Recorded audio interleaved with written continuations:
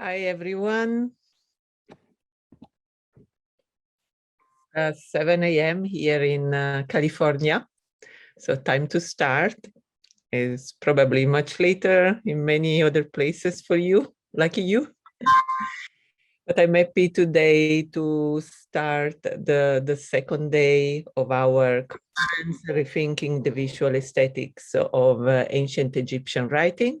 And I will chair the first session of the conference on creative development of glyphs.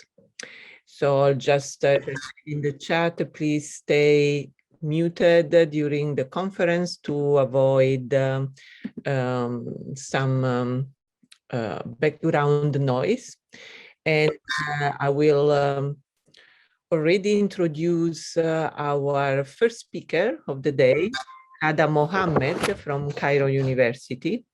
Ada holds a PhD degree in Egyptology from the University of Bonn in Germany in the framework of a scholarship from the German service DAD. Her doctoral dissertation devoted to studying anthropomorphized hieroglyphs in ancient Egypt until the end of the late period. And since the beginning of this year, she served as a lecturer at the Egyptology department at Cairo University. And she also received short-term scholarships, excavation training in Germany, and their personal research interests focus on studying ancient Egyptian religious beliefs and practices and their development through the ages. And so glad that Hany is here today. So I'll give you the power to share your screen, and you can start with your lecture for today entitled "The Science Revealed Their Form. He called to them and they answered to him. The anthropomorphized hieroglyphs as interactive image text compositions in ancient Egypt." Please, Hany.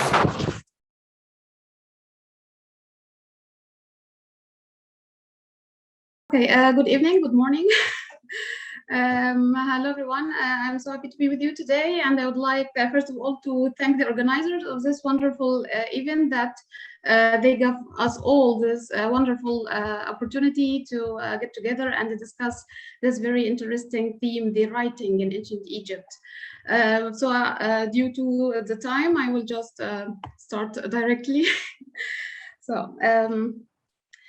The ancient Egyptian civilization is considered an image civilization par excellence. This concept is clearly evident in the earliest times of the Egyptian history, in particular in the ancient Egyptian language, whose signs are inspired by the surrounding environment in the first place. The purpose of this presentation today is to highlight a significance of a particular form of the ancient Egyptian hieroglyphic science, namely the anthropomorphized form. First of all, I'd like to give you an overview of the concept of anthropomorphizing the hieroglyphic science. Then the main categories of this form will be briefly explained. And next, some different aspects of the anthropomorphized science will be discussed through selected case studies. It should be pointed out, first of all, that the ancient Egyptian hieroglyphs, or the sacred writing, were attributed to the divine source by the Egyptians themselves, namely the gods. As mentioned in the lectures of yesterday, the hieroglyphs were the gods' words and writing of the gods' words, and were also considered as if they were living beings with divine and magical powers of their own. They were more than merely simple communication system. A unique scene from the tomb of Neferma'at at Maydum refers to the nature of science as follows. Neferma'at is the one who made his gods. It is the hieroglyphs in a script which cannot be erased. Describing the signs as gods means ipso facto that the signs are living entities endowed with power. In the letterbox of Tot, the living nature of hieroglyphs were also emphasized by mentioning that they interacted and responded to their creator. The signs revealed their forms, he called to them, and they answered to him. This response was in fact the cry of the newborn signs, which signaled their birth as living characters with their own features, images, and phonetic values. This evidence emphasizes their ability to communicate by being able to hear, speak, and understand.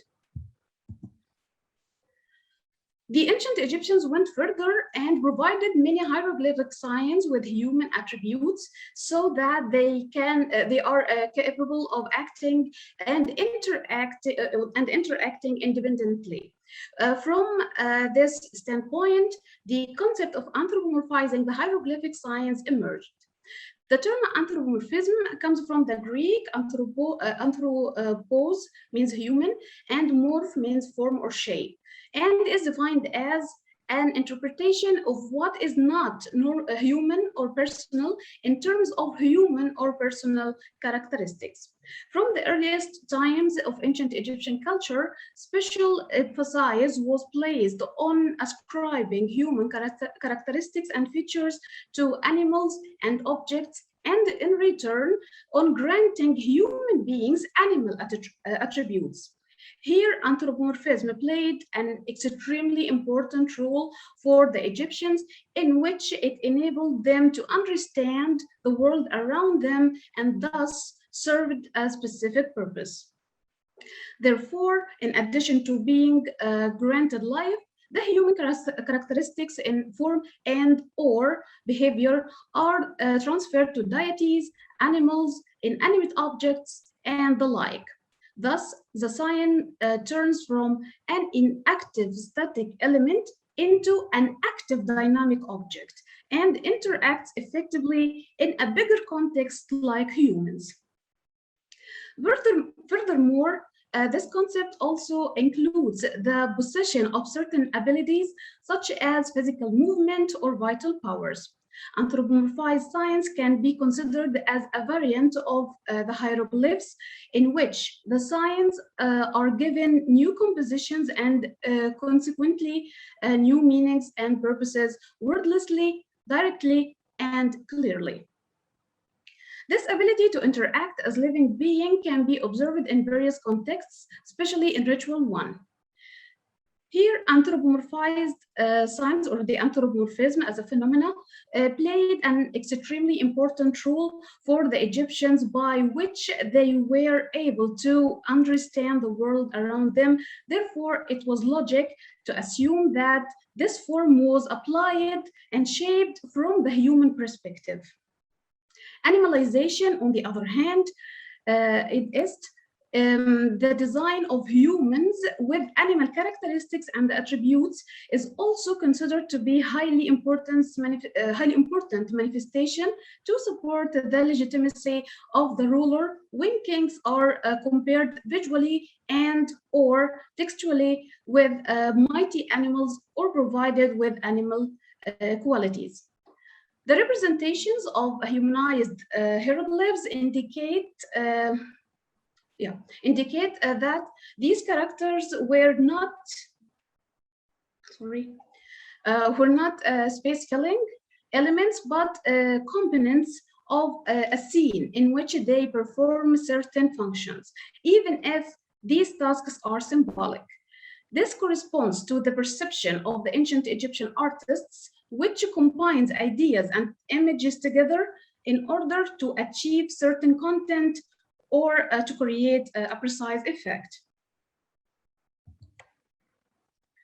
Early examples of this kind of sign can already be found in the bowls with human feet from Nagada period, the god standards on the battlefield palette, as well as a click beetle with human arms. From the time of Narmer, the anthropomorphized catfish as the king smiting the enemies, and the goddess Pat on the top of his well-known palette in Cairo are also good examples for this distinctive form. The signs with other elements of the scene serve as a medium of social communication. Although the hieroglyphic signs were already humanized from the pre and early dynastic period, they reached a particularly high level under Narmer, in which compositions of symbolic and pictorial use were created. The anthropomorphized hieroglyphs can be categorized in three main groups. The first, signs with phonetic value. This group contains the anthropomorphized signs that are mainly used as phonetic characters in textual evidence. These signs are in Gardner's list or as well as in the later lists and have phonetic values. They are also be preceded or followed by phonetic complements. The second group, living hybrid creatures. This group includes the anthropomorphized signs that represent non-human living beings with human limbs, characteristics, or behavior. The third, inanimate characters. This category contains inanimate objects which are anthropomorphized not only by granting life, human characteristics and attributes, but also by adding human limbs to the sign itself. The characters in the last two categories appear as visual components in various representations, as well as in three-dimensional works of art. They stand independently or as a group of two or more characters. They also take various forms and perform different tasks within a specific context. Such representations are clear examples for the indirect level or the secondary level of hieroglyphic forms as used in ancient Egyptian art. In my research, I have examined essentially 11 case studies of anthropomorphized inanimate signs, and I hope this work will be published soon. So, wish me luck. Among these case studies are Amjad was Yaptet Imentet on the God standards. Overall, the study showed that the anthropomorphized signs stand in many cases between image and writing. This can be observed from the Old Kingdom in the set feast representations of Djoser and Sunufru, where the was scepter performs the Hanu gesture. Therefore, this composition shows pictorial representation and verbal description as well as the hieroglyphic form and can be read as the arms with the hands or fists give the reading Hinu. Interestingly, the Rehab priest depicted in the same manner in the Sun Temple of New Musarra in Abu Ghurab, also in Elsayed scenes. Moreover, the text above the scepter is the same as the one above the priest. This leaves no room for doubt that this sign replaces the priest completely. The humanized signs are, as Baines describes, self-explanatory, and therefore they don't have accompanying texts. However, names and epithets are occasionally mentioned in the contexts in which the characters represent a king or a deity. Examples of this can be seen here, like the jet pillar or the teat knot. In addition, in a few examples, some explanations are of the action of the signs can be observed as this coffin of Harid Bechet shows. The anthropomorphized ujat, which plays the role of the offering supplier for the dead, is described as follows. Words spoken by ujat, that is in the underworld, mistress of the West, it gives the offering and food. This text is very important for two reasons. On one hand, it describes the purpose of the scene and the image and what the sign does. On the other hand, the text shows clearly that the ujat in this case is an autonomous, interactive being.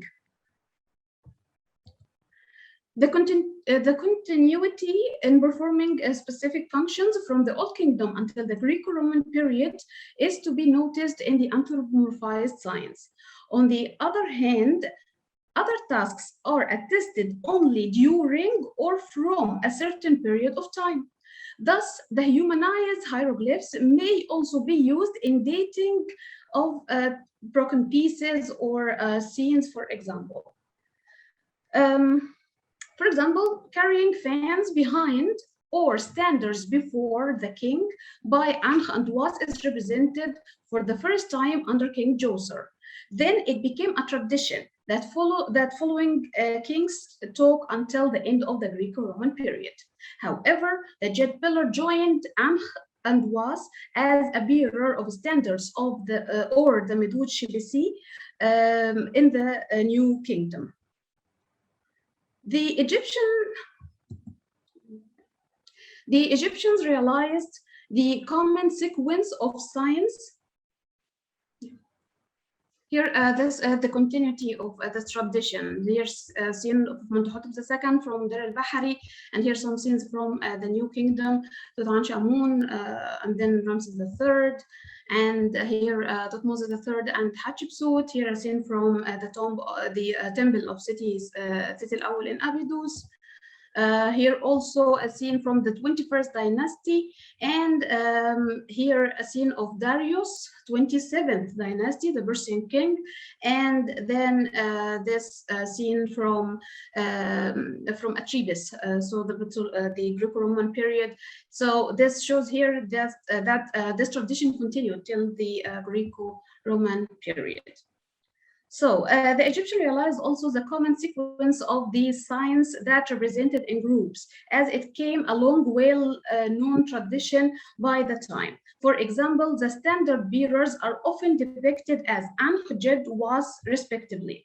Later restorers in the temple of Hatshepsut at Deir al-Bahari marked the partly damaged signs bearing the standards with red ink according to the sequence as guidelines to them or to their colleagues. This order, however, was occasionally interrupted but with no clear reason, as this example from the tomb of Neferhotep TT50 shows. No matter what the order of the signs is, the signs as bearers of fans, standards, or Medushibisi are primarily associated with the king or a god, and therefore follow or precede him, above all in festivals, processions, and ritual scenes. Another example for dating scenes by the humanized signs is found on this block from Elephantine Island. The fragment depicts a live sign with two arms while performing one of the temple foundation rituals, namely the rite of Wibish Bisin, or scattering the Bisin grains around an oval containing a small hieroglyph of the shrine Sehneter. There are, in fact, other scenes showing the same ritual performed by the Ankh, and they are all dated to the New Kingdom onwards. After comparison with this form, with the form of this Ankh with two arms with the other scenes from the New Kingdom, it becomes clear that this fragment belongs to the 18th dynasty, and specifically to the period of Hatshepsut and Thutmose III, during which the arms are frequently depicted behind or rather beside each other, and then split into two forearms from the elbow. Moving to a highly significant example of the humanized signs in ancient Egypt, namely the butchering scene of Wahka II in Qawl Kabir. The existence of Ankh and Was as butchers in such a scene is totally unique and meaningful. Wahka II used three anthropomorphized signs or symbols here, which were already used as a royal privilege from the Old Kingdom as butchers. The scene combines the meaning of the daily life activity of slaughtering cattle and the symbolism of the science in favor of the deceased. At the same time, Mahka emphasizes his position of power in his province, which is to be seen as an indicator of the increasing regional power of local princes, as well as reflecting the political, social, and religious conditions in the second half of the Middle Kingdom. As a rule, metaphors are part of the essence of language. However, metaphor can be found not only in the world of language, but also in other media. The visualization of abstract the visualization of abstract concepts or processes or the allegories is considered a type of metaphors and enables the concepts and their use to be understood and represented. This aspect can also be observed in the anthropomorphized characters. The hieroglyphs here serve more than image or writing signs. They combine the content of the image, the abstract concept or symbolism of the sign, the equation with people or gods or kings, and the meaning of the action they perform at the same time.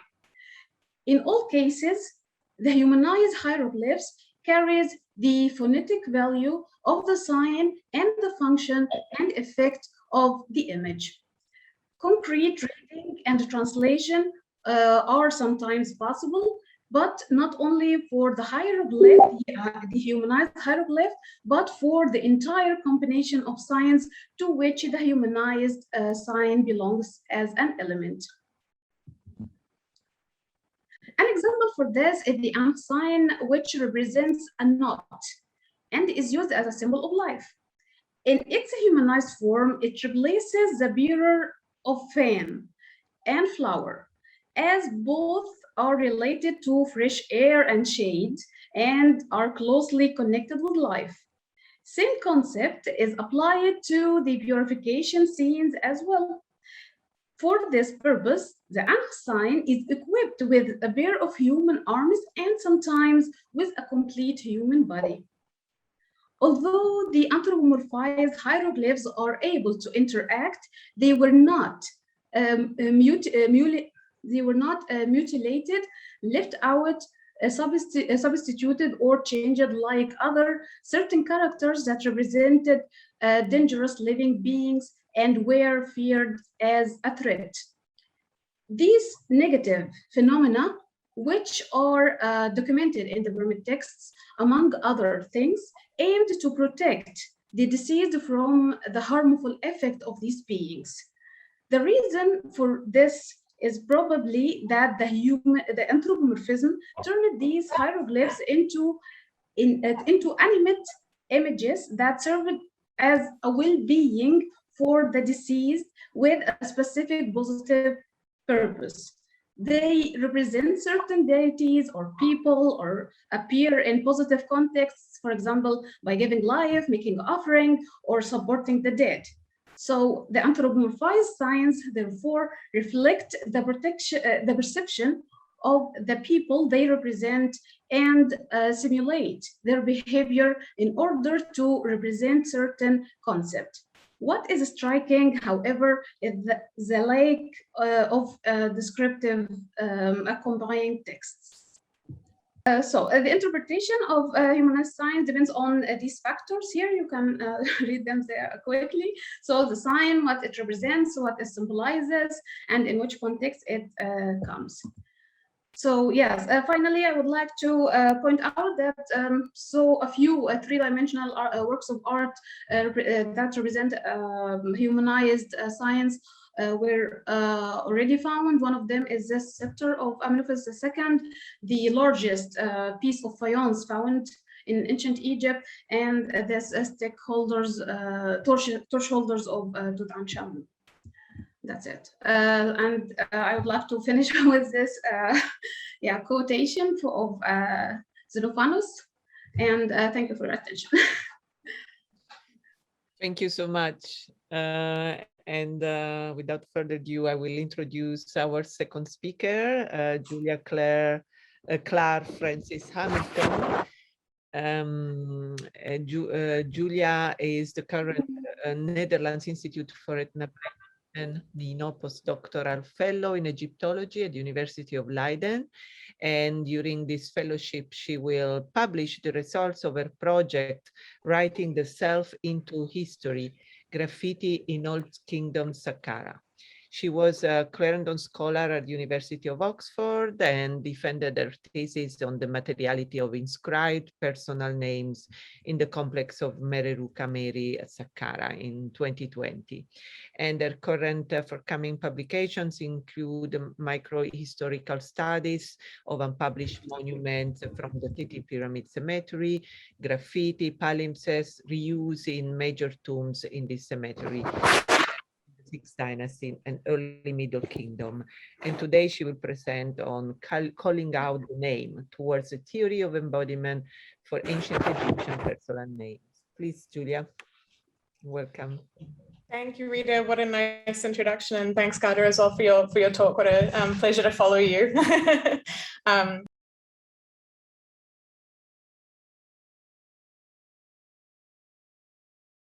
Many colleagues here who I can also see in the participation list who have very much influenced my work in immeasurable ways. So the core thesis of my paper is that ancient Egyptian personal names were ideally embodied, and that this conception of the Ren, the name, is materialized and made visual in ancient Egyptian writing. Ooh, let's see. Here we go. Names and naming practices are not only key elements of identification and personhood, but they also situate people in genealogies, in social networks and communities of practice, and other constellations of belonging.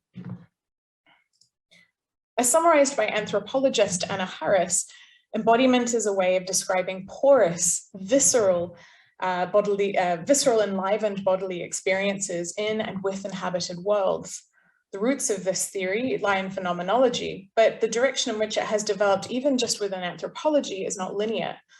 I'm interested in the potential for this theory, which is already deployed in Egyptology, to advance discussions of meaning concerning ancient Egyptian personal names.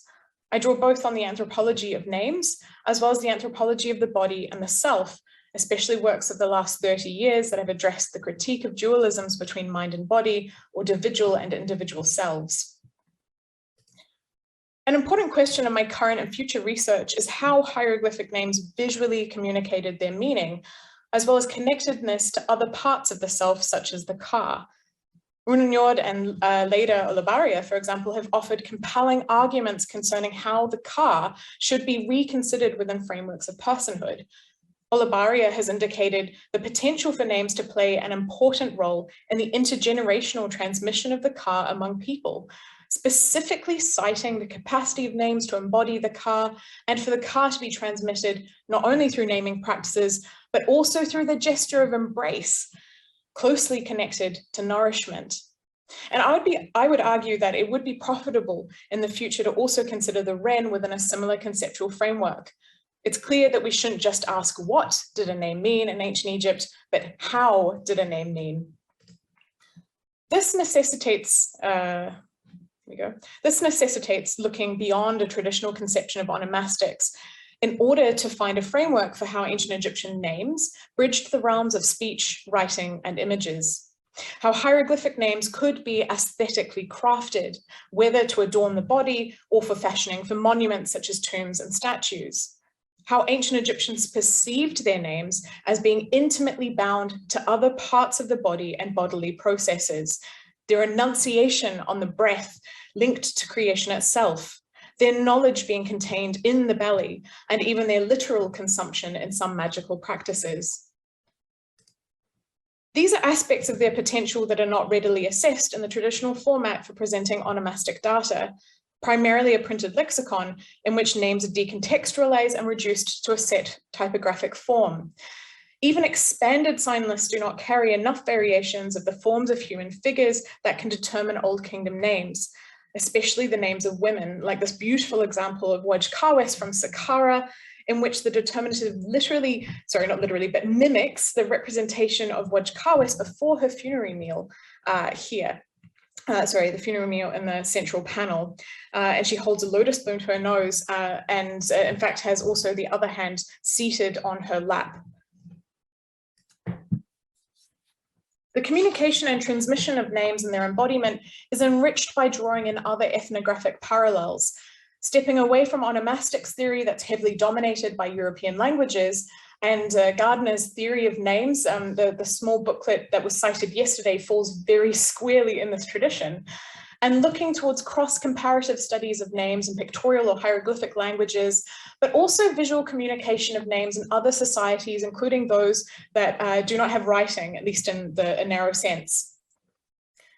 Drawing on contemporary studies of personal names in Mesoamerican languages, just a very quick example, offers insightful and inspiring models for approaching monumental names in ancient Egypt, as well as their more cursive forms in many settings.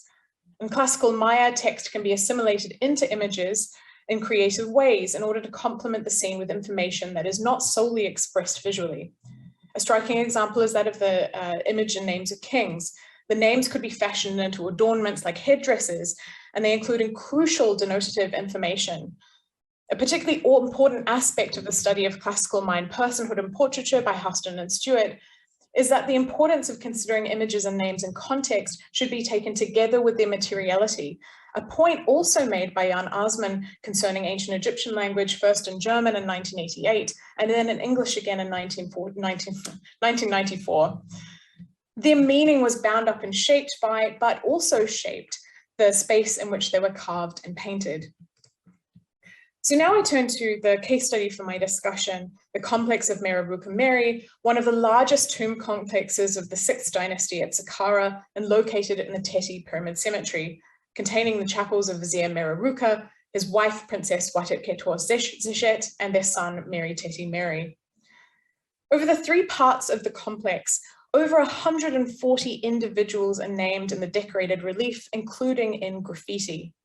An incredibly rich environment for studying names among a kin group and extended relations among this eminent Saqqara household. Today, I will just hone in on a select few that are the focus of the discussion, beginning with Merovuka's names and the exterior inscriptions before moving to examples in the interior chapel and his burial chamber. And I then turn to graffiti in the complex that also demonstrate the deep connection between names and human figures and their underlying aesthetic concerns. The interplay between the phonetic and ideographic elements of the name and image of the tomb owner is exemplified in the exterior inscriptions in Merovuka's complex. An image of Merovuka is carved on each corner of the southern, western, and northern faces. Originally, the inscription accompanying this would have included his full name and highest titles, signposting the owner of the tomb. The inscriptions are now mostly lost, particularly from the western and northern faces of the mastaba. But it's clear that the deepest sunk relief was reserved for the southern face, perhaps an indication of how the tomb was approached, also suggested by the entrance, which is further along this side to the east. The signs of his name are carved directly above his head, allowing the image to embody the name. And I want to give particular attention to the southwestern corner, and I've included a photograph of it here. Only the feet of the Quailshik and the car sign remain in the far left column, but this can be certainly restored as Merovuka. The final sign of Merovuka's name, the car, is placed directly above his head, and I'd like to suggest that in this instance there's a very deliberate arrangement of text so that the arms of the car, and by extension Merovuka's own car, emanate directly from him.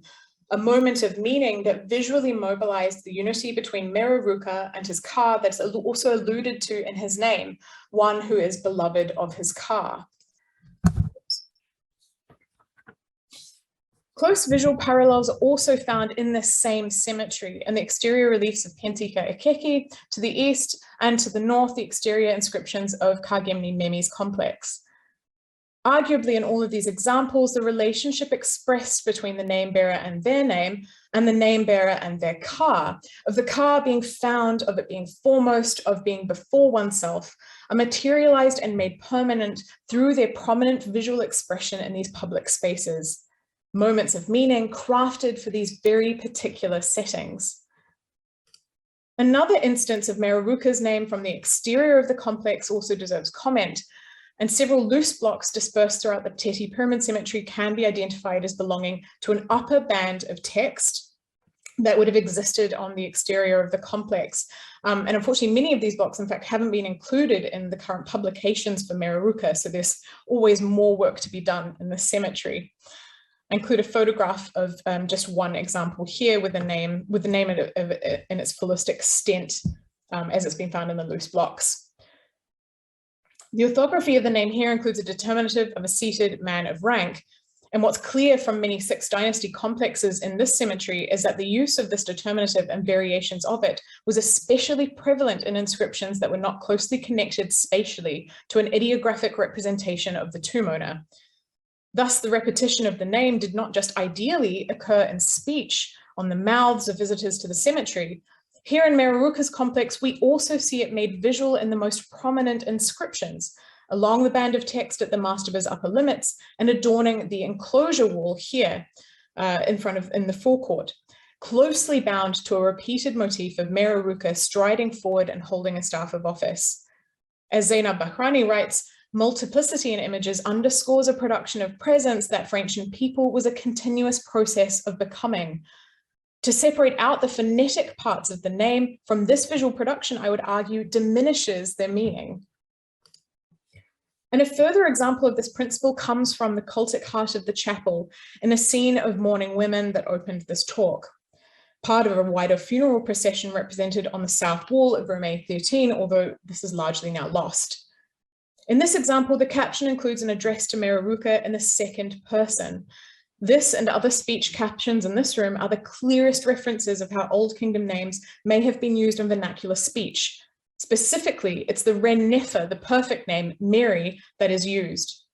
The caption clearly marks its association with vernacular speech through its use of the vocative E, O, here, and followed with my Lord, the suffix pronoun implied but not written, the one who is a Maku, may Anubis glorify you.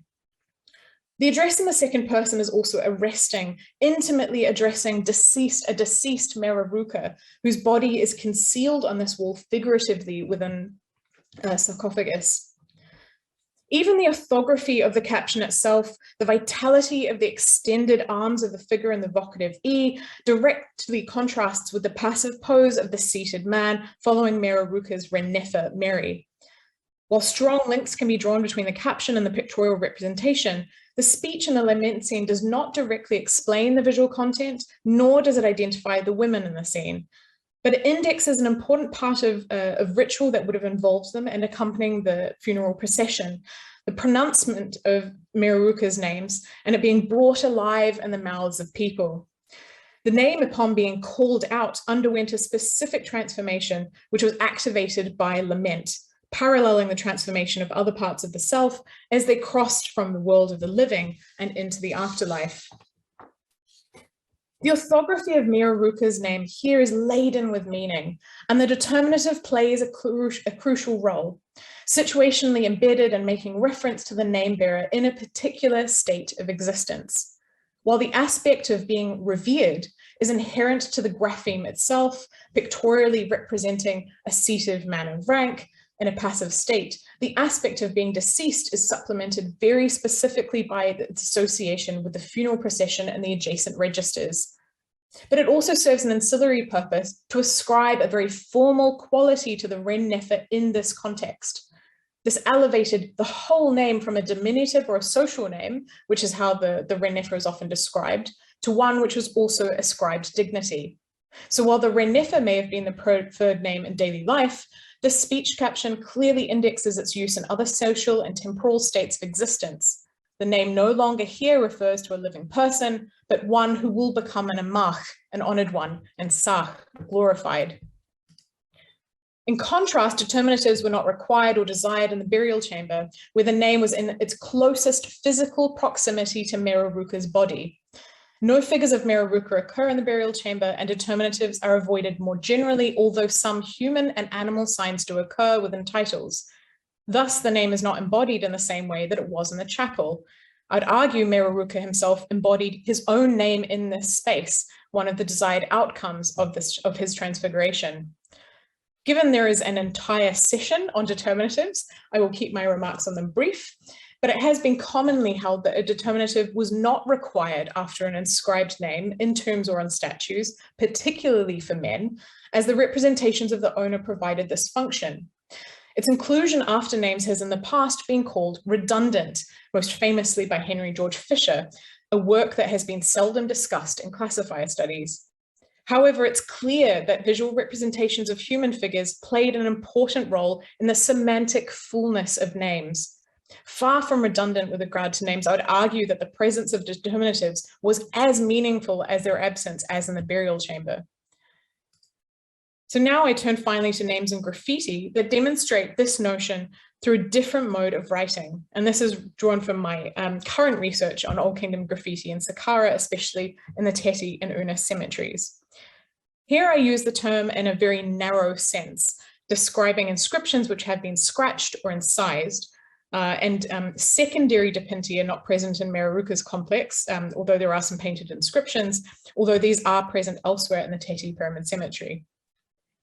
The people named in graffiti, perhaps the graffiti authors themselves, represent a broad spectrum of those who could write, and as far as can be ascertained from their titles, these individuals also held various cultic and administrative roles, such as being hemkar, that is car servants, and scribes. Most of the graffiti throughout the complex, including the Chapel of Princess Watet Ketor Zeshseshet, occur at eye level, well, that's my eye level, so quite short, and irregularity in their orthography suggests that authors may have struggled to carve against the grain of limestone. Some of the inscriptions are very lightly scratched, others are carved and gouged, which also suggests a range of tools. Low level light and poor visibility may have affected which walls were chosen for the site of inscription, but it was also clear that certain rooms were particularly attractive for graffiti. The entrance rooms, the walls near the false door and offering table, and close to the pillared hall, where ritual butchery may have occurred. So that is in this room here, A13.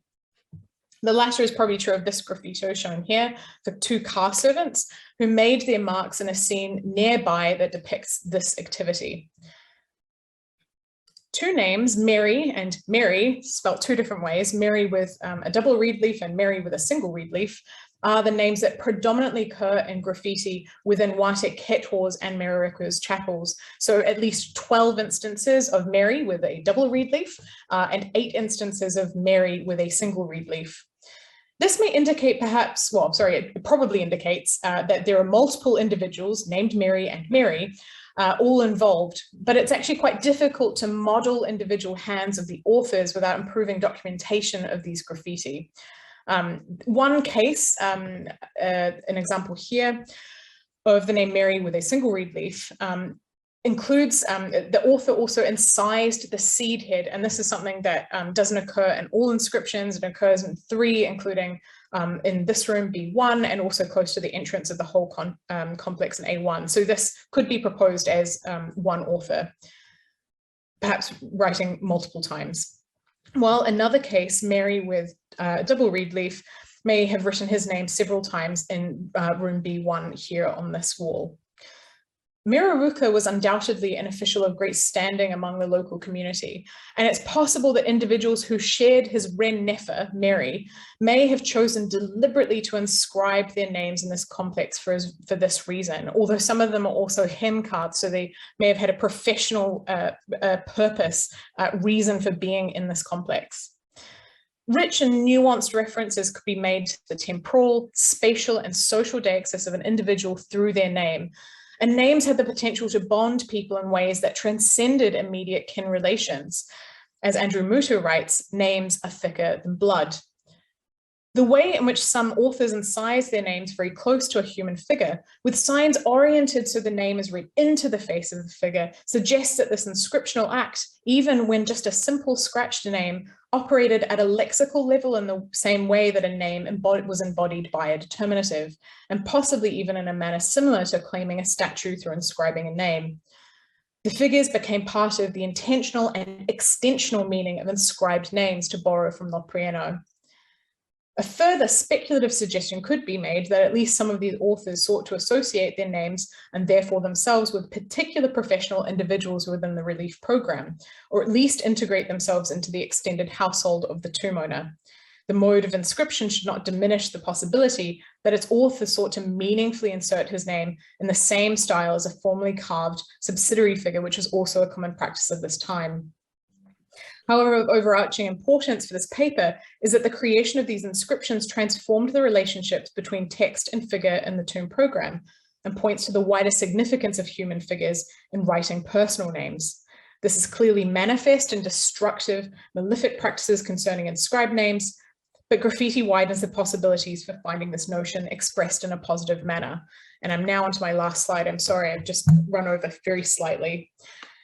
This close reading of names as they occur through Mereruka's complex reveals important points concerning the relationship that the name had to the wider architectural and pictorial program of an ancient Egyptian monument.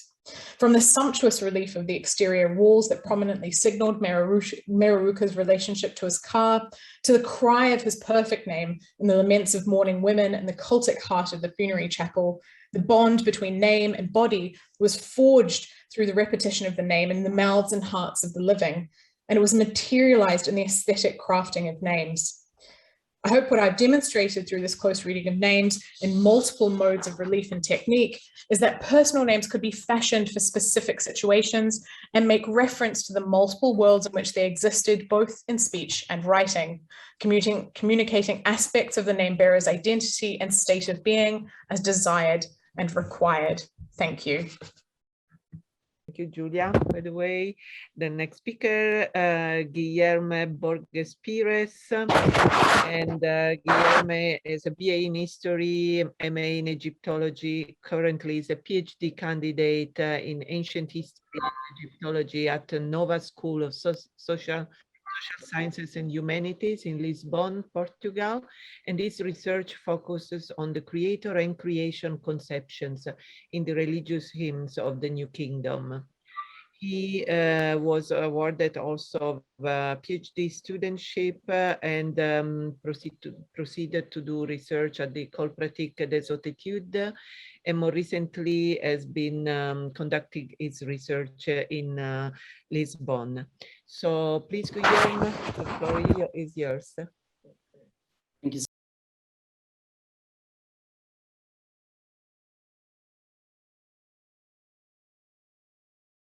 Good evening, good morning, good afternoon, wherever you are in the world. It's a true honor to be here among such an impressive array of scholars. And I would first like to thank the organizing committee for accepting my paper for what has been so far a very interesting and thought-provoking conference. I've learned so much over this day and a half. So it's a true pleasure to share some of my thoughts and my research with you today. So to start with, I'd just like to make sure that you're seeing my presentation correctly. So you're only seeing one slide, right? If you could just confirm me this, please.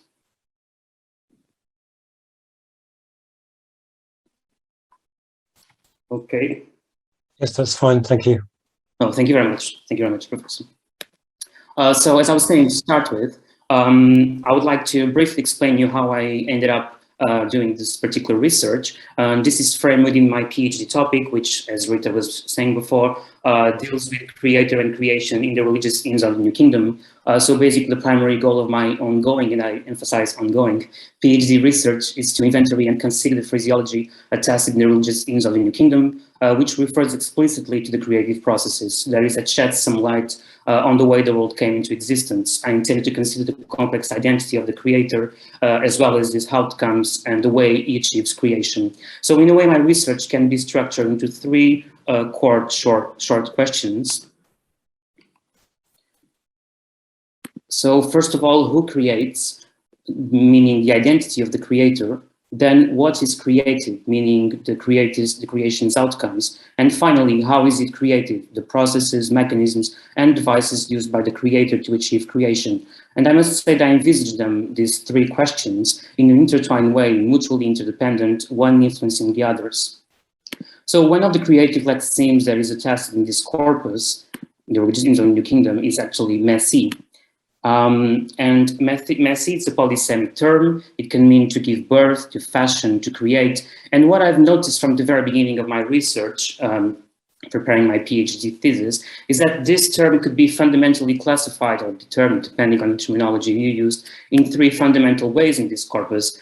A17, so the child, B3, so the woman giving birth, and on hieratic contexts, particularly in hieratic papyri, within the general context of the reduction of iconicity in hieratic and a certain reduction of visual aspects, perhaps, also Z5, which can also have a phonetic value of messy, according to some authors.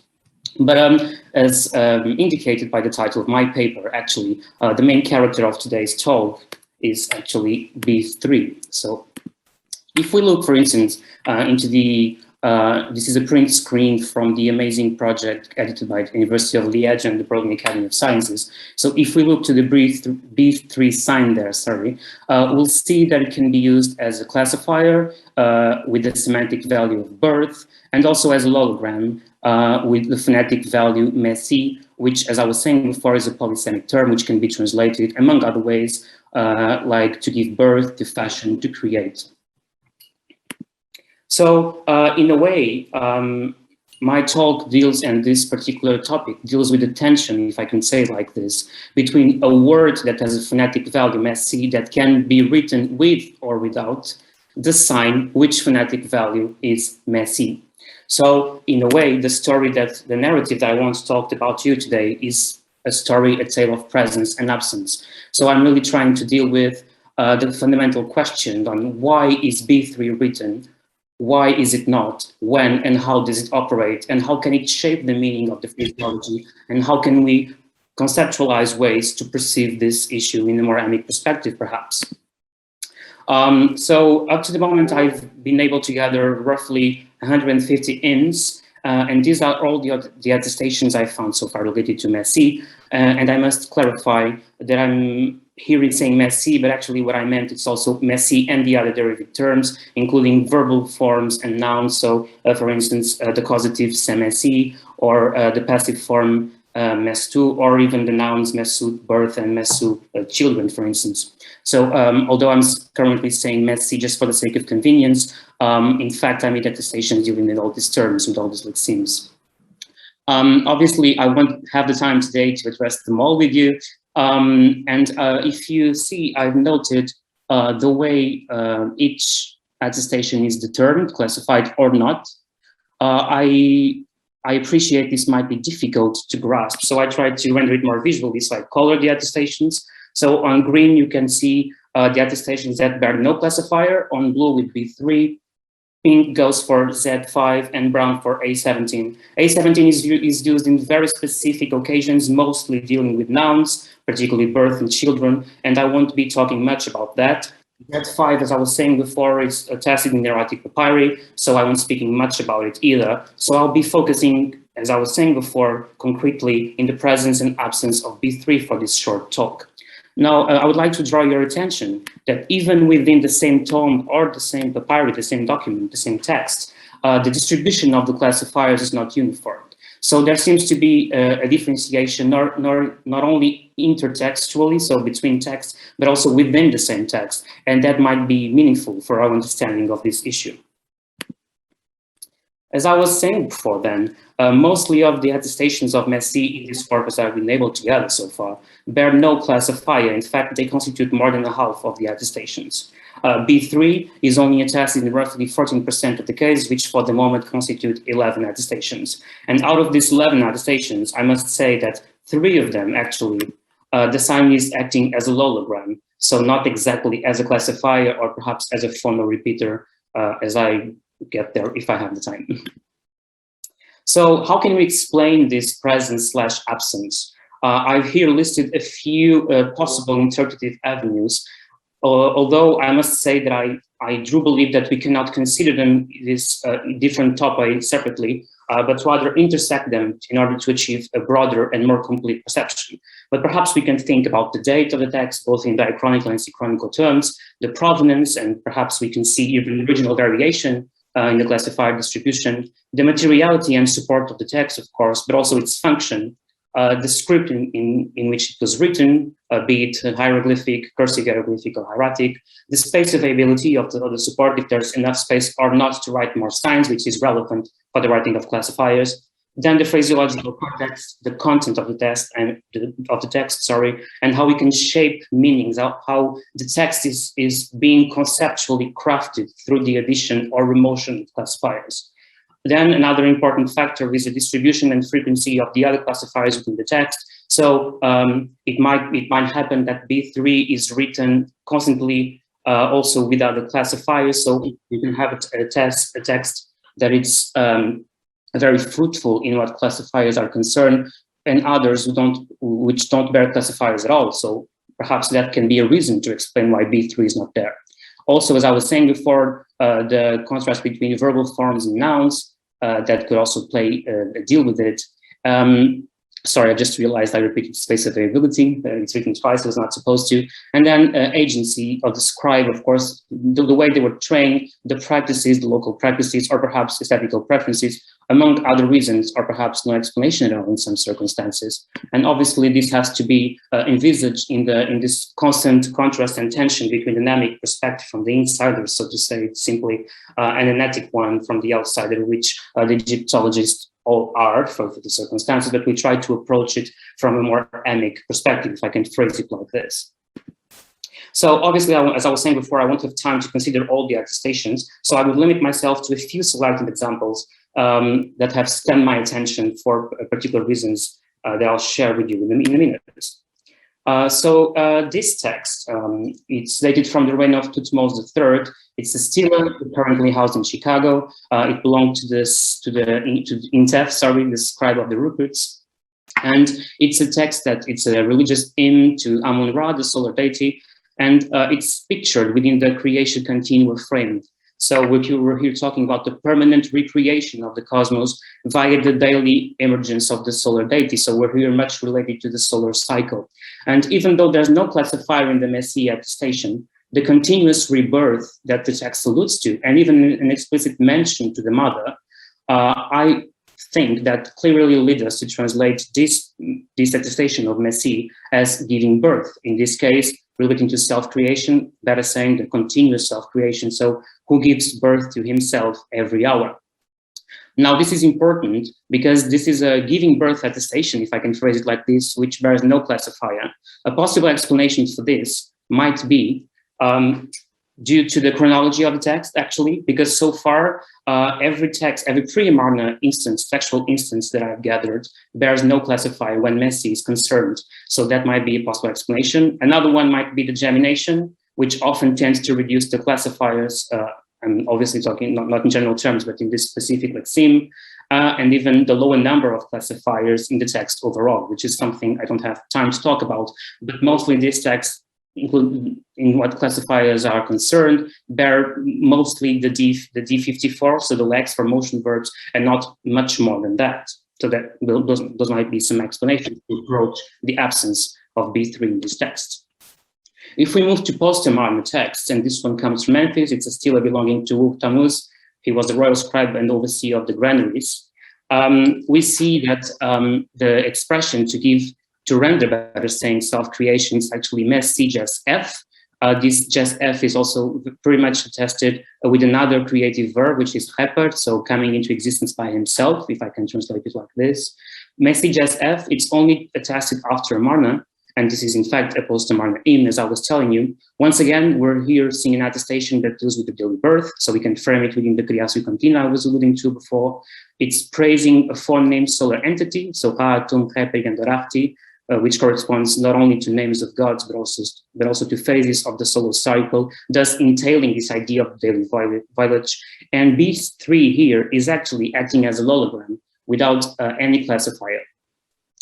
This might be due to space constraints. So here we don't have, as we've seen in the previous attestation, the F31 and the S29, so these two signs, but rather just the B3 acting as a logogram, which renders both the sign and the meaning.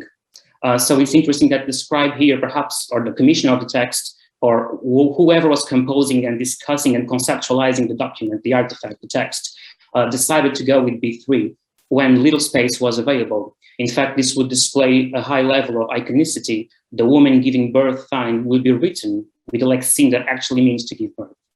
And B3 is attested in other examples of Memphite inns from the same period, which again, I have no time to show you. So it's interesting to observe that after Amarna, B3 starts to appear in both in the north in Memphis and in the south in Thebes. Another textual examples that I would like to consider with you is related to the phraseology "Utet tu messi sugesteth," which can be translated as the one who begets himself, who gives birth to himself by himself. This underlines the self-creative nature of the creator. It occurs 4 times in this corpus, all dated between Tutankhamun, so after Amarna, and up until the early 19th dynasty.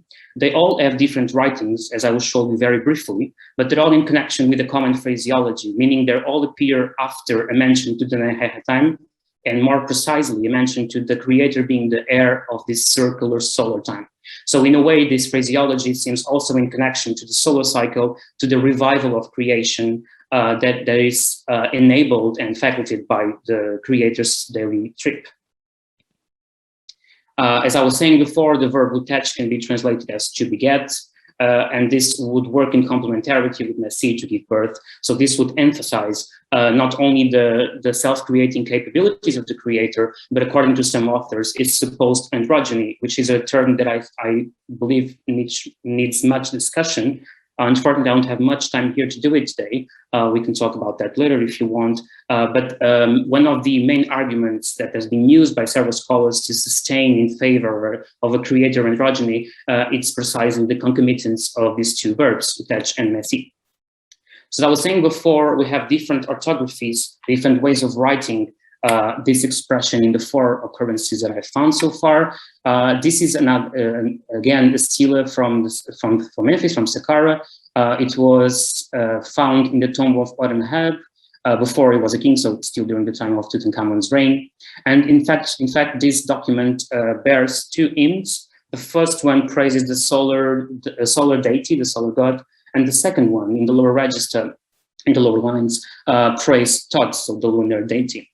And it's very interesting to observe that in what the first hymn is concerned, we have first the expression "who begets and gives birth to himself," with "utech" and "messi" both being classified. And then when the noun is used, so mesut, the birth, if you will, so not the verb, the classifier is no longer B3, but instead A40, which in a way seems to respond not only to the masculinity of the god, but also to the sacredness of this birth that is being described here. So this text frames the begetting and procreating capabilities of the creator in the context of his coming into existence from the Nun, from the primordial ocean, from where existence came. And it describes the creator as superintendent over the whole cosmos, the 3 existential plans, levels, such as the sky, the earth, and the underworld. As I was saying, "utech" and "messi" here bear classifiers that seem to add an extra visual iconic load to the semantics of the lexemes, but only the verb, since the noun birth bears instead a male divine classifier, which can perhaps not be seen as the possessive pronoun, as that is also explicitly marked there with the F sign. In the further on in the text, when we move on to praise Thoth, there is a passive negative construction, mes to F, so not being born, which seems to emphasize the singularity of the creator. So is also the one that was not born and thus is ontological, anterior, and different from all other creatures. And this attestation bears no classifier. So from a linguistic point of view, and from a semantic one, I would argue that it's possible to translate this expression both as without being born, as well as without being fashioned, as there's no classifier, to further specify it. And I must say that this expression U2 mass 2F is also attested at least 4 times, none of them bearing a classifier. So this means that as far as I know, passive negatives with mass C don't bear no classifier in religious hymns of the New Kingdom. So here we have perhaps another explainable reason for presence and absence of B3. The thing is that if we consider another document found and retrieved from the same tome, so this one, BMEF 552, so as I was saying, it was found in the same tome, and here the distribution of the classifiers is also not uniform. So first, when we have a direct mention to the mother, the one who gives birth, giving birth to himself every morning, and then it says the one comes from his mother's womb, we see a classifier B3. But then when we move to this phraseology, so Utej Su Messi Su Joseph, there is no classifier. So first of all, we can think, was this part of the tomb, so to say, was this artifact found in the same tomb, so in the same archaeological context, produced by a different scribe? Were they writing words in a different way? Are we perhaps dealing here not so much with that, perhaps was the same team, and most likely was the same team, even if it was different individuals with different agencies, but perhaps we're dealing with space constraints, so maybe there was no more space to write B3, so in fact, the scribe would just avoid it, if I can say like this. Is there no explanation? Is it just completely arbitrary? Or can we think that because in the first instance, so to say, we're referring to a mother, we would write B3, and then when we're writing about the creator deity, which is in fact masculine, as is always praised, being a masculine entity, we would avoid the sign in order to avoid a possible gender ambiguity. As I was saying before, and perhaps I should clarify this here, I appreciate this might be quite speculative, but my main intention here is to share some thoughts and reflections I've been having with dealing daily with this text.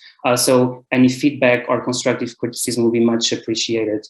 But as I was saying, I look at this and I wonder if it's not a textual / iconic strategy to avoid any possibility of gender ambiguity in this particular document. Now, I cannot sustain this firmly because, as I was saying before, this is not consistent in the documentation. So if we go to Book of the Dead Papyri, for instance, this one is from Naft, chapter 15, we'll see again B3 being used for the verb messi, and again in the expression messi su jesef, sorry. And then for the noun, for the concept birth, it is avoided again, it is not written. If we move to the fourth attestation of this expression, also attesting the Book of the Dead, slightly later than the previous one, this one belonged to Hunefer, we'll see that the B3 is absent again, but we have to consider space constraints because, in fact, the scribe, when writing the pronoun su in the first instance, so in the one related to utech su, he merely wrote an S sign. So he also avoid adding extra signs or even writing su in a more extended way, as we see for Messi. So perhaps we're dealing here with textual administration, meaning the space in the papyri, the space in the support. So this might be more related to, if you will, a logistic term, spatial aspects than necessarily a visual commentary on the gender identity of the creator that will be stemmed or dealt with the presence, absence of B3. So this is the overall perspective of this. So we have 4 stations, 2 of them bear no classifier, and 2 of them have B3, one as a classifier and one as a logogram. But for utech, D53 is consistently attested. And in fact, in every single attestation I found so far for the verb utech in this corpus, the phallic sign, it's either D53 or D52, is always present. So again, I find myself wondering if this is implying a commentary on gender aspects or not. The fact that the phallic signs are consistently, omnipresently attested, but the female ones, so to say, the woman giving birth, are not. So I'll just leave it there. Now, how do we deal with B3 absence? How do we translate this absence, particularly dealing with the polysemy of the term, as I was telling you before? Here we have the famous stele of Suti and Hor. Suti and Hor were overseers of the works of Amen during Amenhotep III's reign, and the consistent lack of classifiers in this text hampers the translation. First, we have the word ta with no further classifier, and this might induce a possible premeditated ambiguity between the god ta, the noun sculpture, even the verb, although this is only attested later. And the persistent absence also channels the way into diverse interpretations regarding Messi, as words may refer to a biological process, as I was telling you before, to give birth, to bear, or a more artisanal one, to model. The latter would fit into a manual and crafted conception of the self-genesis, whilst the former would serve to amplify, so to say, diversify, if I can say it like this, the utilized narratives and devices in order to convey the paramount cosmogonical moment. And both solutions seem possible, but I would argue that since there's no classifier, as you can say, but that's basically consistent with the rest of the text, and we have the sequence ta, nebi, and Messi, which can all share a semantic field, this idea of to fashion, to craft, basically to do something with your hands, a manual activity, I would argue that maybe we should translate this as fashioner without being fashion, just for the sake of alignment with the rest of the text. Although, as I was saying before, one can also argue that actually Messi is written here without the classifier in order to open the possibilities of translations. And in fact, different translators have dealt differently with this particular passage. So for instance, Baruch and Domas have translated as au modeleur qui n'a jamais été modelé, so the modeler who was never modeled, sorry. But Foster goes for the procreator who was never born. Lichtheim seems to take a more neutral approach, and she translates this as creator uncreated. So, as I was saying before, I think we have at least three ways of translating this, if systematization is needed, so to say. So first, we can argue that we have a textual cohesion, so all three terms related to manual crafted activities are the possibilities to say that the fact that Messi bears no classifier, but still being translated as being born, opens up the semantic interpretations of the text. And the third one would be to argue for a deliberate ambiguity, meaning the scribe would have known that Messi was a polysemic term, so he would write the term without the classifier in order for the reader, whoever that might be, so to say, be aware of all the possibilities that the term contained. And this is also, sorry? If you could conclude soon, we are late. Okay. So I would just like to say that this is also visible with other verbs and expressions such as cat or hemu, carpenter, craftsman. And as I was saying, this could be a reduction of visual pictorial information, which could be open to semantic opens, an amplification of the creative narratives, a deliberate ambiguity in all this process and shaping meanings. But I'll just like to say that this might be challenged by non-hymnal attestations, as we have a biographical text here where Messi is clearly related to a crafted meaning, but the classifier is still B3. So in a way, the visual iconicity of the classifier does not argue with the semantic field that is being explored here. So I'll just like to conclude with these possible interpretive avenues that I was only able to partially address with you today, and with a brief overview of B3 in this corpus. So it's only attested after Barnas, I was telling you before.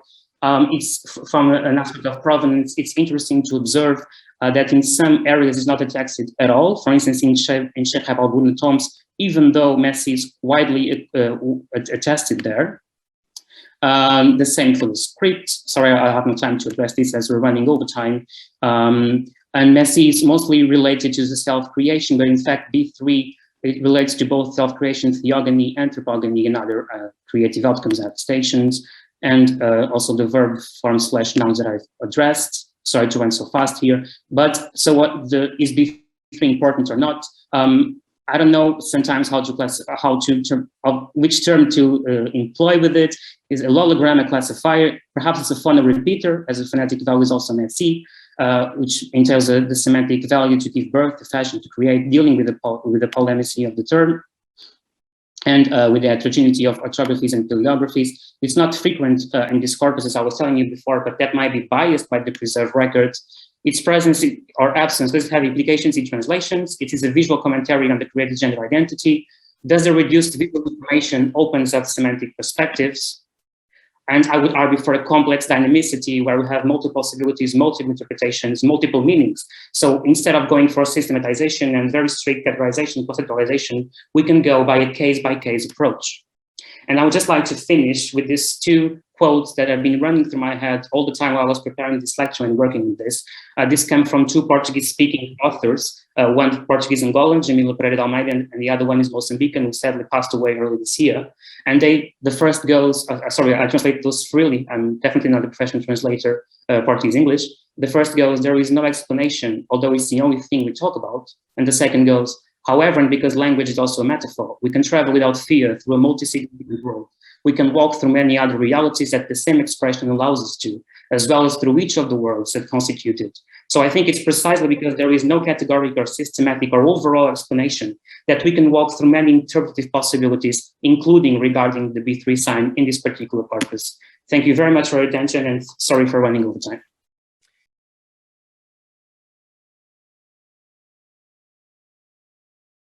Letting these hieroglyphs run a little bit wild, and in the spirit of understanding that these terms that we apply are very flexible, they're functions, they're not necessarily categories, that what you're calling a classifier or a determinative, that some of the function of that may be in messy itself. I wonder what you think about that. It's a weird sign, right? If you look at the actual sign itself, and it seems to be three foxes together, tied together. And there was an interesting article, gosh, decades ago, and I can't remember who wrote it, somebody else with a better memory will, making a connection between that and the process of giving birth, that it was something that survived in village culture in at that point contemporary Egypt.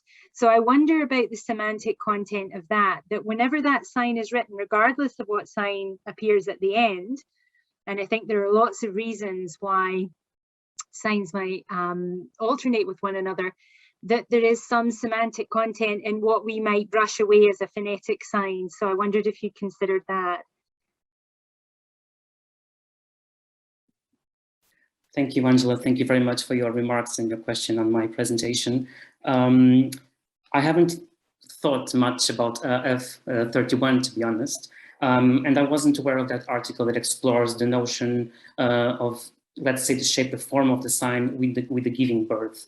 If you could just give me the reference, I'll be very grateful. I would love to.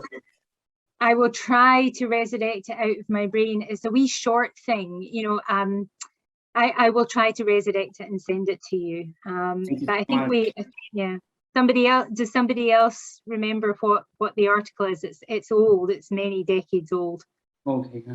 Anyway, I'll find it for you. But it's worth thinking about that sign, I think. Yes, actually, because, well, if it's also, well, it's phonetic, messy, but if there's also a semantic in the shape itself, in the form, in the design of the sign itself, yeah, then what to do when it's not there, but B3 is being used logographically.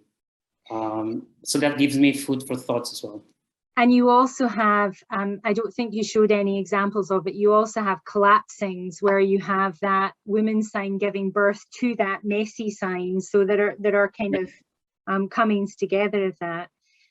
Thank you very much. Sorry, well, I'm unmuted. I'll take advantage of that and just ask Julia on the subject of kind of presences and absences. I really liked your discussion of the fact that, and I guess this pertains to Guilherme as well, that the absence of determinatives can be meaningful as well, so that we shouldn't just regard the absence of determinatives as nothing going on.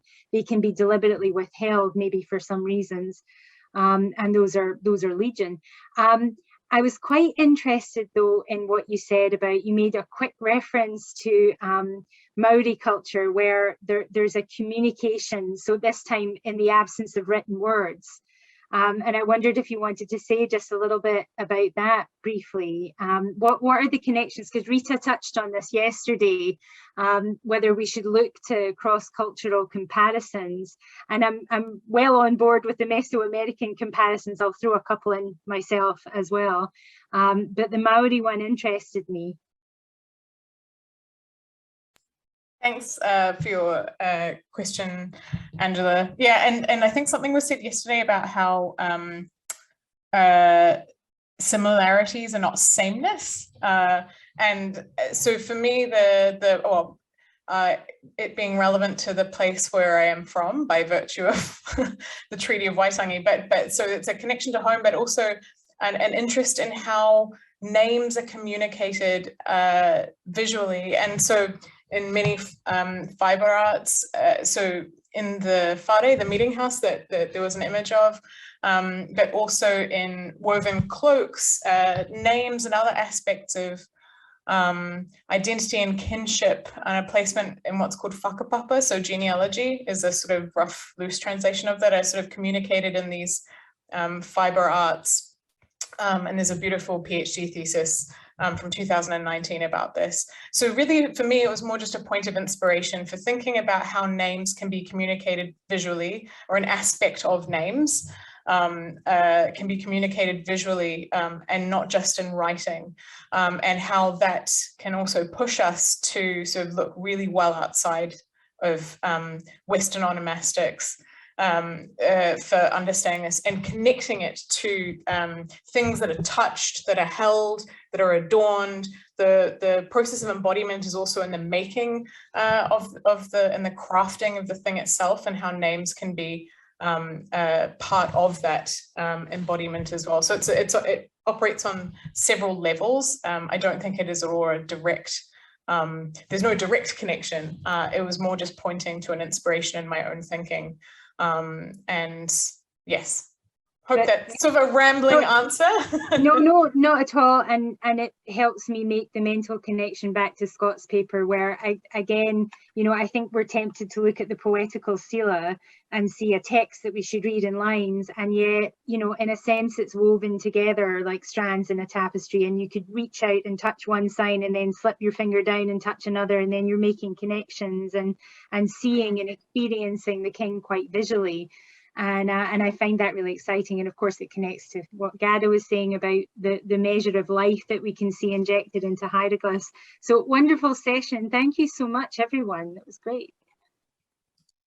Thank you. And Nikos was the next one. Yeah, I wanted to, kind of like similar to what Angela brought up about the presence and the absence of the classifiers. So as I'm currently working on rock graffiti, so non-monumental graffiti, there's a very high percentage of dropped classifiers, especially with names. So Julia, that's very relevant to you.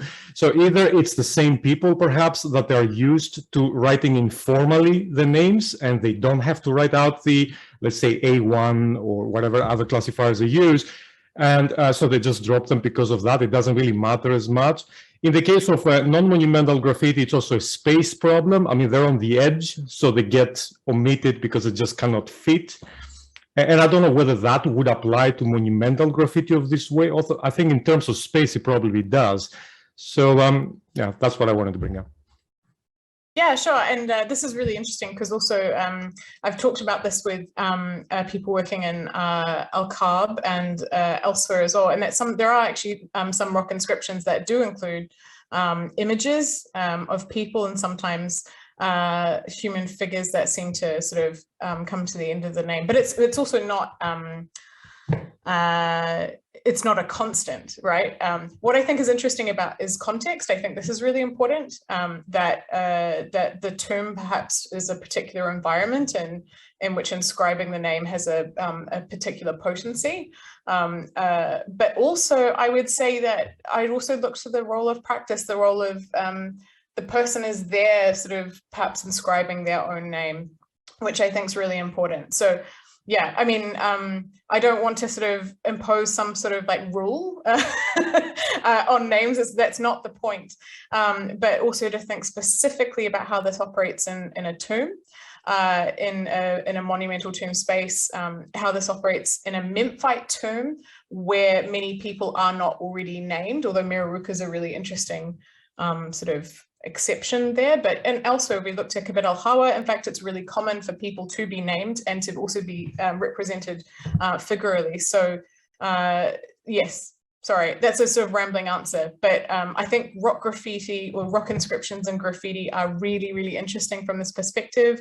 And I would maybe sort of say that saying that a graffito that is in a tomb and a graffito that is in a wadi, the context matters for the inscription and how the role of a human grapheme might operate there. And the last thing I'll say about that is that also in Al-Kab, what's interesting is that sometimes these inscriptions sort of congregate together.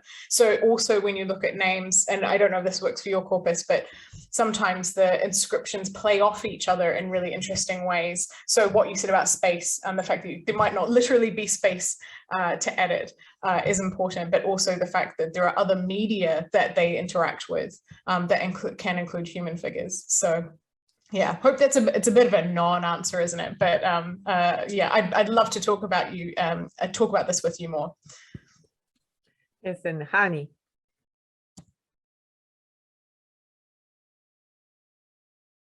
Hany, can you unmute yourself? I see you raised your hand. Yeah, thank you so much. I will echo. We cannot hear you very well. Do you hear me, Rita? Yes, now yes.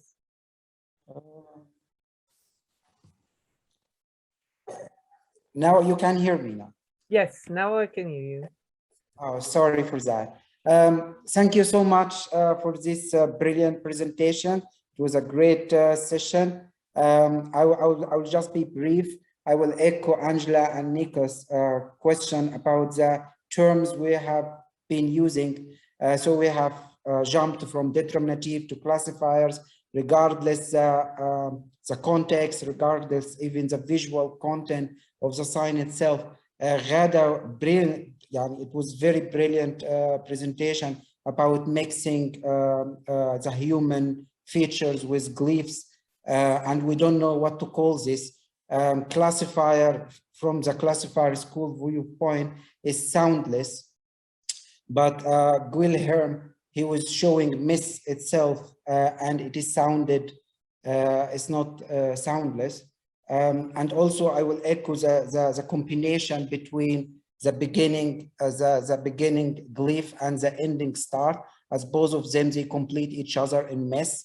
In missive, so this fox knot is not only sounded just to make a sound, it is a determinative to determine the semantic of the context. So the question here, I think for any of you in the session, and also for Scott Neugel, I really liked the presentation, the visual analysis of his lecture. And we can see also that here the scribe used the suffix pronoun for the god instead of the normal human man. So de sen, he used the determinative of the god.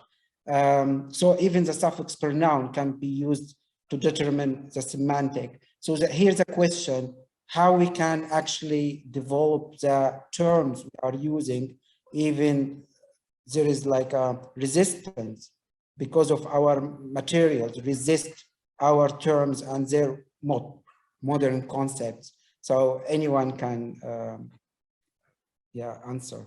Yeah. And Scott Neugel as well. Yeah. I'm not sure we can. I mean, I think we're going to need new terms. Neologisms are at the very least start footnoting everything. These things become notoriously difficult. And I should add that the same kinds of observations I've made with this stele are already happening with regard to Ugaritic texts and cuneiform texts, where we have a specific stichometry where people follow and put in print, but the actual visual image of the inscription itself goes on by its own rules, goes by its own visual interests. And so, yeah, I think, while we sort of clamor over terminology, we might not be able to find one unless we create some, because clearly the old terms aren't aren't sufficing anymore. Or we could use the Egyptian terms itself, revive them. Yeah, but the English speakers and everyone else, French speakers, they're not going to know if you're trying to communicate, to the humanities generally, largely. Yeah. Nobody's going to understand that. You still have to translate something or classify or qualify it in some way. Yes, well, I think this is a great way to conclude this session.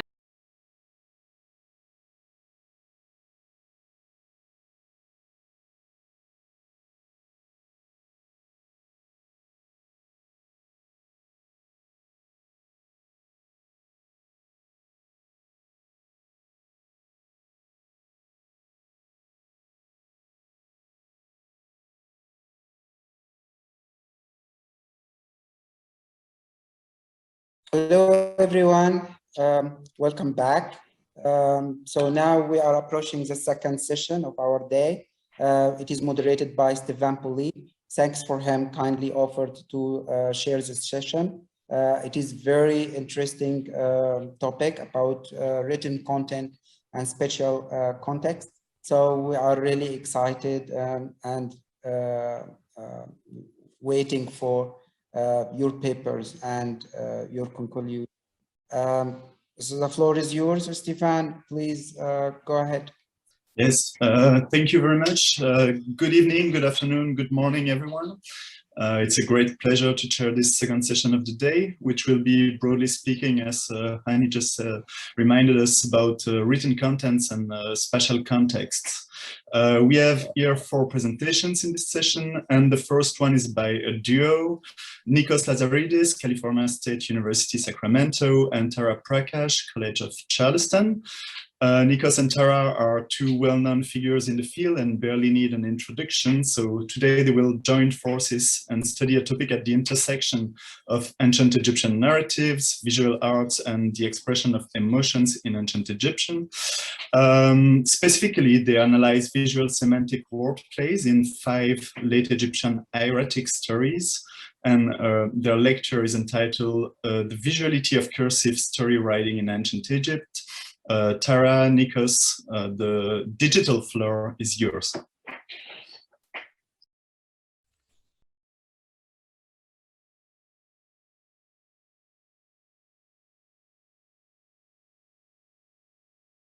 So historically, the Egyptological discipline in its current post-colonial style has been defined by the study of ancient Egypt's pictorial system of communication.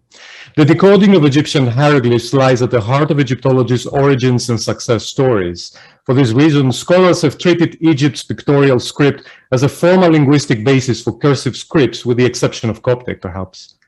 Thus, casually, Egyptologists have been transcribing hieratic texts into hieroglyphs, an arbitrary convention that, in response to the fact that the majority of Egyptologists start off their language training with hieroglyphs rather than cursive scripts, has been intended to make texts in the cursive more accessible. Ironically, ancient Egyptian scribes probably did the opposite, as far as we can tell. The resulting effect of this conventional disciplinary practice, which began with Champollion himself, is an illusion that all hieratic signs represented and can therefore be naturally transcribed into a hieroglyphic, actual or notional urtext, and that hieratic scripts ancient users learned and processed that script in relation to pictorial hieroglyphic signs. But the long-term relationship between the hieroglyphic and hieratic scripts is far more complex.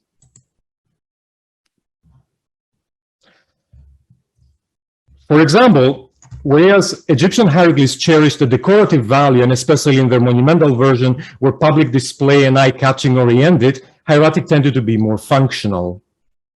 Moreover, visually, hieroglyphs were, according to our session chair's detailed discussion in the Oxford Handbook of Epigraphy and Paleography, intrinsically spatial with overt iconic values, while the 500 or so hieratic signs recorded so far progressively became more and more linear and abstract, as you can see on the table here. At the same time, hieratic retained the hieroglyphic script's celebrated flexibility, allowed its users to generate new signs which sometimes did not have hieroglyphic counterparts, or to modify the use of older signs in order to visually convey novel ideas. In this paper, we're building upon these observations in order to explore how visual effects that were based on sign choice, combination, and execution could have contributed to storytelling in hieratic as compared to hieroglyphic narratives. In essence, we seek to connect such potential visual effects to universal storytelling strategies that also govern Egyptian story writing. The principal targets of such strategies are to steer and maintain an audience's attention, invoking emotions that relate to empathy, familiarity, surprise, suspense, or curiosity. Following a methodology that revolved around irregular word spellings and sign formulations, and that considered potential scribal errors and linguistic idiosyncrasies, as in the case of Ramesside late Egyptian orthography, for instance, we have identified multiple strategies with which Egyptian story writers generated visual wordplays that in some way or another contributed to storytelling. Let us start with the hieroglyphic narratives, in which case visuality was an established force majeure, as we saw in many other papers today and yesterday. Tara? So yeah, in monumental inscriptions, as Nico said, and as we've been seeing, there's a number of ways that scribes used visual means to express a theme or concept relevant to the particular word, phrase, or the entire inscription. And throughout this portion, I will be referring to the men who inscribed these texts as scribes, but the line between scribe and artist is a very, very blurry one, as Marina's paper yesterday really highlighted as well. Were the same individuals responsible for the image and the text, and how might their working process impact the visuality of the inscriptions? So we'll return to these questions in our conclusion. In general, such visual plays are fairly frequent in monumental inscriptions, as we know, and in any given inscription, there can be at least a few examples of them. The most common visual manipulation of a word tends to occur in the writing of classifiers, which by their very nature are visual cues, as we've been hearing, and as we know. The scribe's choice of sign or signs as classifier can sometimes change the word to such a degree that a different translation than is typical might be preferable. And we can find one example of this in the Abydos stela of Thutmose I. Towards the end of the stela, there's a list of instructions given to the priesthood of the temple. This includes put the king's memory among your Masuchen, which would normally be translated as children. And you can see the writing of the word here does not include A17, the child, which is often used as a classifier in the word mess.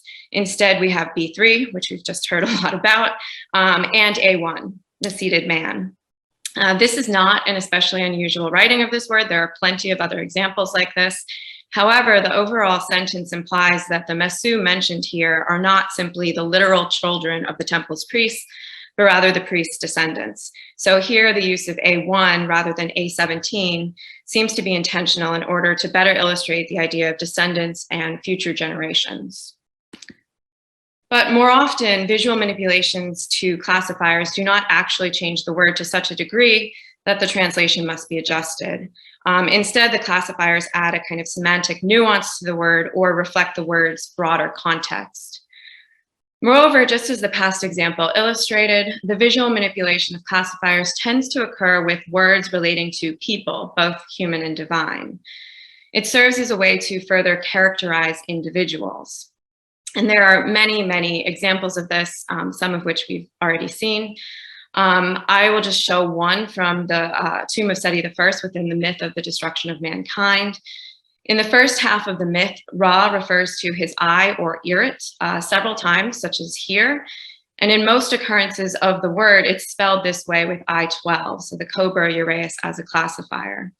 This illustrates what the context of the story makes clear. We're concerned here with Ra's divine eye. In line 15, Sekhmet comes into being, and from this point forward, when the goddess is referred to in the narrative, the word goddess Netret is written with the uraeus classifier, visually signaling that the goddess, namely Sekhmet, is the eye of Ra. The I-12 classifier is not necessary to understanding and following the story itself. Instead, it kind of adds the semantic nuance and enriches the overall context and characters. And in this particular example, the added classifier also implies an important development within the narrative. Another way in which scribes emphasized a contextual theme or relevant ideas through repetition of particular hieroglyphs. And we have to be wary of over-interpreting variant spellings, since there could be reasons besides semantic ones that scribes chose to spell a word in a particular way. But in some cases, it is easier to conclude that added classifiers were intentional and that the scribe was conveying a message through them. So within the so-called bulletin or record of the Battle of Kadesh scene at the Great Temple of Abu Simbel, the scribes seem to have intentionally repeated the sign D54, the walking legs, in order to visually emphasize the concept of motion or movement. So in some lines, it's used twice within one word where we would typically only expect to see it once. You can see a couple examples of that here. In other examples, it's added as a classifier to words where we would not expect to find it at all. So here, this example is in reference to the army of the Hittite king, and you can see D54 is kind of squeezed in here as an additional classifier for the word hop. Now, within the context of the bulletin, which describes Ramses II's swift march to Kadesh, the Hittite king's wily operational maneuvers, and Ramses II's dramatic rush onto the battlefield, it makes sense to emphasize this idea of movement. Movement itself is a theme of the narrative, and the scribes are visually reinforcing this through the hieroglyphs. Furthermore, this theme is reinforced within the imagery, which was designed to emphasize motion, such as through the galloping horses that you see kind of all throughout the scene. So the artists are conveying the idea of movement and motion in multiple ways. But I also want to note that, again, the visual semantic wordplay is not an essential component of the narrative. Instead, it's just kind of adding this interpretive layer. Scribes were undoubtedly taking into consideration multiple factors when choosing the spelling of a word. Particularly significant factors were space and spatial organization, as we've also been hearing about.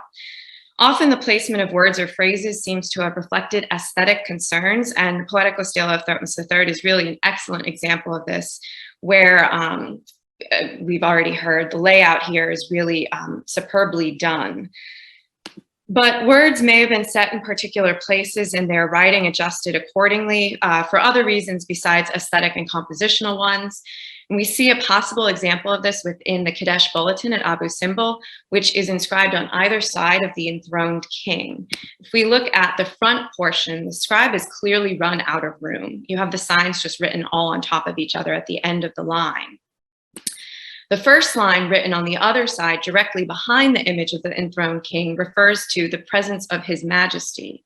So the scribes might have intentionally chosen to begin the line with this phrase because it reinforced what the image is depicting, the king himself.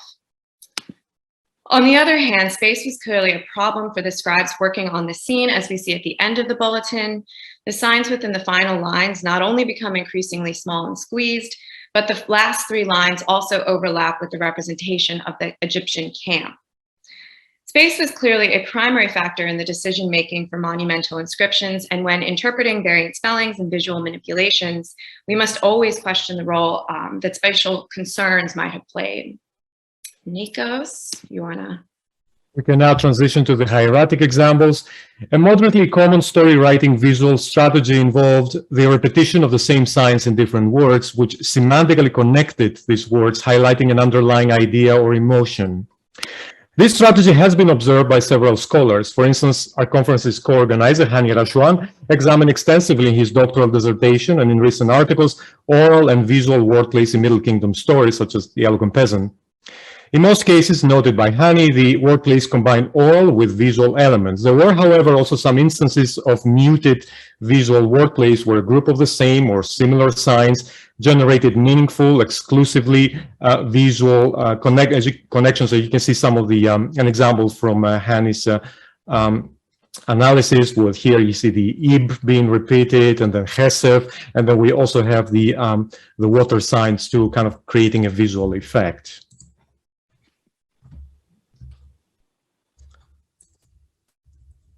The New Kingdom story writers continue using such strategies that included both audiovisual wordplays and muted visual ones. Here's one example from Two Brothers, a long story that has survived on a single papyrus copy from Memphis, which is now the British Museum. This is Papyrus d'Orminet, and which probably dates to the reign of Seti II.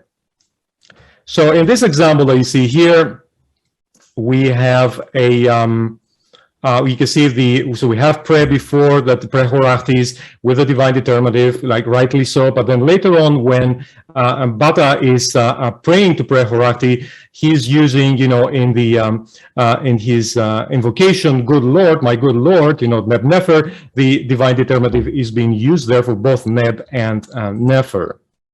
In this passage, Bata asks the god Pre-Horachti to intervene so as to save him from his brother Anubis, who is furiously chasing him with spear in hand and murdering his eyes. The conventional addition here of the cursive divine classifier to the two words with which Bata invokes Pre-Horachti might have been meant to visually stress the need for divine intervention, as well as Bata's piety and emotional distress. In addition, the story writer, by the way, placed emphasis on the idea of justice in this passage by generating an audiovisual wordplay with sema'at, to pray, and ma'at. Kindred to the visual strategy semantically associating words through the repetition of the same or similar signs is the Egyptian story writer's less common strategy of clustering together such signs in an effort to stress an underlying idea or emotion. To illustrate this strategy, we may use another example from the two brothers. And here, so you can read the passage. Here I put the emphasis on plowing and ripped, and you can see the words down there. And then man. So the words Awit and then Seka. So Awit is fine to use the man with a stick determinative, the physical strength related determinative. And then the Seka, though, in the case of the Seka, means to rip. It's not common. So the scribe has chosen arbitrarily to put that specific classifier. And then in the case of the man, the word for man, Ahauti here, there was another choice for the scribe, but he chose, to use the word Ahauti. It's very possible to use intentionally the word Ahauti because the spelling always included that man with a stick classifier. The example comes from the beginning of the story, where the external narrator introduces the two main characters, the brothers Anubis and Bata, and their loving relationship. So among other things, he lists what the young brother Bata is doing for Anubis, a list of physical accomplishments that culminates with the narrator's statement that Bata's virility and strength pehet are of divine nature. The build-up that leads to the concluding statement seems visually enhanced by the four physical strength and vigor-related classifiers that precede the statement and are found in the words underlined. Moving on.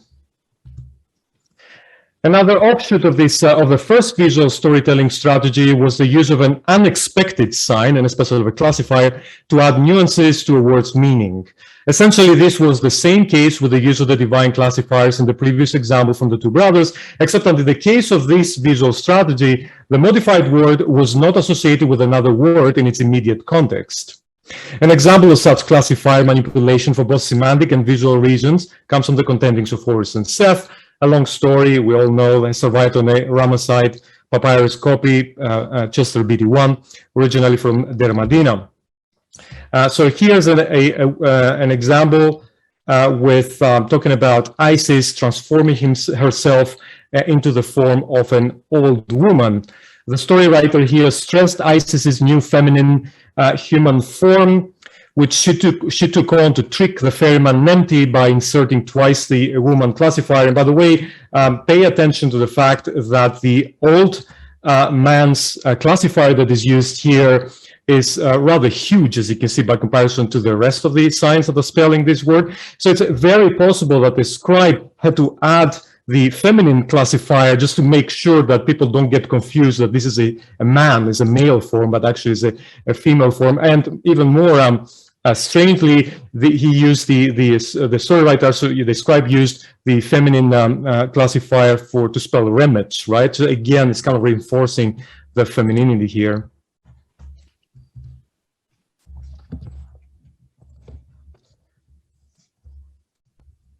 The final type of visual wordplays we notice in the hieratic stories involve the meaningful manipulation of a sign's visual details. For instance, in 3 out of the 5 stories we have examined, the story writers occasionally drew the uraeus on the forehead of the child classifier to denote the royal status of the young character they referred to. So the story writer of the contendings of Horus and Seth, for example, reported in direct speech the angry words of the Lord of all against Horus, whose candidacy for the throne of Egypt he obviously did not support. You can see the words here. He told him, "You're weak in your body. This office is greater than you. Abject lad, whose mouth smells badly." Since the Lord of all is obviously angry with this, and this is the only the second time the Uraeus shows up in reference to Horus in the story, it is possible that this slight modification of the child classifier adds irony perhaps to the god's words. The other time the Uraeus was added to the child classifier in the story was when Isis, disguised as an attractive woman this time, is trying to trick Seth into admitting that Horus is the right candidate for the throne by making up a story about her son taking care of the cattle after her husband has died. In that particular instance, the Uraeus is also combined with a divine classifier, both visually alluding to Horus's persona and thus disclosing Isis's trick to the audience and building suspense. In essence, Seth is made a fool out of this because he's kind of like repeating the same words, using the same classifiers later on. So essentially, indirectly confirming that the right, successor to the throne will be Horus and not himself. Tara? So just our conclusions. Overall, as expected, hieratic stories exhibited a much lower degree of textual visuality than hieroglyphic narratives. And storytelling in hieratic was not so much enhanced by visual aids. This suggests that, as opposed to hieroglyphic narratives, the hieratic stories' targeted types of reception may have not been linked as much to the visuality of the script in which they were copied. On the other hand, although hieroglyphic narratives involved many more visual wordplays, their contribution to storytelling seemed to have been less impactful than that of visual wordplays in the hieratic stories. This perhaps was linked to the fact that hieroglyphic narratives paid more attention to decorative values and visual aesthetics than their hieratic counterparts. And the identity of the authors and writers of the various texts is probably relevant here. The writers of the hieroglyphic inscriptions may have been more artistically inclined, since they may have been responsible for carving both text and imagery, or they at least must have worked very closely with artists. In this way, their background might have differed from the scribes who worked in hieratic. It seems quite possible that the training of the various writers would have impacted their understanding of the script's visuality and how to harness it.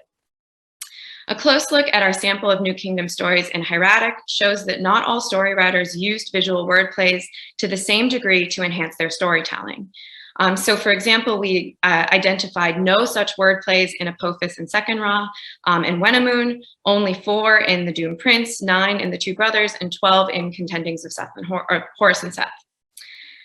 This variation in frequency of visual wordplays can probably be explained in terms of the story writer's type and level of literacy, their relationship with hieroglyphs and visual communication, as well as their expectations for their hieratic copy's reception.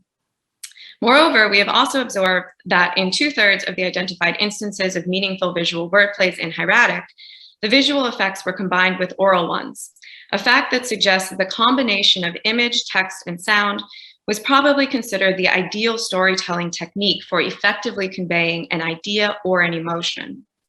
It might also suggest that the story writers who combined visual with oral wordplays hoped for a bimodal reception of their stories, namely an audience that listened to them and enjoyed their oral wordplays, and a readership that paid attention to their visual wordplays.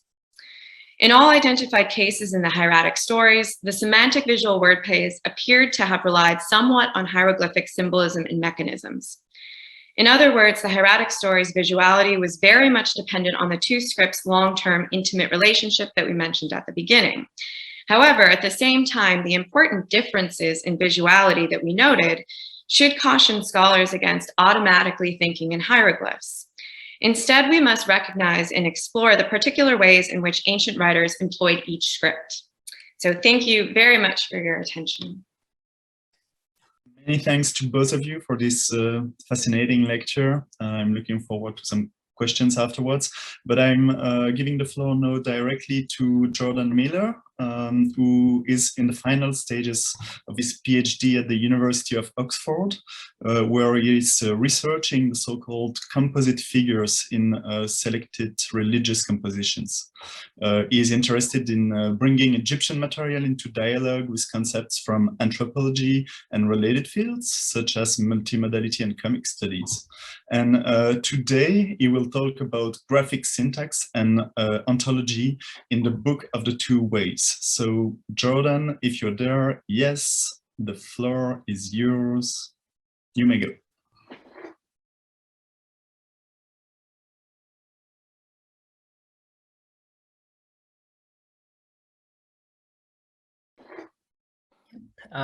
Thank you so much for the introduction, Stefan.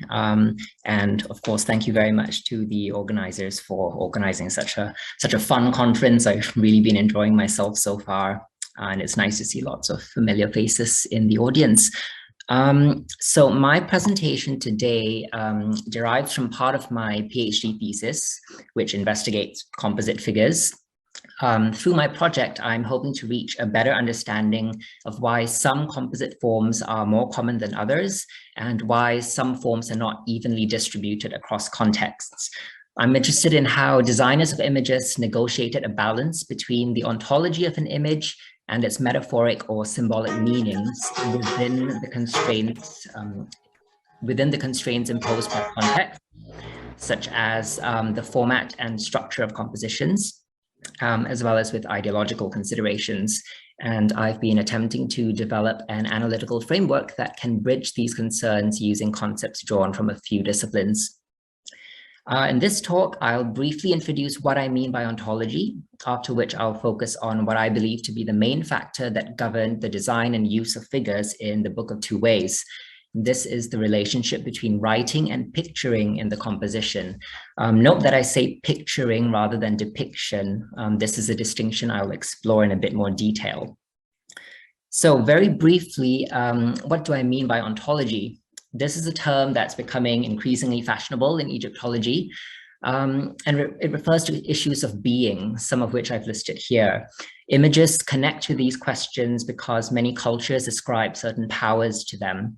And this calls into question the relationship between an image and the thing it supposedly depicts. Some of the most prominent ontological theorists are anthropologists. And in Egyptology, I think we're also familiar with the work of Runa Njord, particularly his book, Seeing Perfection. If we look to neighboring fields, we find some wonderful analyses of written as well as visual material in the work of Zainab Bahrani, Mark van der Meerup, and Stephen Houston.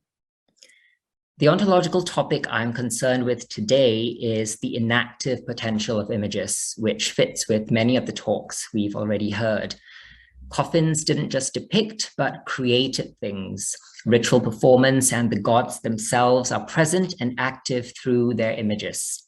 I won't be going further into such issues, but I'd like to explore the graphic means through which these effects were achieved in a specific category of material that was part of a particular tradition of written and visual composition. So on to the Book of Two Ways proper. It's one of the more famous mortuary compositions from Egypt, not least because it almost always includes lavish, complex images. Other pictorial verbal compositions exist in the coffin text, but the Book of Two Ways provides not only abundant case studies, but conceptually diverse ones. It comprises ritual utterances, some of which were originally employed by the living to understand and navigate religious landscapes, and these were subsequently adapted for use in coffins to help assimilate deceased individuals with the gods. The composition displays a realm inhabited by various divine beings, and it is intersected by perilous lakes of fire and frightening swaths of darkness. It's known from coffins and associated fragments from Deir el-Bersha in Middle Egypt, dating from the late 11th dynasty to the second half of the 12th dynasty. I draw my case studies from the coffins B1C and B5C, which feature the most extensive figural representations, including some interesting composite figures. These date between the reigns of Senwosret II and Senwosret III in the 12th dynasty. The forms of the figures on B1C and B5C, and apologies in advance for some of the relatively poor quality images here because I haven't been able to see most of these coffins in person. So the forms of these figures may have been influenced by the fluid relationship between writing and picturing, which share a repertoire of visual elements. Existing work on relationships between writing and image often frame them as potentially overlapping semiotic categories. And overviews of the hieroglyphic script stress how, I quote Bernas, the original link between hieroglyph and image always remains present and is susceptible to be reactivated. But this is only part of the story, and it presupposes a conceptual distinction between writing and image that is often disrupted by Egyptian material. The notion of semiosis, which is linguistically bound, is a limiting way to understand how images work. The art historian James Elkins has argued that we need to stop reading pictures in the same way that we read signs in writing. His work is aimed at art historians who work in Eurocentric visual traditions and through European languages in alphabetic scripts. So some of his conclusions might seem obvious to Egyptologists, but what I do take from him is his formulation of writing and pictures as sets of properties. These include the size, sequence, spacing, simplicity, and uniformity of images. I think this fits well with how we've been working to understand so-called determinatives or classifiers. Paraphrasing that, we can understand the acts of writing and picturing as mobilizing potentialities of display. Visual forms bring things into being, and the term depiction concentrates perhaps too narrowly on a fundamental ontological separation between the image and its referent. And with this, we can move on to the other keyword in my title, graphic syntax. In the Book of Two Ways, visual forms that function elsewhere as script elements or parts of them could represent animate beings. This set of elements and the means of arranging them is what I mean by graphic syntax. It's a term I borrow from recent research into the idea of visual language by Neil Cohn. Visual languages are analogous to verbal and sign languages by virtue of the fact that they all possess lexicons and grammars that may be analyzed on the level of individual elements or in their relations and organization, thus in terms of morphology and syntax. I'd like to explore these relationships on two levels. First, just one quick example of how writing and picturing may substitute for each other. The Book of Two Ways is inscribed in cursive script, mostly hieratic, but with some more fully figural linear hieroglyphs as well. And as you see in the slide, writing could substitute for figural images by taking up the space they would otherwise occupy. Or you could see it from the opposite perspective, where the images substitute for writing. Elsewhere, writing could run in bands that are parallel to pictorial elements of the composition, and they could fit within roughly triangular areas as if they were mounds. So in these cases, images are formed out of text blocks. So texts represent in two ways at once, collapsing the dichotomies of script and image and of writing and depiction. And so far, I've considered a direction of flow from writing towards picturing. We see the reverse direction from picturing to writing in spell 1072. This consists of a narrow vertical compartment containing crisscrossing strips. Text occupies the spaces above, between, and below the strips. And here's a picture of the spell on the coffin B2L. But did Buck notice something interesting on the coffin B3C, which I can't verify at present because I unfortunately don't have a photo of it. So in B3C, the spell begins at the top of the compartment. It reads utterance for the ways. And in other copies, this is followed immediately by of Rasachal. But on B3C, the latter phrase is placed at the end of the spell at the bottom of the compartment. So if this is correct, I wonder if the entire compartment functions as a kind of complex determinative of sorts, which actually incorporates the intervening text and thus becomes a kind of hyper image. Additional justification comes from this variant passage on B9C. So the compartment is a kind of nested layer within the composition, a phenomenon that has been discussed by Zainab Bahrani in relation to Mesopotamian material. What we have here is an innate linkage between, and I quote her, the realms of word and image, the name and thing. And we can trace these phenomena back at least to the pyramid texts. These inscriptions are somewhat like wallpaper, creating the right environment for the buried person. The texts are not associated with separate pictorial elements, and this contrasts with contexts such as temples, where offering bearers can be depicted as part of expanded offering lists, and in non-royal tombs, where tomb owners can be depicted alongside their speeches, sometimes reaching out into the text field. With the pyramid texts, I wonder if whole blocks of inscribed writing function pictorially. This fits with how the introductory phrase Jed Medu comes to act as a frieze of sorts above the text that has been discussed by Roland Enmarch, rather than marking the start of individual spells. Oral utterance was made into text, and when this text was inscribed, it was an act of writing and an act of picturing. So the chambers reverberate with the force of speech that is unheard, but is powerfully sensed through its overwhelming materiality that almost seems to seep through the walls themselves. These practices were sustained on coffins, but they were joined by images of environments that, as we've seen, occasionally slipped into the field of writing. The Book of Two Ways has an interesting position in this tradition because it extends the interaction between writing and picturing, especially on the later coffins B1C and B5C. Instead of only omitting or modifying figural images, these coffins seem to have constructed images ab initio from the shared graphic syntax of writing and picturing. And because these images were tied to their immediate context, particularly in their relationship with the surrounding text, they do not seem to have diffused into other categories of material. So the Book of Two Ways ends up with many unique figures. So I have some case studies. Let's begin by looking at figures whose forms are analogous with script elements.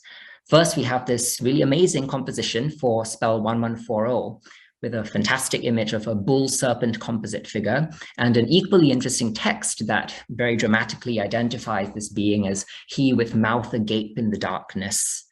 The latter part of the spell includes a reference to the wrathful one, Hedgen, whose horns were cut off in the darkness. Here, Hedgen has a seated god determinative, but the word is sometimes attested with the bull's head determinative. So I wonder if it might refer to the bovine element of the figure. But what about the serpent element? We know that snakes and knives were part of a constellation of protective elements that may substitute for one another in many contexts. And this connection is brought out in spell 1139, which immediately precedes spell 1140. It reads, I am the knife which is in the hand of he with mouth agape in the darkness. So perhaps the serpent that seems to be attached to the tail of the bull is part of this network. But why use the form of a bull-serpent composite? Why not just show a bull holding a knife, which we know from other contexts, such as on birth tusks? Well, bulls and serpents are very closely associated in the pyramid and coffin texts. Bull is a common designation of inimical serpents, and play with determinatives in several coffin text spells, which you see here, show how these beings could be associated and combined in several ways. So in view of this, perhaps the bull-serpent composite reformulated verbal characterizations through graphic syntax specific to visual language. The conjoined bull and serpent reformulate the sequential arrangement of determinatives in the script while maintaining this connection with verbal language. And ontological concerns may feed into this as well. It may display a non-hierarchical relationship between the elements. So if the bull was shown holding a knife, for example, this might have subordinated the serpent to the bull, which would obscure the connection between the image and its numerous textual parallels. And while the bull-serpent composite combines whole figures, here we have an example where a figure amalgamates elements of separate figures. It seems to have the head of a donkey with two short forelegs and a long undulating body, which might be that of a serpent. I follow Marie van den Bosch's identification of this being as the Hugh, which is a dangerous being that's mentioned in the pyramid and coffin texts. Writings of Hugh often use either a donkey or a snake determinative, but never both.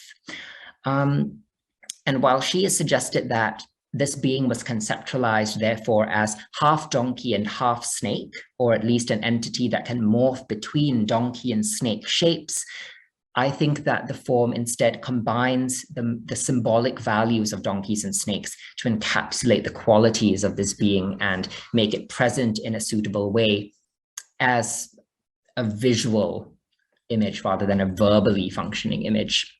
And this is done by combining elements of both donkey and serpent. This graphic syntax can bridge visual and verbal modalities. And for this, I'd like to briefly branch out of the Book of Two Ways and consider a different composition, that of spell 649. Here we have some interesting logograms. The jackal being, which you see on the top, has the head of a jackal and an anthropomorphic body, while the horned being is simply a seated man with attached horns. The anthropomorphic element is a necessary part of the representations. It's a kind of visual and ontological armature or scaffold that indicates the qualities of the being and makes it comparable to those of human actors. With the jackal being, we have an additional seated man beside it, and I think this is purely semantic. It serves to clarify these qualities without necessarily bringing them into being. Both the horned man and the jackal human composite are oversized in relation to the following graphs, which emphasize their pictorial value in contrast to graphs that are read purely as text. But they are still readable as text. They are integrated with the overall layout of the text, and they obey the syntax of verbal language. So these images both write and picture. This analysis depends so much on active engagement with the images, continually adjusting our perspective to perceive them in different ways. And this is why I prefer to contrast writing with picturing rather than with depiction, because depiction already presupposes a particular mode of display. We can extend these concerns to so-called decomposed figures in the same spell. So with the ram being, crocodile being, and lion beings, the oversized animal logograms are each followed by an image of a seated man that is rendered at the same scale as the surrounding text. But I don't think that we should interpret these seated men in the same way as before. With the jackal being and the horned being, ontological substance concentrates in single graphs, but with these other beings, the ontological weight is distributed across two graphs. What appears to be simply a semogram in the script is actually supporting some substance of their being. Can we have this with animal elements too? Yes, and now we return to the Book of Two Ways very quickly. Here we have two large images of a turtle and a serpent, and the signs next to them are written at a smaller size. It's analogous to the ram, crocodile, and lion beings, I think. The serpent here functions similarly to the seated man, contributing semantic associations as well as sharing in ontological weight. It's more difficult to perceive the turtle and serpent as signs in verbal language because they occur alongside smaller graphs that are unambiguously text. At the same time, the text tells us that we are dealing with one, not two beings. So we have a decomposed representation, and we see interesting play between parts and wholes and how we might relate the concept of representation to individual graphs based on ontological and semantic parameters, the latter encapsulating both verbal and visual modalities. So where do we go from here? In all of the case studies, it was not about taking a predetermined stance by classifying something as a written or pictorial thing and then seeing how they blur boundaries. It's about seeing how these potentialities of display are weighted. It's not about ambiguity because that suggests that there is hope for some kind of clarity. I think that this is a potentially misguided attitude in these contexts. It's rooted in inappropriate assumptions about the nature of images, what they do, and the reality status of their subjects. Conceptual fields vary between contexts, and ultimately this is an issue of modern methodology and theoretical vocabulary. So for example, I retain the distinction between writing and depiction rather than picturing when I discuss emblematic personifications, or what Gada has called anthropomorphized signs in a presentation today, at least in those contexts where the sign is distinctly a hieroglyph with attached limbs. But when they're incorporated into a fuller anthropomorphic body, perhaps occupying the position of a head, I think the distinction begins to shift away from depiction and towards picturing. And what this diversity highlights is the need to develop what Elkins calls a meta-theoretical framework, and specifically one that can account for this breadth of possibilities, even in the very narrow time span of the Middle Kingdom. But I do think that the concept of visual language, which is basically a heuristic for understanding how information is structured and displayed in various modes, is a useful tool. Graphic syntax is just one of its features, and I'd be very interested to hear any thoughts on its validity and value. So thank you very much for your attention. Many thanks indeed, Jordan. Wonderful lecture as well. Plenty of insights that I think we should discuss later on. But I'm giving the floor directly to Mario Beatty. Mario is Associate Professor of Afro-American Studies at Howard University. His research interests span from the ancient Egyptian language and its wisdom literature to comparative analysis of African cultures and Pan-Africanism, like encompassing really a lot of topics. And today he's going to propose a decipherment of Akhenaten's art style in relationship to his theology of light. Mario, the floor is yours.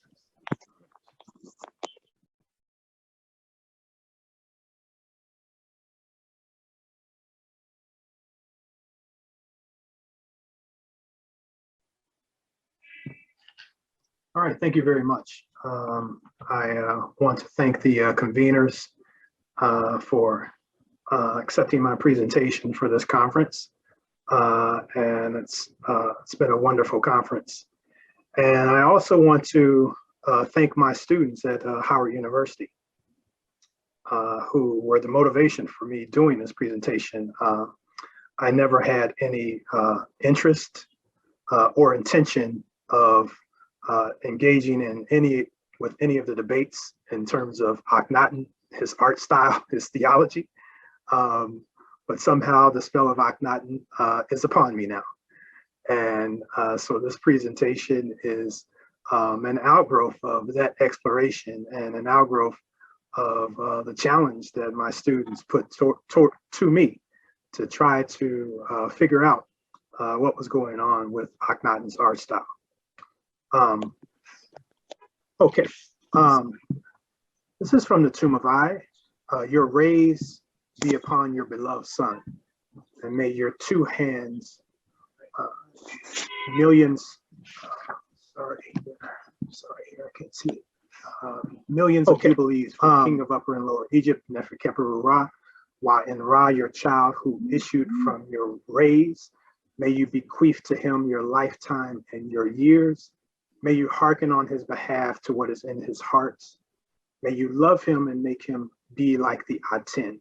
May you rise to give him continuity and set only after you have given him eternity. May you fashion him at dawn on all of your aspects of being. May you construct him in your image like the Aten. This passage from the Tomb of I reveals the essence of what I'm trying to accomplish in this presentation, attempting to decipher the unique features of Akhenaten's art style as suggestive and indicative of what I call a complex visual communication system that integrates hieroglyphs, architecture, and landscape at once. Akhenaten's body itself is the site for this powerful theology of light that possesses its own graphic language that can only be deciphered by the reader-viewer through the understanding of the spiritual ideas that animate his body. The new distinctive art style ushered in by Akhenaten visually featured a radical representation of the body marked by an elongated head and neck, spindly arms, a curvature in the upper torso that seamlessly flowed into a high waist that plunges into wide hips and belly before steadily tapering off towards thin calves and legs. Although the artistic style deviated significantly from well-established norms, it possessed its own internal variability and dynamism in its evolution during Akhenaten's reign, from greater to lesser extremes. Gay Robbins divided the Armana style into two broad styles, an early style marked by more extremes early in Akhenaten's reign to a less extreme style later in his reign, which can be seen in private tombs. And here is an example of the less extreme style found in private tombs. This is from the tomb of Mahu, Akhenaten's chief of police. The fact that this artistic style was not uniform throughout the reign should cajole us to avoid seeking explanations that are grounded in a view of his body as physically deformed as a result of diseases such as Froelic's or Marfan syndrome. I think it is more prudent to proceed from an a priori assumption that Akhenaten, who tried to institute such radical reforms in theology and art, would not have sought to portray himself as physically weak and deformed in order to do so. And this is borne out by statements from various officials, Bach, Tutu, etc.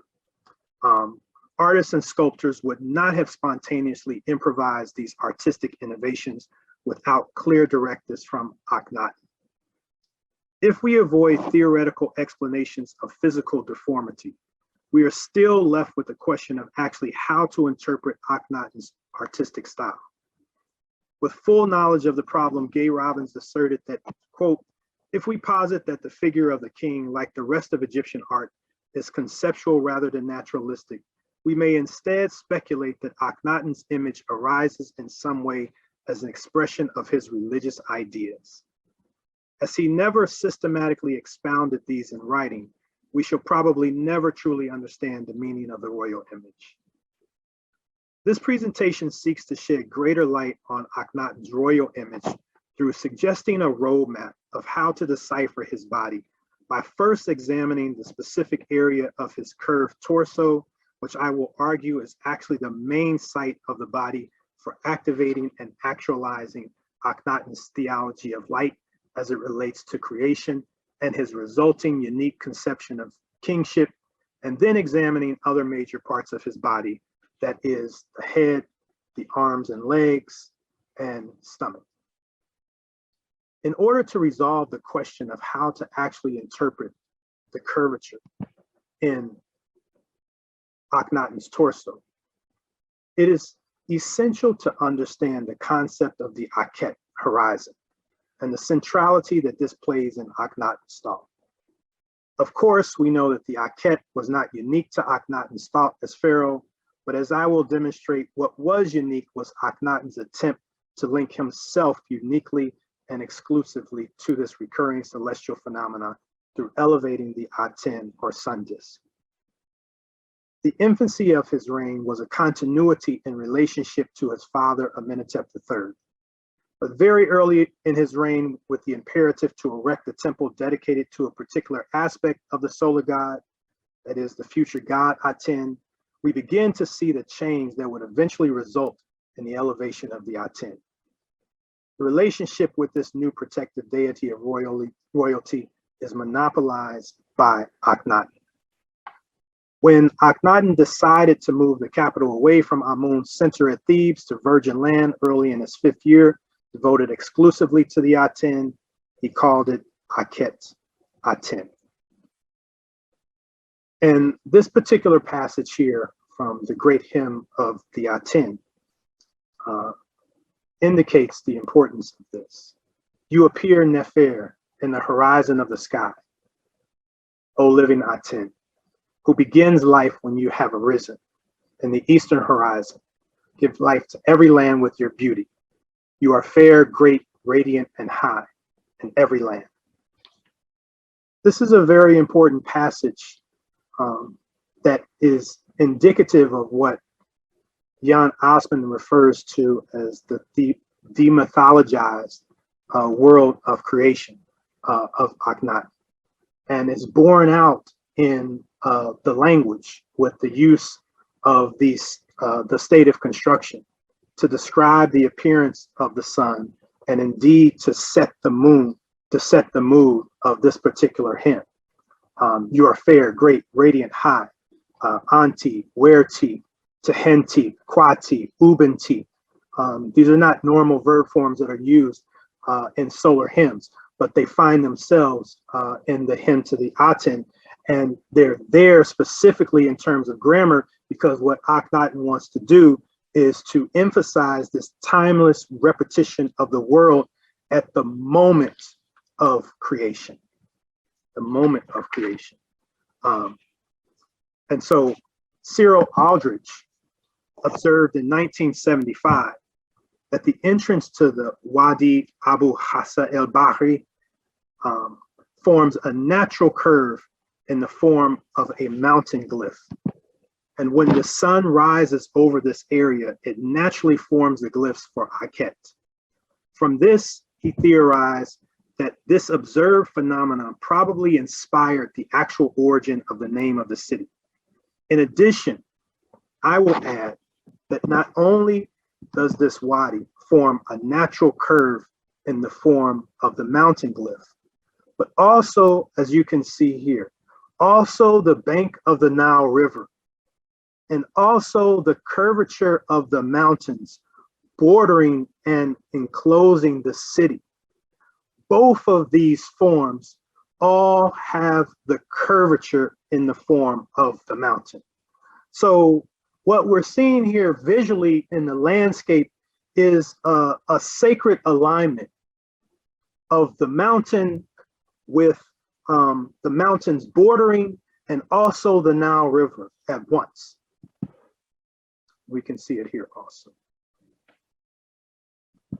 Visually, this break in the cliffs, as David Silverman says, visually,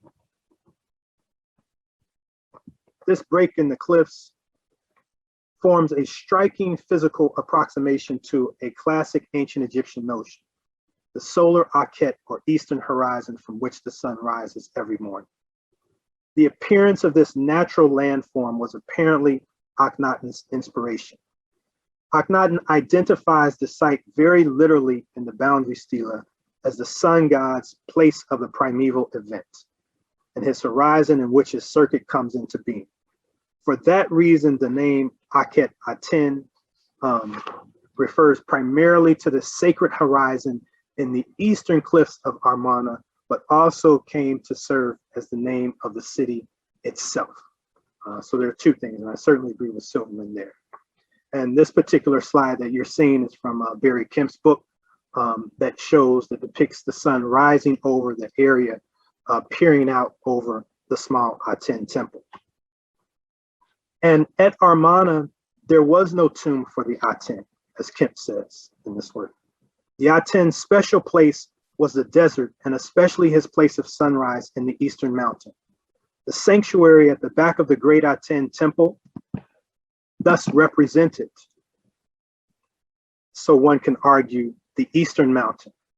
The strange stone wings that ran outwards and forwards from beside the pylons, as you can see here, are a simplified rendering of the desert cliffs that, having formed the horizon for Amarna, turn and run towards the river.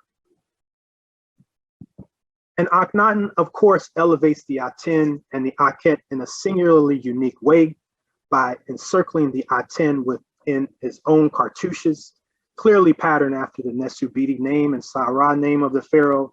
And this name is altered, of course, during the second half of his reign, as you can see here. But what remains consistent, of course, is the presence of the Akhet. So you see the Akheti, you see M Akhet here. I don't want to get too far into this. But what Akhenaten's doing, of course, it's a sacred alignment with the landscape, but also you can see here, of course, the Akhet would find a prominent place within the Shanus, regardless of the reign. But what you see from the Akhet, if I can show it here, is these rays of light from the sun that extend outward with hands at the end to indicate not just its power, but also touching the body of Akhenaten in a form of direct nonverbal communication. As the rays of the sun touch his body, Akhenaten literally himself becomes the Akhet Aten. literally. As we started off with the tomb of I, he becomes exactly like the Aten. When we're looking at the extreme version, I think we are looking at an attempt of Akhenaten to actually map this understanding on his body. So when you see the extreme forms of his body, the curvature in the spine and the curvature in the torso, you can visually imagine those things as when the sun disk touches his body literally becomes the Akhet. And the two extreme forms on the torso and the spine are indicative and are to be read as both the Eastern and Western Akhets. And so the head.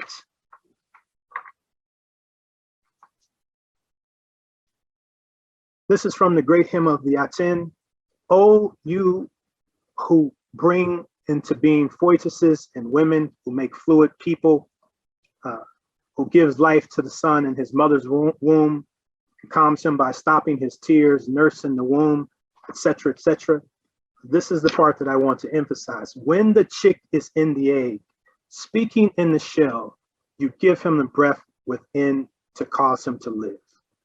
And when you have made his appointed time so that he may break out of the egg, he comes out of the egg to speak at his appointed time. When we are looking at the head of Akhenaten, that of course has extends to his children, to his wife, I want you to think about the egg. And Jan Assmann says in his text, confinement to the visible precluded any theological speculation about creation, for the creative power of the God had to be demonstrated in the visible present. It was thus that embryology replaced creation theology. So how was this embryology actually shown? And I think that it is shown in the head.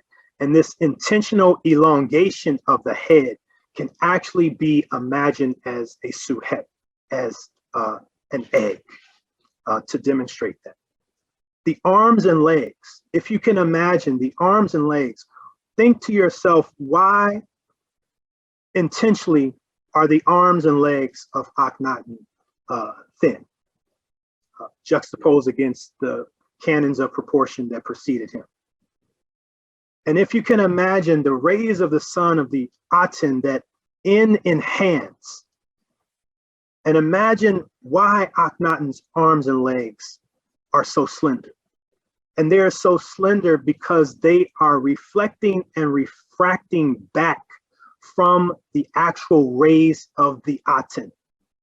That means that those arms extending outward from the Aten, then they reach Akhenaten himself. And that's the reason why we see his arms being so slender and his limbs being so slender, is because his arms and legs are actually functioning like the rays of the Aten, exactly like the rays of the Aten. So intentionally they have become slender in order to mirror what is actually happening with the Aten. And then of course, lots of scholars have made commentary about the stomach in terms of the fecundity, in terms of analogies to Hapi and nursing, etc.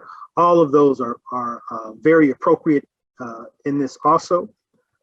Eric Hornung states that Akhenaten is constantly designated the Nile of Egypt, embodying the annual inundation and all of the beneficence of nature. And he is also called Mother who bears all. He nourishes millions with his food.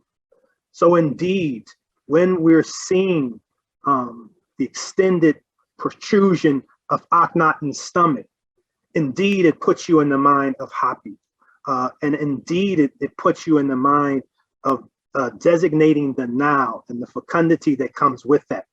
So Akhenaten's body himself is signing all of these ideas on it. And Akhenaten is signing this very deep idea on his body. And as the aten hits his body every morning, it actualizes and activates the power of the Akhet itself. And it's central for the power that Akhenaten is able to marshal in order to monopolize this new idea of creation. And his idea is in complete alignment with his idea of rulership. And there is a relationship between the two that we need to take more seriously in order to more accurately make sense of the art style of Akhenaten. And taking and embracing a more holistic theoretical approach to this problematic, I think will bring us closer to understanding what lies beneath his artistic innovations. Thank you very much. Thank you very much, dear Mario, for this thought-provoking lecture. I'm sure we will hear some reactions afterwards about your suggestion. And now I'm directly giving the floor to another famous figure in the field, Ahmed Mansour, who is the director of the Writing and Scripts Center of the magnificent Bibliotheca Alexandrina in Alexandria. His research focuses on the ancient Egyptian scripts and languages, and today he is going to talk about metalworking scenes of the Old Kingdom, and more specifically about the crucible shape in Old Kingdom metalworking scenes, with the subtitle From Visual to Technical Interpretations. Ahmed, the floor is yours. Thank you, Stephen, for your nice introduction. So I'm going to share my presentation.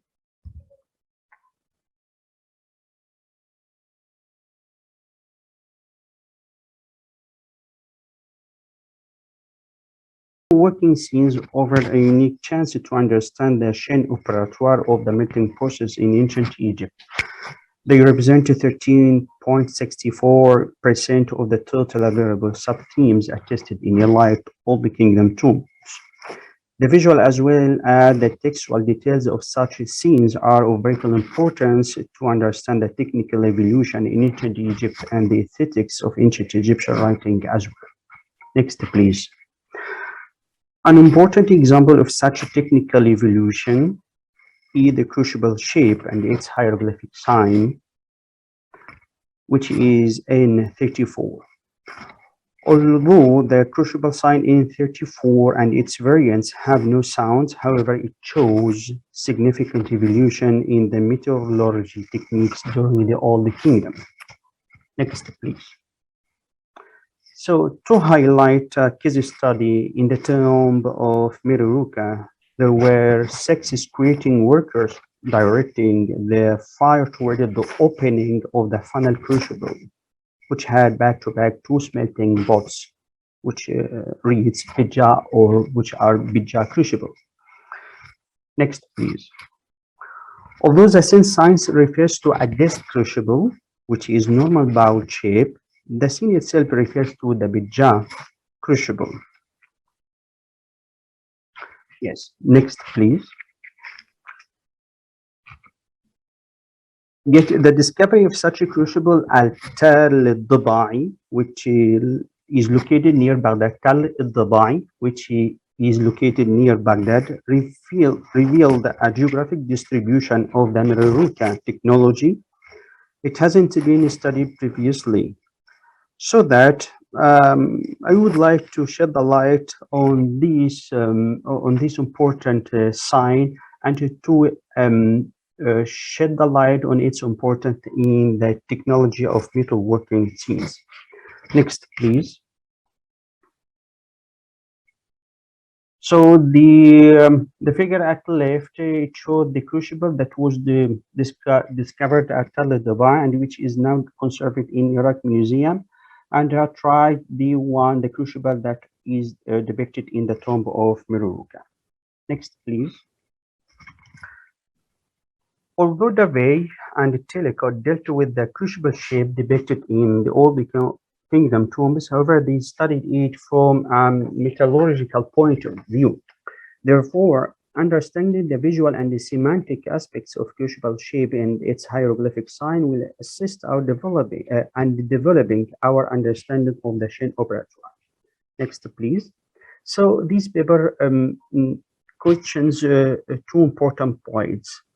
The first one, did the ancient Egyptian writer practices transfer the technical details using the visual tools? The second is, were the visual tools clear enough to understand and interpret the technical aspects of metallurgical process? Next, please. So I would like to shed fresh lights on the visual and the technical details, and I'm going to give you a short introduction and the metalworking scenes in ancient Egyptian tombs, and then I'm going to try to answer the two questions. Next, please. In 2012, I visited the site of Ain el-Sukhna for the first time. Next, please. For who don't know where is Ain el-Sukhna, it is a site that dates back to the Old Kingdom and located about 120 kilometers east of Cairo on the western shore of the Red Sea. Next, please. So in the site of Ain el-Sukhna, a metallurgical workshop was discovered, and it gives a very important information for the history of metallurgy in ancient Egypt. They are in good state of preservation. Furthermore, the large number of furnaces, approximately 70 smelting furnaces and 6 melting furnaces, have been found there. Based on experimental archaeology principles, the French mission to the site of Ain el-Sukhna carried out an experiment to smelt the malachite powder, as you see, inside a crucible using wood, charcoal, and blue pipes. The experiment mainly based on Rekhmira metal working scenes. The duration of the experiment was approximately 2 to 3 hours. However, it was unsuccessful reconstruction. The smelting operation resulted in obtaining fragile and agglomerate compact copper, not liquid as depicted in the metalworking scenes. Next, please.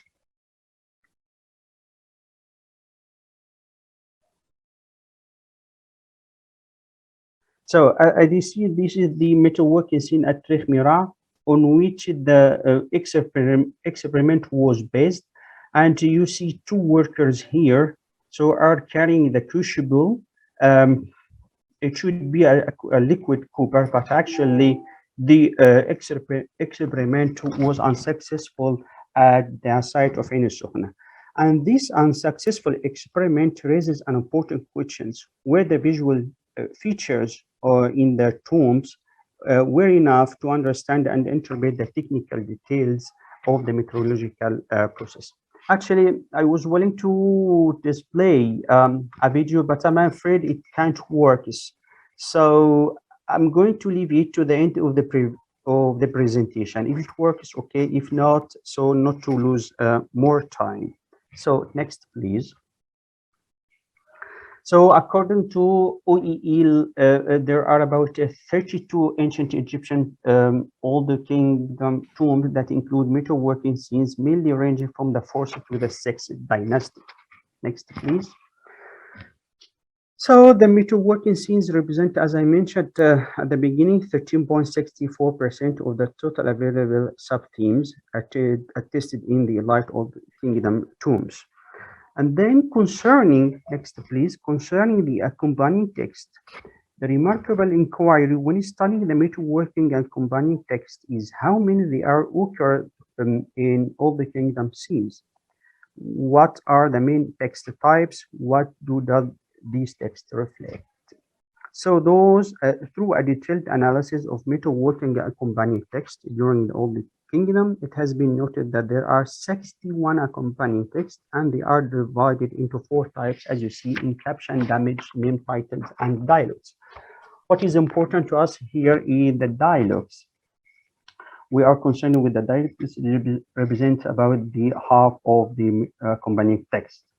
So the dialogues between metal workers, as I said, are divided into subcategories. So next, please. The most important, the quotes and dialogues, and usually they reflect a technical language, which means a jargon that should be interpreted in a technical perspective. So, for example, we have in the tomb of Meroruka an important dialogue. So one worker says to his mate, so give it to its bottom, which means glue with maximum of your force to the end of your brief. Mate, my mate, it is a new crucible. So it is a new crucible that should be heated as much as you can. So it is understood the air or oxygen should be blown to the bottom of a new crucible in order to raise the temperature. And this is important for the metallurgical process. On another side, next please, the ancient Egyptian scribe used various hieroglyphic signs to refer to the crucible. And this led us to rethink the ancient Egyptian writing and the concept to use the equivalent or convenient sense signs or determinative or classifier. And this raised the questions how were crucible profiles or do the crucible profiles clear enough to understand the metalworking process.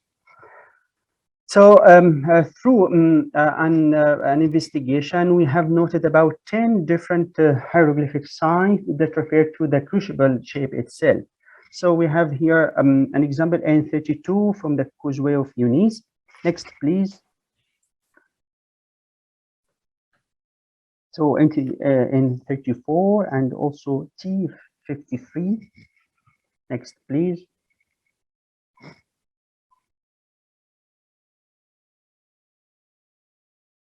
Next, please.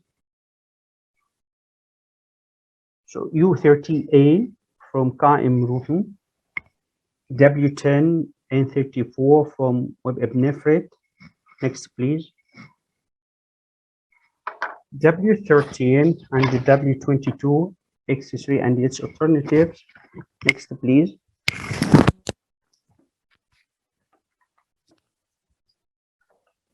Next, please. Yes, X7 and X11. So, semantic of crucible profiles. During the metalworking process, the ancient Egyptian writer observed very well the different steps of the chain operatoire.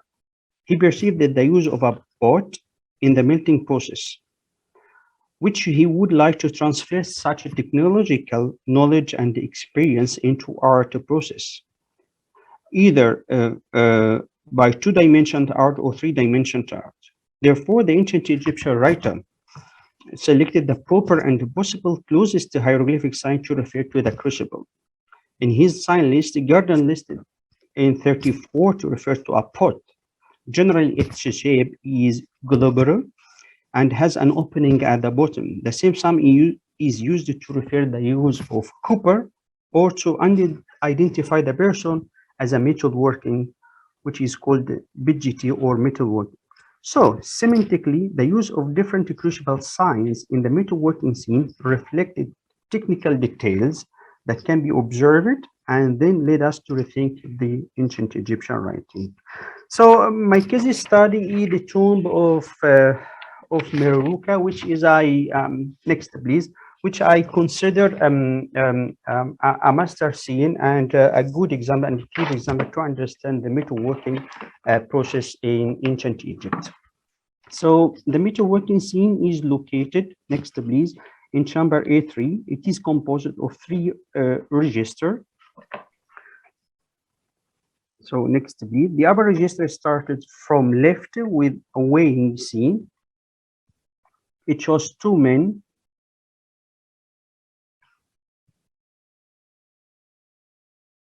Yes, so it shows 2 men. The man at the left is leaning toward the balance and holding it from the top. So yes, let's skip 2 slides, please, and coming to the melting scene in order to summarize a little bit.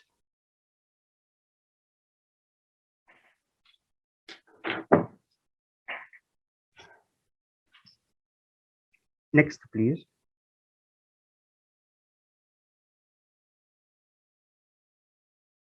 Yes, melting process. The melting process, it shows six men with blue pipes in a layered configuration, which may indicate they formed a circle allowing the two crucibles between them.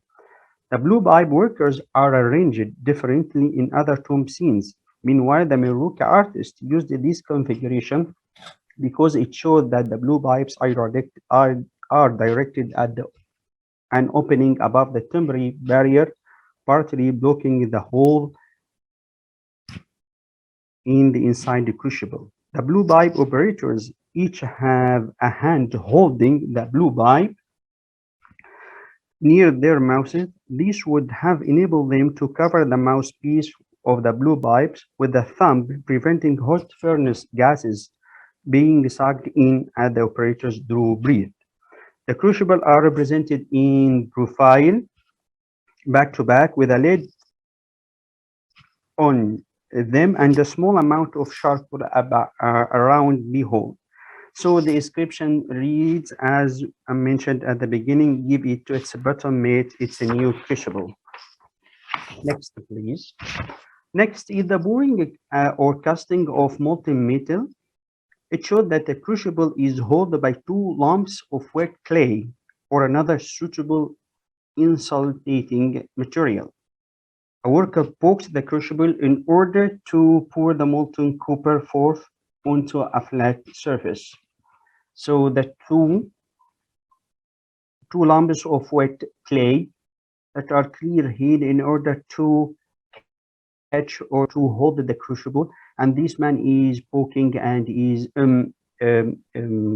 directing the crucible in order to be safe of the molten metal. So next, please. What survived of the beating metal into foil? The metal was beaten. Yes, in this, the metal was beaten on an anvil made of stone, which was placed on a wooden block in order to absorb the hammering. So coming now to the analysis of these scenes in order to understand the mentality of the ancient Egyptian scribe. Next, please. Next, yes.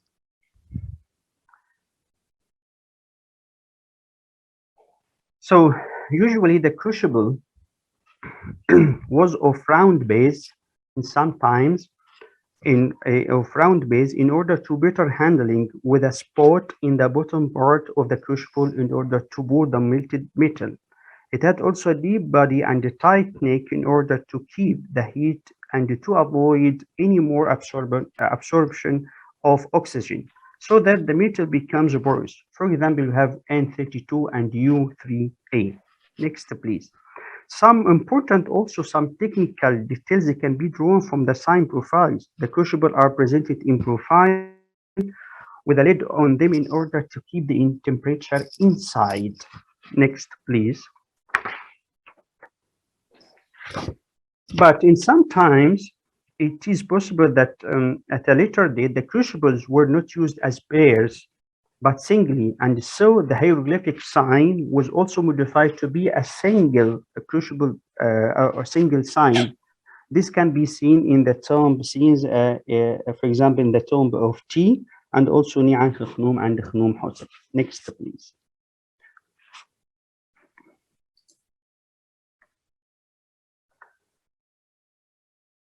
Yes, this is the Ni'an Khnum and Khnum Hotep. Yes. Next, please. Similarly to metalworking activities we've seen, the metalworking process and the crucible. So this is W10 from the tomb of Rekhmira. Next, please.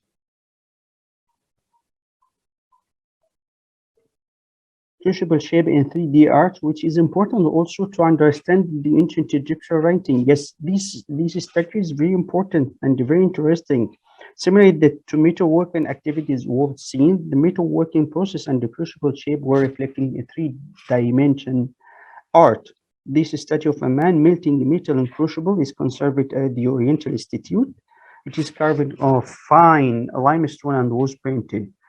So as you see, the man holds a blue pipe in his hands, which extends from his lips to the open side of the crucible. His cheeks are puffy as he's blowing air into the blue pipe. From linguistic point of view, the crucible represented the sign N34. Iconographically, the crucible clearly had the same shape of those depicted in many Old Kingdom wall tomb scenes, such as the Meruka at Saqqara and those found at Tal Dabai near Baghdad.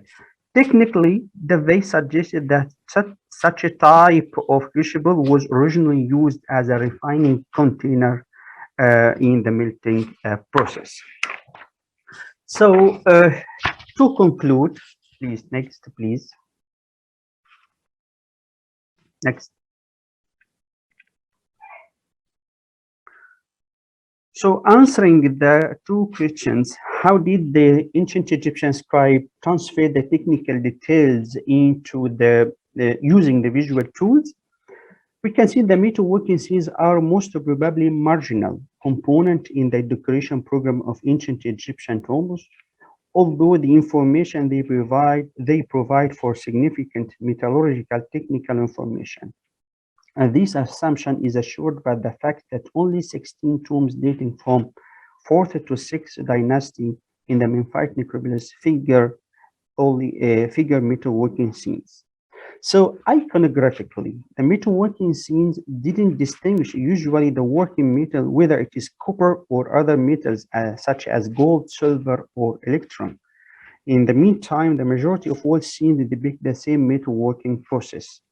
And for example, next please, in the tomb of Meruka, the tomb of Meruka figured the smelting of electrum. Meanwhile, the metalworking tools are similar to those of copper smelting techniques in the Old Kingdom. So, sacred gem, so the text read. Technically, the crucibles are also filled with charcoal to foil the internal fire. The blue pipe operators are arranged off-center. The nearest workers on both sides of the furnace are offset to the left. Next, please. For example, the tomb of Web-em-Nefret, the scenes are portraying the boring scene in profile, and they clearly show what's in the hands to assist the carrying of a hot crucible, and the crucible profile shown in the casting scenes are identical to that of Meruka. Next, please. And answering the second question, were the visual tools clear enough to understand and interpret the technical aspects of metallurgical process? Yes. Semantically, the chosen hieroglyphic signs to document and to caption the chain operatoire were clear to help understanding and interpreting the different technical aspects of metallurgical process, particularly the melting and the casting process. The ancient Egyptian scribe watched, observed very well the different crucible profiles. Then he transferred such technical details using the available list of pot signs in the hieroglyphic script. Thus, the signs are both visually, semantically relevant to the metalworking process knowledge in ancient Egypt. Thank you very much. Thank you very much, dear Ahmed. I learned plenty of things during this lecture, and I'm sure it's the case for most of us.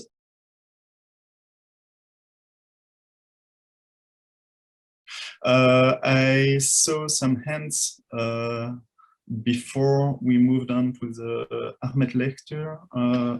Is anyone willing to ask a first question now? Hany, yes. And Silvana after Hany. Yeah. Thank you so much, Ahmed, and I think and also all the other session. It's a brilliant session that we learned a lot about the mentality of the ancient Egyptian writer and how the surrounding environment affected his choices in selecting the determinatives or his writing. My question for first for Jordan Miller about the term graphic syntax. I really liked it when you suggested it. But also if you can actually elaborate more about this, considering the fact, for example, that the suffix pronouns can be changed according to the addressee. So if it is female, sometimes the writer uses a female suffix, first suffix pronoun. If it is a god, like Scott Neigel showed on his poetic stela, it used the god determinative as a suffix pronoun and the man pronoun. So how graphic syntax, how we can actually accommodate this term in the ancient Egyptian grammar as well. And the second question for Nikos and Tara, I really liked their work as well, because they highlight how hieratic is beautiful. I think Edmund Metzler, he has like a 30 years paper before. It's hieratic is beautiful. And now you show us how the creativity of the writer with his pen can actually reveal semantic connotations. I wonder if we can, like Ursula Verhoeven, she showed us in the first lecture, how she can trace the different writing styles for a pregnant woman or a woman giving birth, and how the small differences in hieratic can also reveal semantic connotations. I wonder if you intend to study only one text or one papyri to show a certain scribe behavior that can be repeated or can be also informative in terms of understanding other writer practices. And thank you. Yep. So Hany, thanks for the question. By graphic syntax, it refers to the ways in which visual elements can be arranged in a specific mode of display. So as you mentioned, determinatives in text, how you can, add little, female determinatives to clarify that it's, a woman in Yaut, for example. And as we saw earlier in the poetical stela of this play with different hieroglyphs, that is a way of achieving certain semantic effects within the constraints of a text that functions verbally. So you can add determinatives, you can modify determinatives, add a little uraeus to the child sign to make it a divine child, for example. Whereas when you're working with images that don't work verbally, you might be able to use different kinds of strategies to do this, to accomplish the same things visually. And of course, we get some, crossovers where the famous roast goose from there, where it kind of intrudes into the line and acts as the line of text and acts as a determinative. So there's play on different modes of display and to different degrees depending on context. So that was what I was trying to get at with this idea of graphic syntax.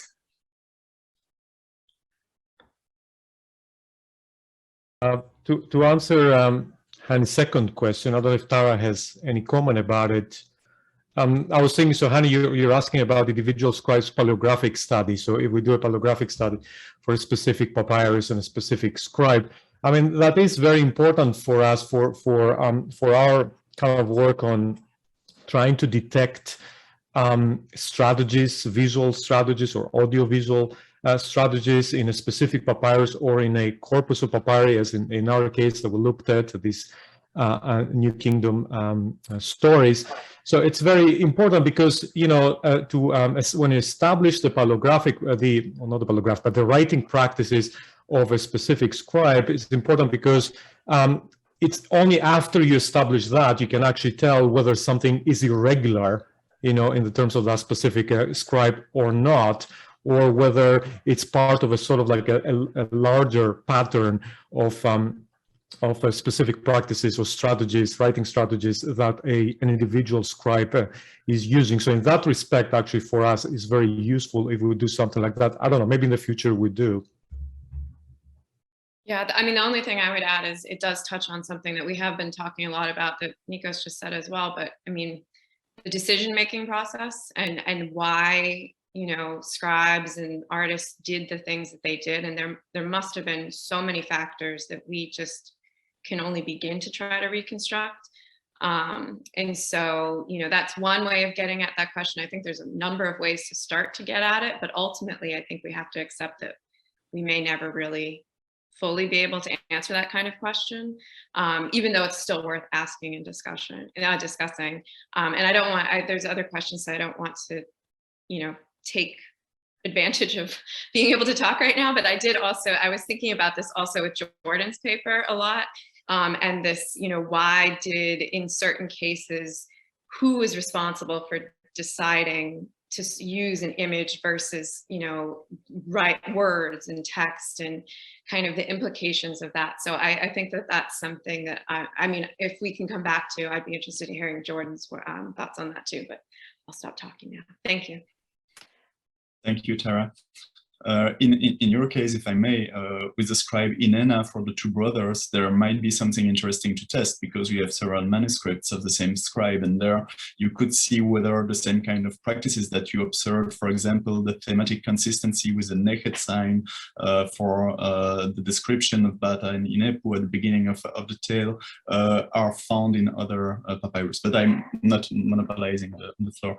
Silvana, yes, you were first. Thanks. Can you hear me? Yes.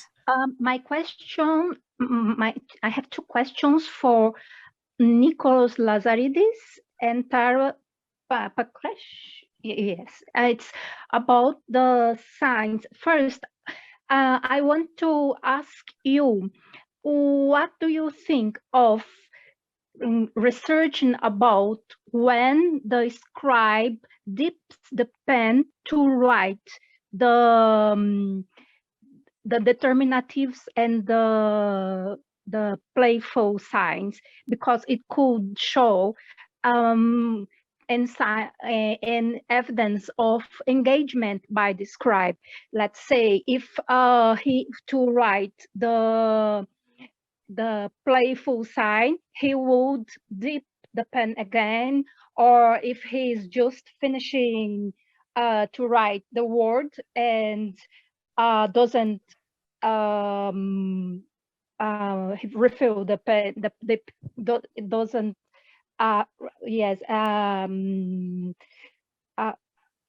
refill the pen again, sorry. So because I know about this sort of approach in literature. For instance, you can see if the scribe was aware of what he was writing, if you see where he dips his pen. And that's interesting. I think James Allen and Richard Parkinson were the first to start to apply this technique. And I think you can see the engagement of the scribe. So if I understand well, Silvana, are you asking whether the scribe would take a mental pose before writing the classifier? So taking out, lifting the pen, and then doing the classifier again, just after thinking about it. So like, what would be a good classifier? Can I create a visual wordplay? Is that what you're getting to, Silvana? Well, I'm asking about dip the pen in the ink to write the signs, the specific signs. So it would be interesting if, let's say, to see if the scribe dips the pen when he's writing these signs, because it shows the emotional, let's say, or attention or engagement by the scribe. Like Richard Parkinson did with second intermediate papyrus. Yes, when the scribe dips the pen. Right. You can also, some colleagues in Liverpool, Susanna Nagy, and Joan Kiffin, who did that with papyrus, magical papyrus Harris. You can see lots of things about the engagement of the scribe. I think, I don't know if it is interesting in this case. And Thank you, Silvana. I mean, we haven't done this type of work. We kind of kept our hands clean from the ink. Maybe Stefan has, or Ursula, maybe they've worked on something like on strategies involving inks. In our case, the only thing I can tell you is about the calligraphy of specific signs, so elongation of signs or not, which obviously takes much more time to write them out. So that also shows a type of engagement. In other words, the choice of specific signs that either commonly they were always rendered in hieratic, in elongating format, or that signs that, you know, commonly they're not elongated in hieratic, but actually in a specific scribe, they do show up in an elongated format. And that shows some sort of like decision and engagement by the scribe. I don't know, Stefan, if you have any comment about that. Yes, there is actually in Chloé Ragazzoli's new book about entitled Scribe. It's in French, unfortunately for some of us. There is an entire chapter about the types of dipping in the miscellanies and their meaningful lessons. Ragazzoli does that. That's it. I was trying to remember. She took this idea from Parkinson. Yeah, of course, yes. She took over from Parkinson and Jim Olin, but she also applied it to new kind of materials. So that's definitely something going on in hieratic studies. I mean, I could give an entire lecture, but that's not the place. So I remember in Marcoulier's class, he used to draw our attention. In this occasion, the scribe dipped his pen so we could become aware. And there is just a last question, something that I found very interesting about the function of the playful signs is that they occur in turning points of the narrative. This is a very emotional place where the narrative is moving on, and that's interesting. The playful sign might share in the effects of the turning point of the narrative, even though it is just written. But the playful writing may interact with the word poem in performance as well. I think. Okay. Thank you, Silvana, for this comment. I think that Rita raised her hand quite a time ago, and I want also to allow for some questions to the other speakers. So many thanks. Yes, very quickly, since I see we are a bit late. I have two quick questions, one for Mario and one for Jordan. Thank you anyway to everybody for this interesting session. Mario, was wondering while listening to you, what do you think about the fact that the body of Akhenaton also mirrors in the bodies of his family? Do you think that's a way to even just focus even more on all the aspects that you mentioned, why the body of Akhenaton is like that? And okay, you can answer first. Yeah, absolutely. I completely agree with you. I had to, because this presentation is so rich, I didn't even actually get to everything that I wanted to say about Akhenaton. So I just had to focus on I would say the extreme version of Akhenaton's body for this presentation, to just kind of make a point. And the point that I wanted to make in this presentation was hopefully to decidedly shift us away from explanations of resorting to physical deformities in order to try to explain what's going on, but to actually try to demonstrate within the system an interpretation that could be compelling to understand the artistic innovations. And certainly this extends to the family, and it also extends to officials. And that was a piece that I did a little bit at RC when I focused a little bit on private tombs and some things going on there that I will elaborate in the final paper. So I completely agree with you. It's extended in both realms. Great. I look forward then to read your paper. And thank you, Jordan. I loved, well, I love the Book of the Two Ways and all these representations of those beings, and especially those little. I love the bull and snake connection. But I wonder if you have the same kind of doubts I have when I look at these figures and also read terms correlated to snakes in the netherworld. That sometimes look actually like worms, and this ambiguity that we have between snakes and worms. And I also noted how snakes are the figures, the animals that also, as visually speaking, they are more connectable to other figures. So you find a lot of composite figures with snakes. And then, well, we could talk about the terminology, the old terms, FAO and others, to define those beings. But I wonder what you think about it from your research. Yep. So in my dissertation, I'm actually focusing on composite figures with snake elements, because, like you said, they lend themselves so well to having other parts added on to them. Wings, legs, different types of heads. About the association with worms, yeah. So in the Netherworld books, I think that is definitely a very valid concern. I think with the Book of Two Ways, that bull serpent composite, the fact that the snake is upright is quite significant.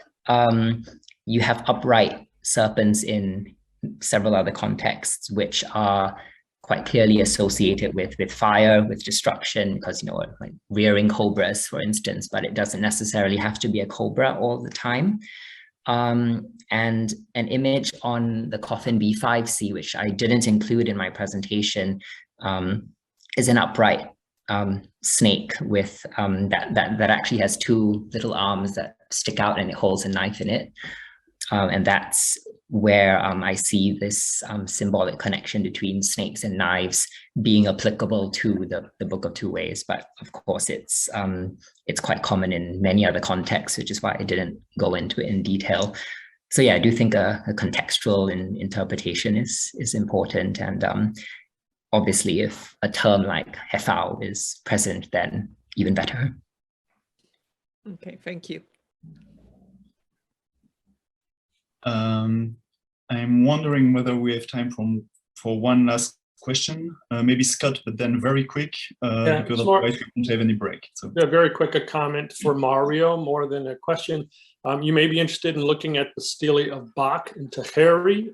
Bach was the chief sculptor under Akhenaten's early reign, in which that stele actually reports that it was Akhenaten's idea for the artistic innovation. So I think we can toss the notion that there was some kind of disease involved, because at least there's an ancient attestation of this notion already. Just yeah, I agree. It's actually in my introduction. I just glossed it. I just skipped over it, but in my RC presentation, I quoted Bach. I quoted that passage, but I just kind of glossed it here because I was trying to make other points. So I completely agree with you. Okay, thank you very much. And I see that Scott has a question. Well, my question is for the first two speakers, Nicholas and Tara. Really more of a comment. In the story of the contendings of Horus and Seth, that word Yahweh for the old woman also appears not just in reference to the office, with of course a different determinative, but later in the story when the ferryman addresses Isis, she tells him that she's bringing a young man flour to feed him and his flocks, and to tend to his flocks. And the word for flocks is the same word and written with the same determinatives at one point, and then later with a kind of a amphibolious determinative of both the office determinative and the flock determinative. So I thought both of those things are in shameless plug here, my wordplay book. You can download it for free. It is an open access book. Yeah, thank you, Scott. I've seen it in your book too. Yeah, you're right.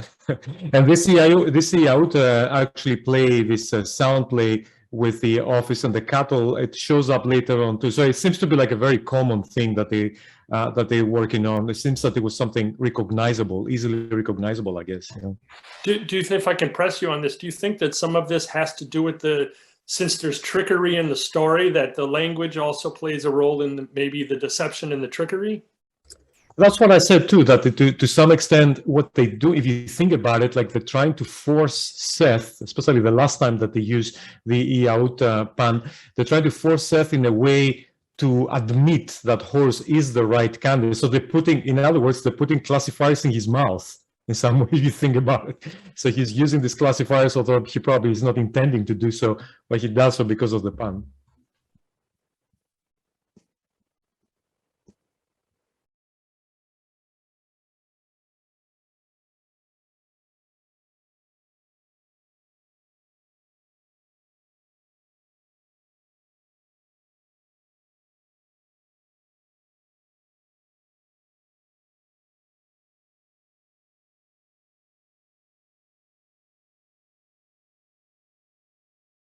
We go. Thank you. So this is our, let me count, our third session this evening. I think we're all beginning to lose count. We are entering the term, the territory of verbal pictorial metaphors now, and we have 3 papers. So the first paper is given by Tian Tian, who completed his PhD in Egyptian archaeology in University College London, and is currently holding a postdoc in the Institute at the World Art History Institute at Shanghai International Studies University. So his area of specialism is mortuary archaeology, and his doctoral work was about the patterns in the deposit of funerary goods in Egyptian burials in the 3rd millennium. But he's also very interested in Egyptian language and the possibilities of comparison with Chinese, which some of us have been discussing in the chat.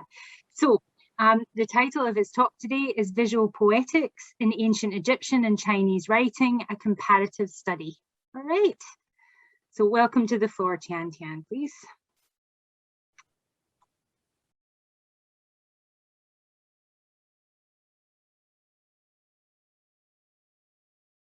Right, thank you, Angela, for the introduction. We just dive in. One of our organizer, Hany, have a very good point about visual poetic in ancient Egypt writings. And they talk about how the so-called determinate signs tell the stories in one sentence. Brilliant, very interesting. And Hany also wonder, can we just jumping out of the predisposition of alphabetic language and talk about the same phenomena in the non-alphabetic language? And here I am. Yes, Chinese. Chinese have been on Earth for 1,000 years. They have been speaking by millions and written by millions. I'm pretty sure there's something we can learn from Chinese text about this visual poetic issues. Now, some tutorial before we jump in. So Chinese text or characters are quite complex in a sense, and about 90% of the text we use today, and also ancient times, are like this. So I have a sin sign or called a radical, which is soundless, but always indicates that what's the meaning of the characters. Like here, the sign flesh or moon refers to the human body part as human flesh. And the blue parts, gan, which have meaning of the dry, but here only used as a sun sign to refer to the sun, gan as a deliver. Just be sure, one thing is characters in Chinese are not always or necessary to be sin sign or sun sign. Their positions and their roles are interchangeable in different circumstances or what kind of thing you want to talk about. And I color code the same with the ancient Egyptian language, it's same. So you have red parts, there's a soundless, and you can use as a so-called classifiers or determinate to talk about the flesh, and the blue part talk about the sound. Now, congratulations, you can all read Chinese now. And now let's see how deep the rabbit hole could be. So this parallels between the Chinese radicals and so-called determinists has been not original since 19th century. A lot of people have found that, including Samuel Birch, who supposed to speak Chinese well, and who met Chinese and talk about the same. I'm not going to deep into this question, but I have to tell you that it's not original at all. But one thing is true is that Chinese is far from standard. especially in the past. So you can change the radicals according to your wills, according to what kind of aspects of this characters you want to emphasize. Let's see one example here is the word smelt. So smelt, you could emphasize the part use heat. So it could be the fire as the radicals, sure. And it could also, you emphasize the metal as you smelting metal. So you can use metal as a radical as well. So you see, you can literally change a radical according to your will, according to what kind of aspect you're emphasizing. And these aspects could only be grasped visually. Now let's move on to this 90% of the characters. They themselves are also variation of the previous one. What about previous one? For example, the bad, originally they look like a bad. It's just the iconography of bad. But then people say, nah, I think bad is made of wood. I'm talking about wooden bad. So you have a wood as the radicals, and have a new word, wooden bad, chuang. And same in ancient Egypt, you can see this Rahotep's list. You can see het is just adding on in front of a set to talk about wooden seat. Yes. And similarly, sometimes it's even more nuanced. So you see the character phone, offering, have two hands holding each to give you something, and it's phonetic, it's phone, which happen to be the ear of wheat. So the ear of wheat here indicates sound, but at the same time, it talks about what you are giving. So it's also a part of its image. Just like the word ready in ancient Egyptians, the D bread is given by the arms. It's a part of sound, and it's also part of the image. And you can even repeat the sounds twice to make it like a duet. So talk about E sounds in the dual. So we have a ready. So it's very, very beautiful in itself. Now let's get back to the main course. Shijing. Shijing is a book of arts in translation, and it's one of the 5 books of the Confucianism classics. It's one of the most ancient arts from China. So I'm going to limit my example from all here. This text has been studied, commented for 1,000 years because it's a classic. And throughout the centuries, there are 3 traditions, Lu, Han, and the Mao traditions. But only Mao traditions survive to today completely. So the Mao traditions and their translation or commentary of the art are the textual receptors. Now let's start with the first art. Even though you didn't know Chinese, you see that something really odd happening here. Look at the part that highlighted red and the parts in translation. What do you see? You see that those pairs look the same. Exactly. Let's see. Yao, tiao, wu, mei, zhan, zhuan. These words have either related meaning, like far and deep, extremely deep, or toss and turn, or contradicting meanings like awake or being asleep. And also, you listen to the sound, yao, tiao, wu, mei. They all rhyme the same. They all have same sound. And then they are paired with the same outlook. They are paired with same radicals. And moreover, these radicals is a perfect metaphor to their meanings. So you have a cave here as a metaphor for far or deep. You have a bed under the roof as awake, and a chariot as a spinning wheels as a toss and turn. So this is exactly what it is. This is a beauty par excellence, not overselling at all. This is a poetic, and this is achieved by both sound and image. And some of the beauty can achieve only by visual exclusively. And same phenomenon could be happens in nehs and neged in Egyptian language as well. And also the same sound could happen here in the papyrus. Here is ich washbet, ich wajeb. So basically washet and washbet. Answer question. Wu mei. They sound the same, they have a contradicting meanings, and they have a same so-called determining signs. So you see the 2 writing systems actually share some of this visual gameplay here. But let me emphasize one thing, is that this was done on purpose, because some of the signs here were done by purposely adding another sign out to the original sign and literally make up a new characters just to pair up with the other characters to form these beautiful pairs. So let's jump out of the pair of the characters. Let's talk about the entire paragraph And what do we have here? Look at this paragraph, and you already notice something really weird happens here. It's this red part. If you look at the red part, we find that it's all about banners, oxtail banners, total banners, falcon banners, and even the word flutter. So why? So this red part in ancient time, about 1040s BCE, is a flag named Yan. So it's literally a flag. So here again, visually, you can see the banners just fluttering all around the paragraph. You look at the fluttering, you look at the banners all over the place, and you can only, appreciate this kind of visual image by looking at the characters. So the question is, did Chinese people actually realize that this beauty of image in the writing systems?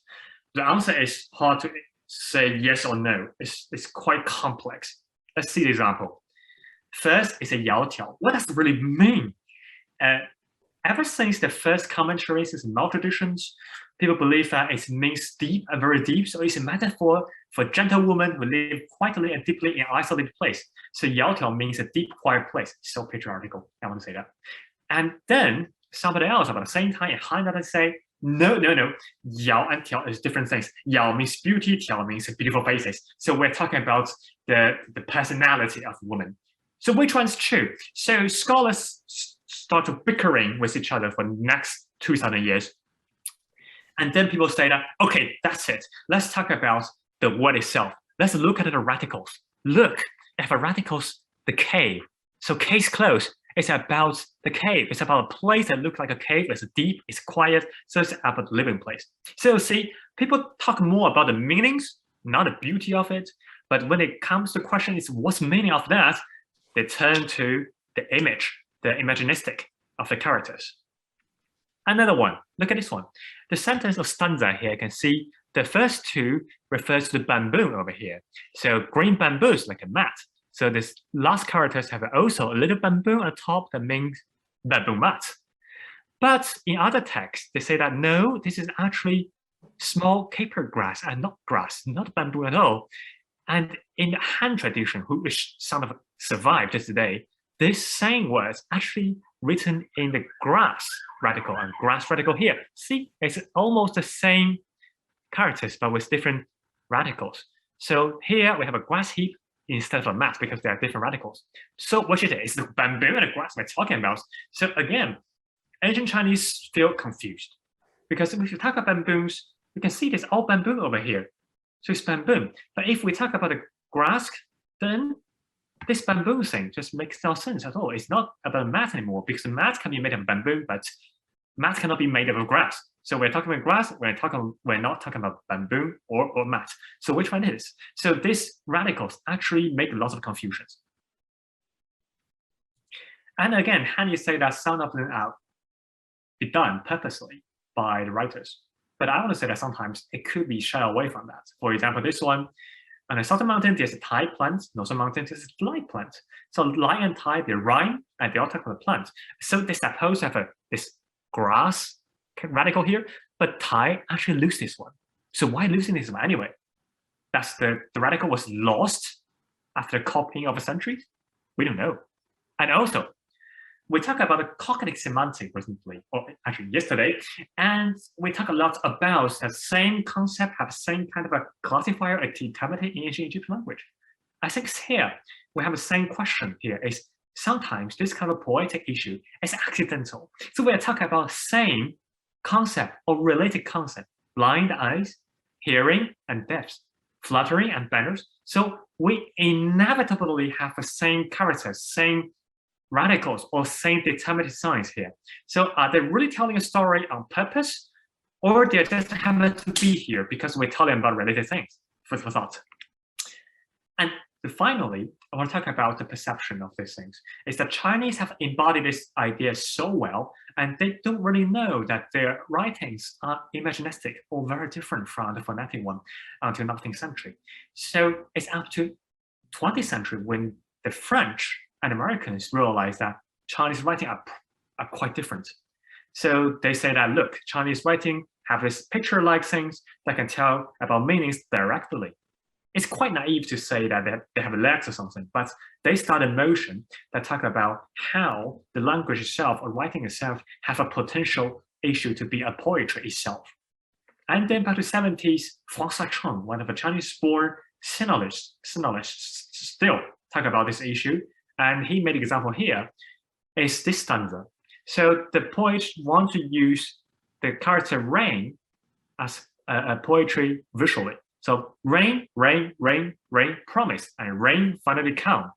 But it's nothing, because the word nothing is a little fire under it. So it's opposite the rain, the water.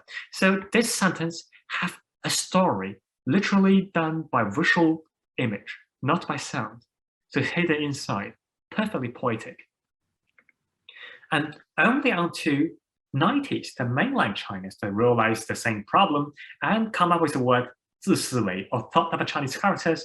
And they say that the Chinese characters have 2 layers of thought. One is the Latinist characters that have their own meanings. And second is its meanings as literature or in literature meaning. So when you see a poetry, you see the characters, you see the meanings through the Latinist character first, and then this likeness in combined with the literal meanings give more meanings. So here you have a Chinese as a poetry. So come to end of my very short talks. I'm going to wonder, this outside looks really just happen to inspire us to look at the language, the non-alphabetic language, with an open eye. Especially Hany's article made me wonder what happened to my own language. So I just wonder one question is, us as outsiders might be looking at Egyptian language differently as well, and may inspire ancient Egyptians themselves if they're still alive here. And I also wonder, maybe, just maybe, ancient Egyptians encountered non-alphabetic alphabetic language later in their history, spurred them to develop their science more in the Greco-Roman period. Just a hypothesis that for the discussion. And that's the end of my talk. Thank you very much for listening. Thank you very much. That was beautifully timed. You're 1 minute early. Thank you very much for that. That was a wonderful, wonderful talk. Lots of fascinating things, and we'll come back to them in the end for the question session. In the meantime, if I can ask Barbara to queue up her slides, then she's next. So Barbara Richter, who is a long-standing member of the Egyptology department at Berkeley in the University of California. She began and completed her Egyptological studies there, but I note from her biography that she started with a degree in music, which I find quite fascinating, another system of communication for us to consider. She's a specialist in the Egyptian language in various stages, but particularly the final stages. And she's also deeply interested in Egyptian religion. And her book, The Theology of Hathor, Oral and Visual Scribal Techniques in the Perware Sanctuary, feeds in very well to the topic that she's covering for us today. The title of her presentation is going to be Hidden Images of Ritual Power, a new look at Crypt South 3 and the Temple of Hathor at Dendera. All right, thanks, Barbara. Over to you.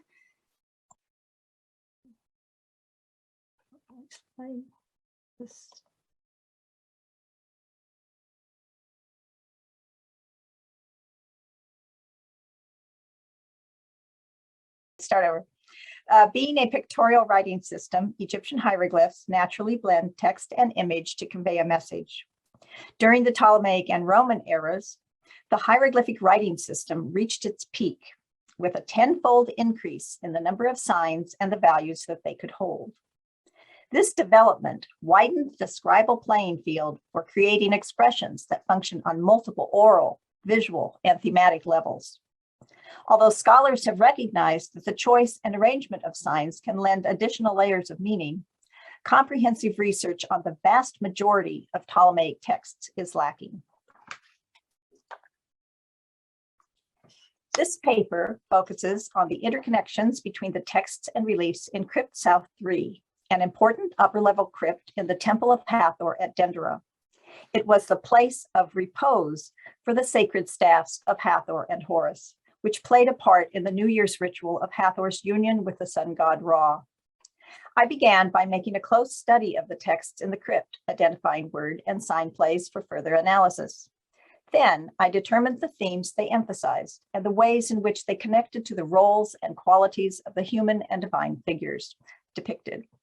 Finally, I created a table and diagram indicating the interrelationships between texts and reliefs in the three-dimensional space of the crypt. Of the eight scenes and text groups, I found 26 word plays and a surprising 211 sign plays. Each example either emphasized a key phrase or expanded on a pertinent characteristic of one of the human or divine actors. Furthermore, unless it elaborated on a concept directly related to the scene, word or sign play was not employed, even if it could have been easily inserted, suggesting that its use was intentional rather than ad hoc. We will now look at some representative examples from the most interesting and frequently used categories of word and sign plays that I studied in the crypt. Word plays exploit the spoken word, recalling the authoritative utterance by the creator, whose speech brought the world into existence. Of the 26 word plays in the crypt, 38%, or 10, were polyptotons, a stylistic scheme in which words derived from the same root are repeated in different forms with different meanings, simultaneously explaining and emphasizing the meaning behind the phrase. An example occurs in an offering scene on the north wall. The king offers a libation of water to Harsumptus and Osiris, saying, Sekebech-i, ibten emkebehu, I make cool your heart with cool water. The root kebeth is a transitive verb meaning to cool. It stands out, being repeated twice. First as a causative verb, make cool, and then as a substantive, cool water. It refers to the restorative properties of inundation water, which can cleanse and refresh. As a funerary offering, it purifies and provides water for the dead, and especially to Osiris, who is associated with the Nile and who is depicted in this scene. The alliteration on the root kebeth and its syntactical changes emphasizes the water's refreshing qualities. One way that scribes exploited the polyvalency of hieroglyphic signs was to create new logograms. In Crypt South 3, 99% of the 211 sign plays were formed with logograms, most of them newly created during the Ptolemaic era. The creation of multiple ways to write the same word allowed the scribe to choose the one whose added meaning fits the context. At Dendera, there are several ways to write unit, another word for Dendera, as the feminine Iunu or pillar town, the cult center of Ra at Heliopolis. The first example, Nebidi unit, Lady of a Unit, is the playful writing of a composite figure with a cow's head and snake's body, alluding to Hathor's manifestations as cow and cobra.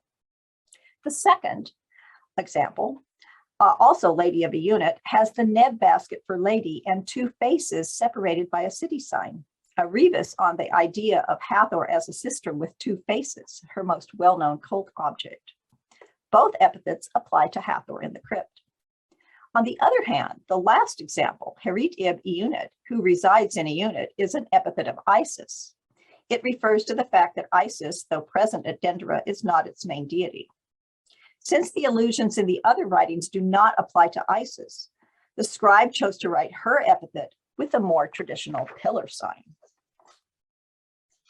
Another technique of visual emphasis is the repetition of similar signs in different words. A good example occurs in the libation and incense offering scene on the north wall of Crypt South 3. Horus of Mesen, the lion-headed god seated at the rear, is called Cham, Wer, Pekti, Neb, and Kemet, lion, great of strength, lord of Egypt.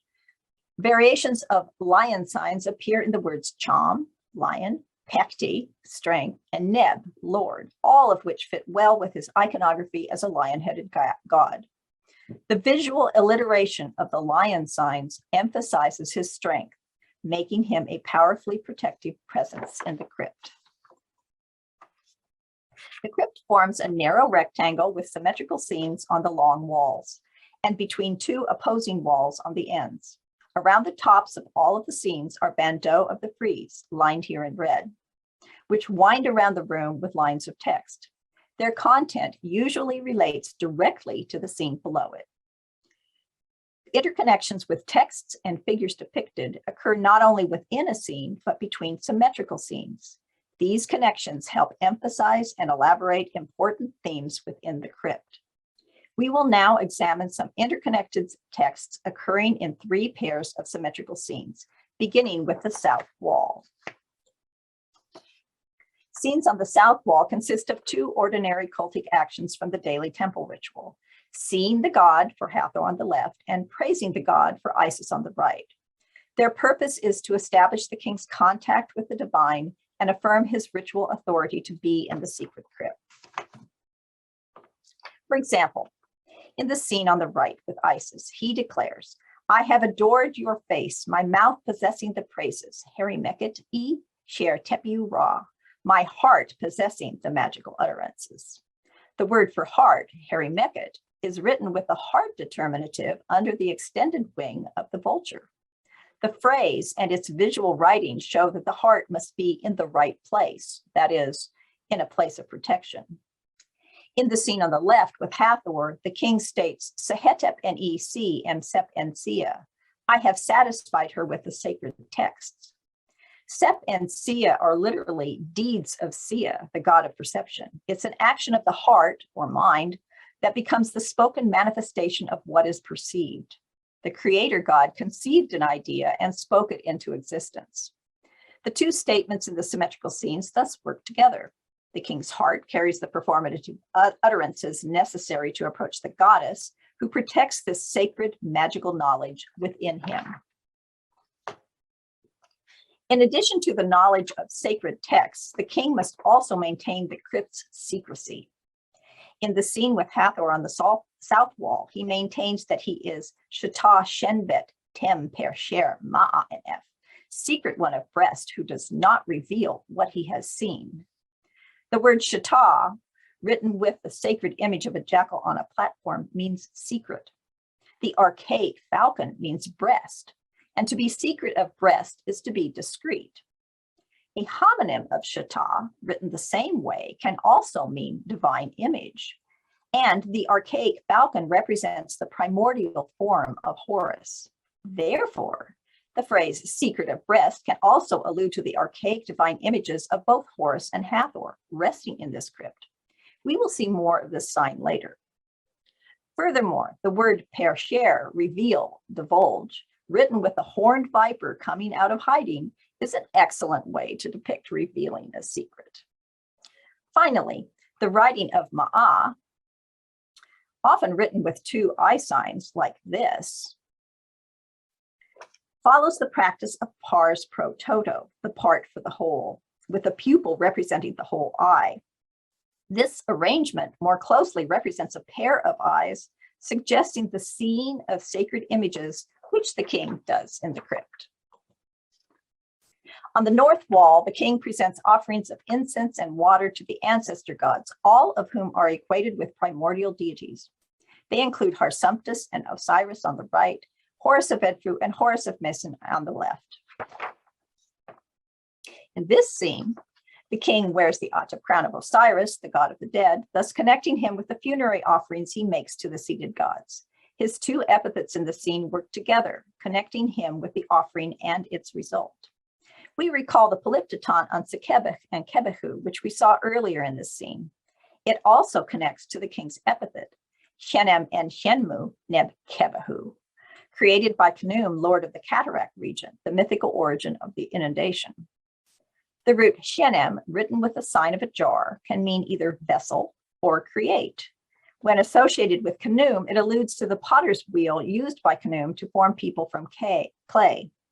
His name, Shenmu, is a noun of agent, meaning creator, so Shenem and Shenmu is literally created by the creator, another polyptyton. Furthermore, since Shenem can also mean vessel, it can also allude to the king's action of pouring the water of Khnum from a jar. The syntactical turns in meaning from verb to noun in both epithets, Shenem, Shenmu, and Sekebech, Kebehu, emphasize and describe the libation as well as the king's connection to it. Water signs and 3 Hess jar signs with water streaming out visually emphasize the king's libation, which will refresh and nourish the deceased ancestor gods. Interestingly, the verb shenem can also mean provide the body with life, health, and protection, an allusion that fits particularly well with the king's libation for the two primordial gods in the scene. Links between epithets and offerings can also appear between two symmetrical scenes. In the text in the scene with Harsumptus and Osiris describes the king as Huan and Huert, Chenet Necheb, young man of the vulture goddess in Necheb, referring to the goddess Nekhbet at El Kab. The symmetrical scene describes the effect of the incense offering, Sechi Nekhbet, Sensen F10, the perfume of Nekhbet, it unites with you. The epithet and the offering correspond to Nekhbet's cult center at El Kab in the south and the incense-bearing regions generally south of Egypt. The text's playful writing of the preposition en, of, has the child sign sitting on the new jar. The verb sensen, unite, uses the unusual sign of twins holding hands. The verb sensen can also mean smell, thus creating the illusion that smelling the incense causes it to unite with one's body. There are several statements in the crypt about incense uniting with one's body. Since Hathor's staff participates in the uniting of her ka with the sun, perhaps there's a subtle allusion to that ritual as well. On the narrow ends of the room are the Hathor staff on the east wall and Horus staff on the west wall. Both of them receive strips of menchet linen from the king. The root menech means excellent or potent. The purpose of the cloth is to protect and conceal the bodies of the gods. The offering recalls the cloth bandages used in the mummy wrappings for Osiris, thus symbolizing regeneration. Together with the offerings of incense and inundation water on the north wall, they would rejuvenate, refresh, and protect the primordial ancestor gods so that they can continue to protect the temple. As noted earlier, the text of the bandeau usually relates directly to the scene below it. However, a closer look at the text above the staffs of Hathor and Horus yielded something surprising. The bandeau text above Hathor states, Sepedet hair, Sehebet shenbet, sharp one of face, festive one of breast.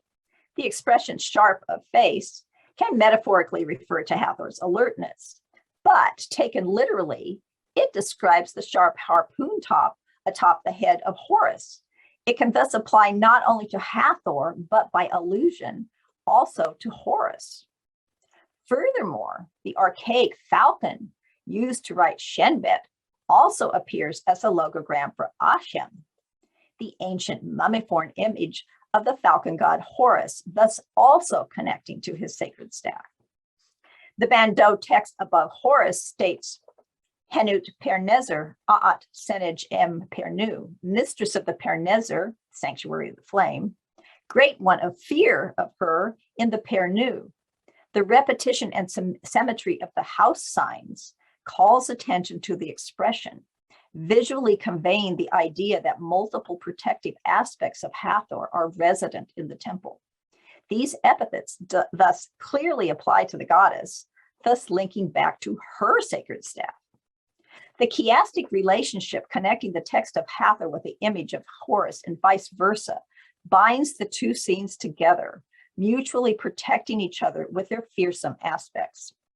We will hear more about the Pernu a bit later, but first, let's explore the primordial aspect of Horus's staff.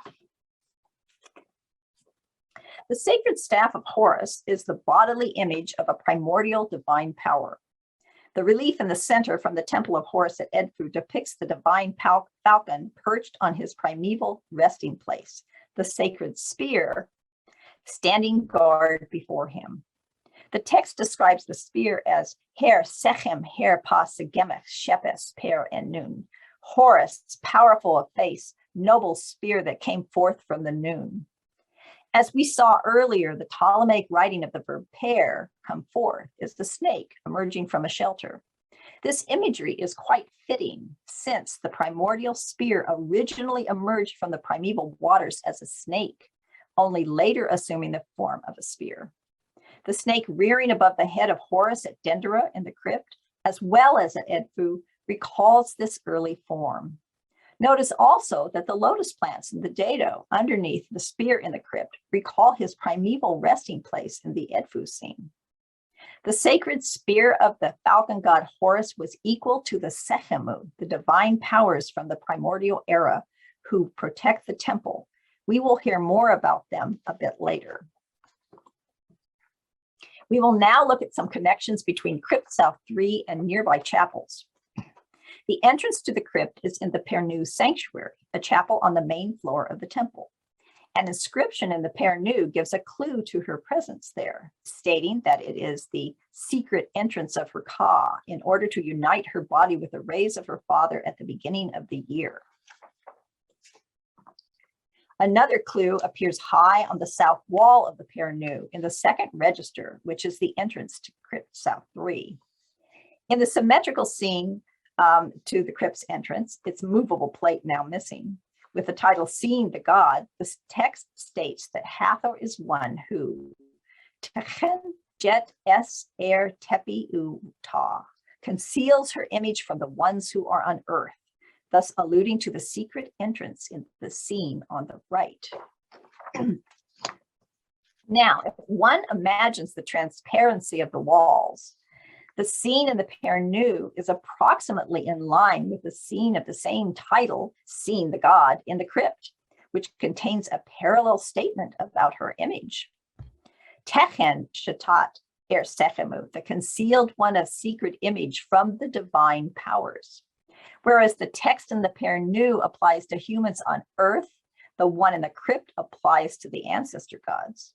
The two scenes are thus linked textually, thematically, and three-dimensionally through their architectural placement. Moving from the Pernu to the crypt, from outside to inside, is thus a transit from the seen world of the living to the unseen world of gods and spirits.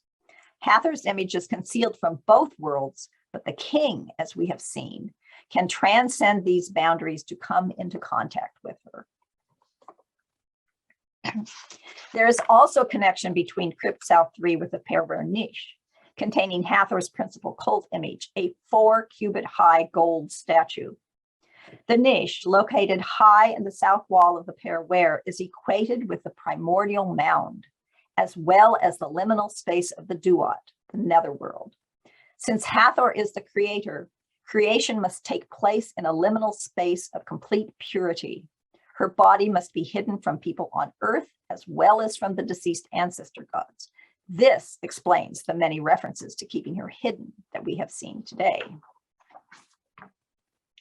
The Horus staff, being on the west wall of the crypt, immediately to the left of the Perwer niche, stands guard before Hathor the creator, just as he did for the divine falcon on his perch in the primeval resting place that we saw at Edfu. The Horus staff works together with Hathor's great sistrum on the east wall of the crypt South 4, providing protection for the goddess on both sides continuously. Oh, there. So we have seen how scribal techniques connect symmetrical scenes thematically inside and outside the crypt, creating a magically effective three-dimensional space that protects and renews the divine beings dwelling within it. Thank you. Thank you very much. Again, a fantastic lecture and just a delight to look at and ponder. And I'm sure we'll come back to ask you lots of questions. So thank you so much for that. If you can stop sharing your screen, Barbara, and Stefan and Philip, you're up next. So just to introduce you very quickly, I think probably we need only a very short introduction. Stefan is well known to us as somebody who writes extensively about Egyptian script and Egyptian language, and is interested in how we process that, and works in various fields looking at applications for the theory. So Crossing Boundaries project is just one. And Philip is somebody who's worked with Stefan as a student on hieratic and on the Crossing Boundaries project as well. So this is a joint presentation from the University of Liège, where Stefan is an assistant professor and Philip has been a visiting student, though he's based in Munich. So without further ado, if you want to take it away, the floor is yours. Thank you.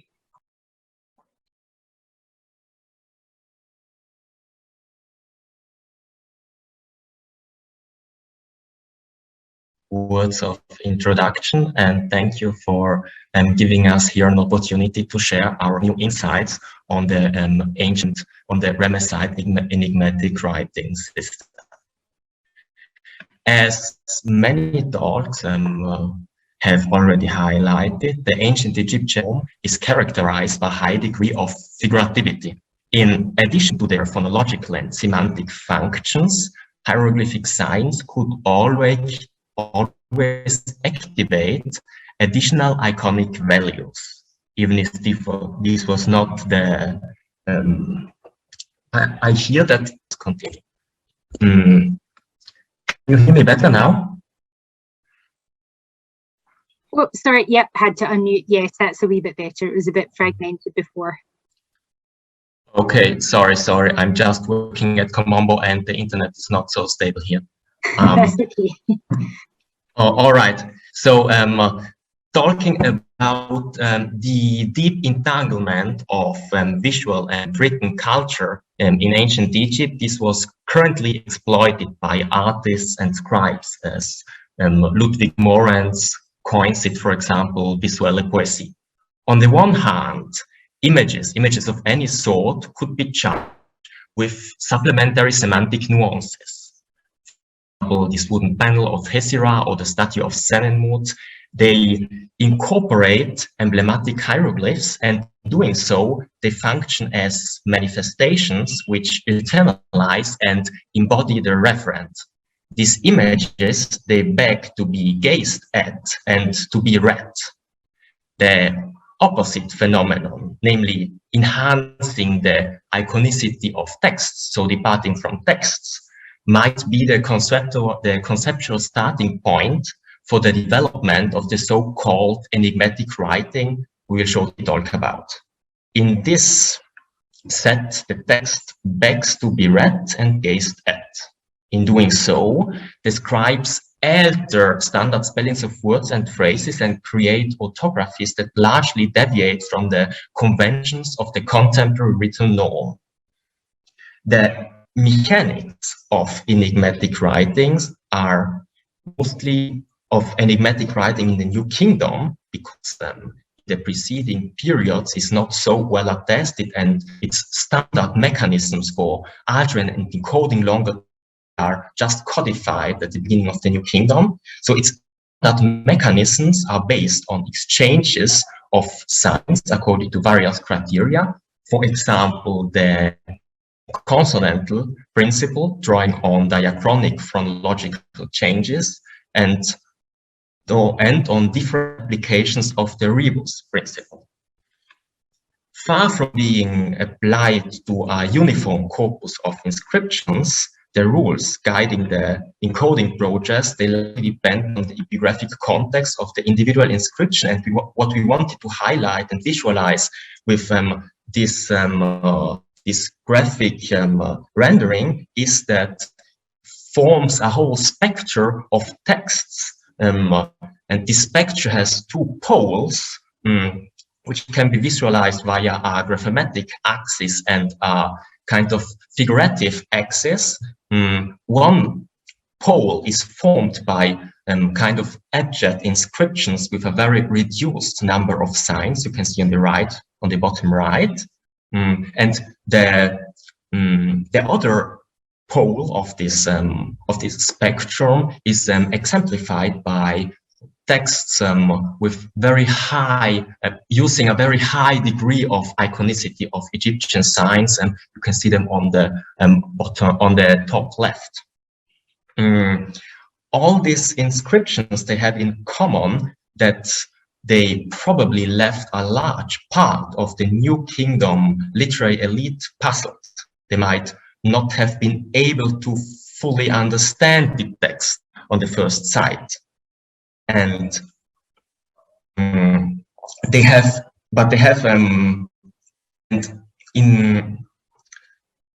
let's take it the other way around. Provided with diachronic, diatopic, and diastratic dimensions, these sources, they unfold different subsets of enigmatic writing during the New Kingdom. Stefan, could you please change the slide?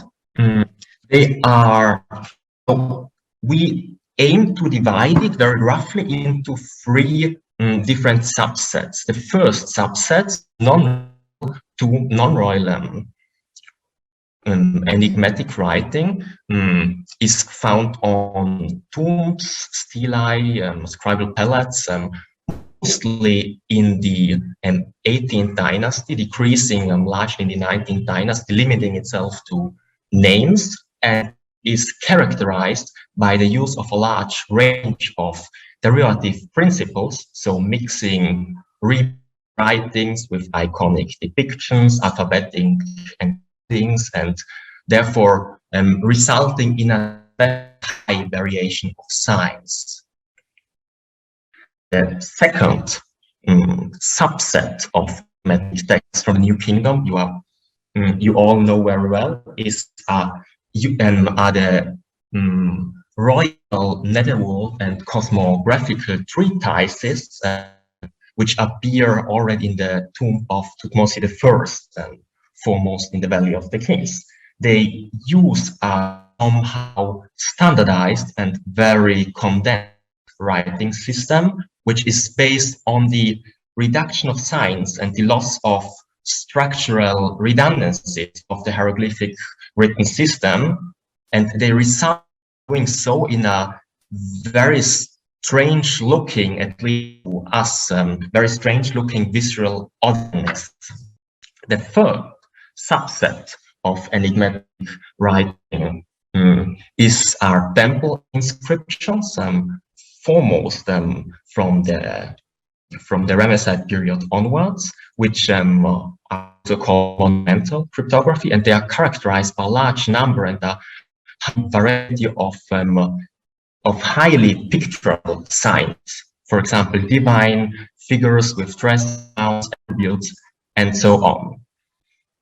The composition of enigmatic writing is the main subject on which our paper will focus. It relies on highly creative processes, and scribes had to exploit, as you saw, a high range of different approaches. It was probably supported by bullions written in cursive scripts and on portable media. Unfortunately, we have there is a big lack of these bullions. In the scholarly literature, often cited these two documents, which have been published by Étienne Rita, the founding father of Egyptian cryptography, as enigmatic writing is also sometimes called. But we want to rule them out because they are not incised limestone slabs, and we are not even sure if they date from the New Kingdom or later periods. More directly related is an ostracon from the Valley of the Kings, and the ostracon from the Valley of the Kings shows two lines of hieroglyphic text, and in these two lines, after the cartouche of Thutmose III, you have two different renderings of his birth name. So Jehudi Mes Chau. At the bottom of the text, it is dated, is contextualized in the community of Deir el-Medina, and it is dated to the 5th year of Ramses II. So in order to get more direct evidence on the creation of enigmatic writing, apart from some emic statements, as for example Ursula Verhoeven has yesterday showed the famous statues of Senenmut, we have to turn towards the village of Deir el-Medina, the people responsible for engraving lots and lots of enigmatic texts in the Valley of the Kings. Interestingly, there are only 2 documents in enigmatic writing we are aware of which stem from this village. The first is a frieze inscription preserved in 2 fragments. You can see on the left, encoding the name and titles of Ahmes Nefertari. And at the right, you can see an ostracon from the Valley Kings, which contains on one side free texts with parts of not yet identified royal compositions. So we have 2 types of enigmatic writing attested at Deir el-Medina so far, and we now aim at adding a new document to this corpus, which is the first attestation of the 3rd kind of enigmatic writing at Deir el-Medina, namely non-royal. The document we're talking about, Ostracon Turin CT 57440, has already been published, but as you can see, the edition has many question marks and it did not exploit the potential of the text. This made it necessary to go back to the original, at Fontes to say. Next slide. The Ostracon is written on both sides and it's quite well preserved. Just like a part, there are just two breaks on the bottom part, 2 modern breaks, and the rest of the text is near totally preserved. The ancient break, they testify of the production of ostracon. So you can see, for example, on the left side, the blow which separated a larger block into smaller ostracon-shaped flakes. And that being said, I will now hand over the mic to Stefan, who will introduce you to the text itself. Yes, many thanks, Philippe. So I'm now going to talk about the text of this ostracon itself. And first, you're going to see on the screen here the transcription of what we call the recto in columns and cursive hieroglyphs. And then here you're going to see the verso hieratic script in lines. As Philippe just said, this ostracon was well known, but the edition by Lopez did not allow for a proper study of it. So we were lucky enough to beneficiate from new pictures from the Museo Egizio in Turin, and managed to produce a new transliteration of the hieratic text and of the cursive hieroglyphic text. So the thing with enigmatic text is that usually you have a context of inscription, and this context of inscription tells you a lot about what you have to read. Because if you're in a tomb, if you're on a frieze temple or on a stele, you know the kind of formula that you have to expect. And anyhow, most of the time with enigmatic writing, and that's why scholars nowadays tend to avoid the term cryptography, even if there is a process, an actual process of encryption, as we shall see. But enigmatic writing is not about hiding the content, because most of the time you have access to a plain text next to the cryptographic text, so that's not the goal of Egyptian cryptography. But of course, when you're facing an ostraca like the one we have under the eyes, it's much less contextualized, right? And any type of text could be actualized on it. And it's only fair to say that in the absence of specific context or parallels, decrypting an enigmatic composition often involves a series of educated guesses that are hard to back up. And that's why some of the transcription and translation by Etienne Rioton, for example, have been harshly criticized just because it's difficult to back them up and the principles are a bit too numerous to ascertain proper reading.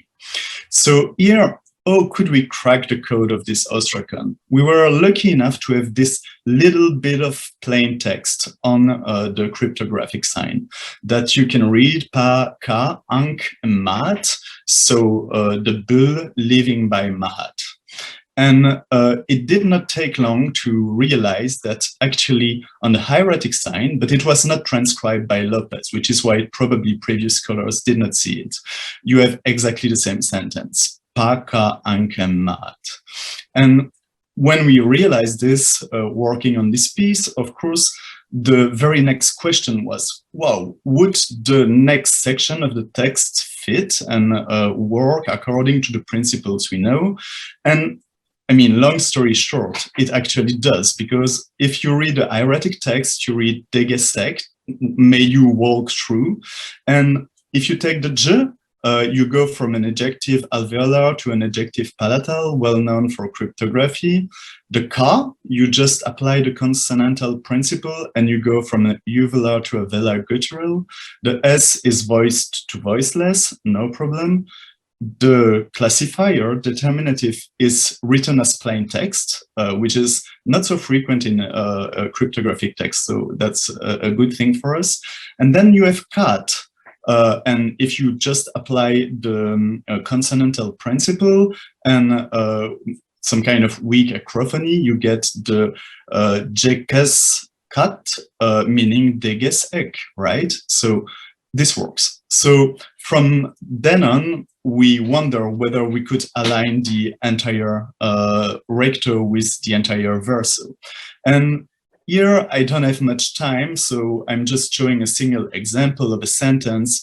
So verso 5 of the verso 5 and recto 3, and you see that the text aligns perfectly with sentence like Jedek Tatri Tiut, Shetaut Neti Migeret, may you pronounce the 3 sacred images that are within the silent place. And so this works kind of perfectly for the entire text, and even better, where we have lacuna in the hieratic text, we often have signs from the cryptographic version and vice versa, which allows us to say fill in the lacunas based on the two texts. The text is a funerary composition, and it says, may you go out and may you go in your tomb, which is located at the entrance, something like this, of the temple that you made for Osiris, Nephthys, and for Isis, which is already something great because it tells us something about the location of the tomb. I'll come back to this issue later. May you pronounce the 3 sacred images that are within the silent place. We just saw this sentence. They are placed close to your heart, located on top of your chest, which it's probably a reference to the actual place in tomb where these images were depicted. May you spend a long time in Thebes with its food. Okay, so that's the first part. It's quite, I mean, it's quite traditional, not much to say about it.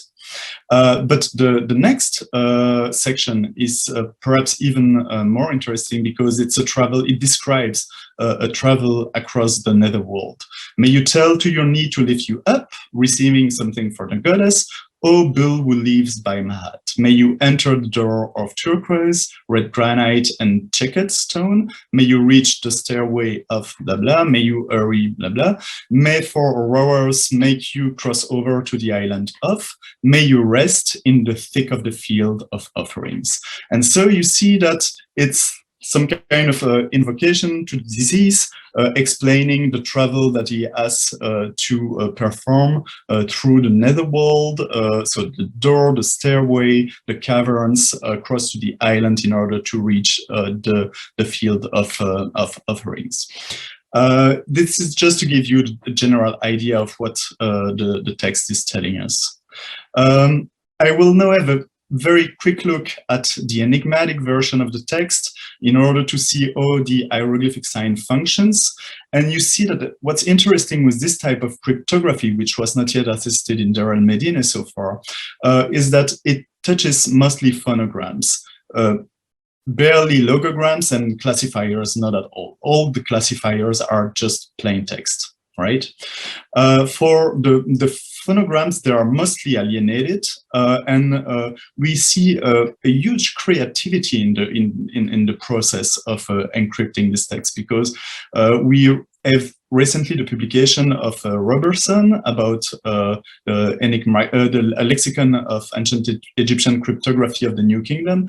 And if you take only the first line of the recto, we see that we have 4 phonograms for which the value was not yet known in Robertson, or not yet described. This is nothing surprising if you look at the values in Ptolemaic, for example, but it just means that this kind of innovations were there probably much earlier than what we could think. So pet for pa, 2 times iak for double yod, and so on and so forth. But we see also that the scribes want to give some clue and to be understood, because for basic grammatical items like the dative marker M, or basic verbs like iri, they would use the normal spelling in order not to confuse completely the reader, right? I come back to this issue a bit later as well. For the logograms, we see that they are mostly standard. What they do is avoid redundancy, like in every kind of cryptographic inscription, like for set place, or they use the classifier as a logogram, right? Like in MSEC for may you rest.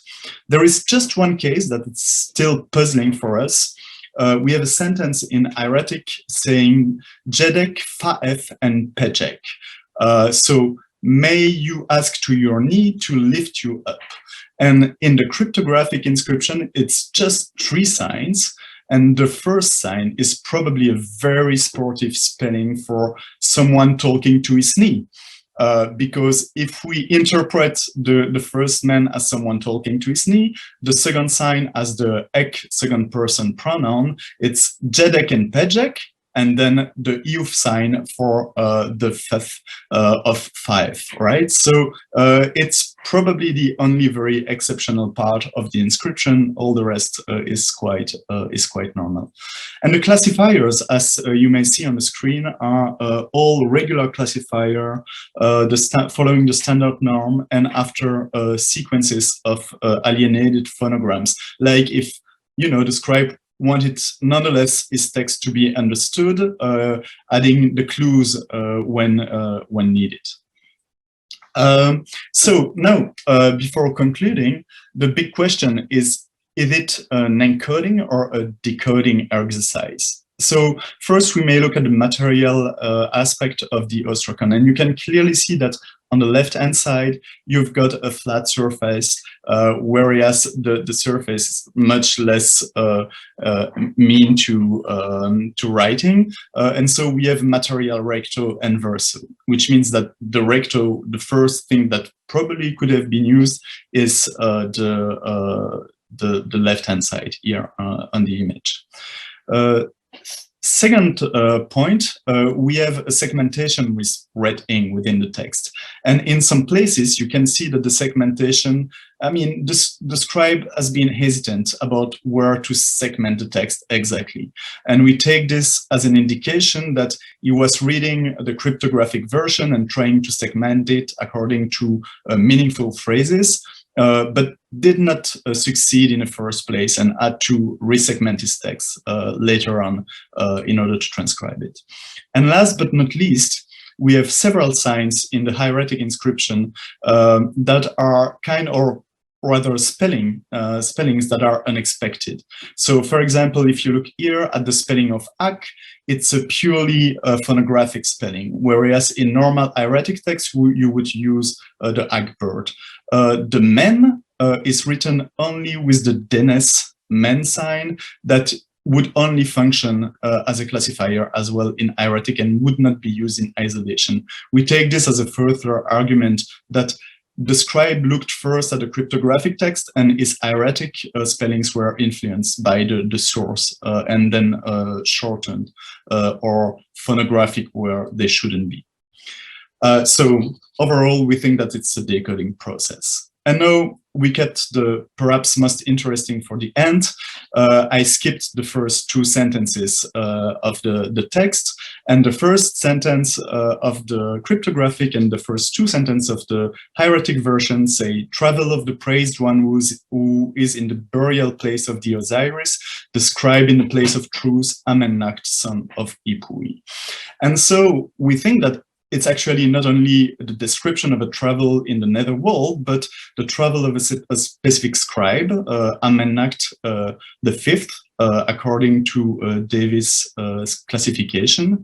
And so we can actually perhaps suggest a proper Sitzimleben for this hymn. If you look at the structures here, that's precisely the structures that we are investigating with the University of Liège and Uppsala within the IFAO mission, and it's the chapel of this scribe, Amennacht. And you remember that the text says that he built a chapel for Osiris, Isis, and Nephthys, and we happen to have twice in this structure 3 rooms next to one another, which could actually be what's referred to in the text. Moreover, if you remember, it says that the tomb is located on top here, the entrance of the chapel. The entrance of the chapel is where the blue line is. And the pit in blue leads to the blue structure here, 3A and 3B. Unfortunately, I can show you what the inside looks like. It's a very big tomb by Darren Medina standards, but everything's collapsed, and we entered the tomb during the last season. And this year in February, we hope to go back there and to clean this up. It's been robbed since a very long time, at least since Drovetti's time. So we are not very hopeful to find a lot, but maybe that a tiny clue could give us indications about ancient decoration in there, and that the cryptic inscription that we described in this during this lecture was actually materialized in this place. So yeah, to sum up, it's the first hieratic cryptographic transcoding that has been described so far in the Egyptological literature, and we are looking to hearing your comments and know what you think. Thank you very much. Thank you very much for that. I think this is the point where if we were in person, you would hear a lot of applause and excited faces. That was really, really interesting. We're running slightly over, but I think it's worth it just to finish that very compelling presentation.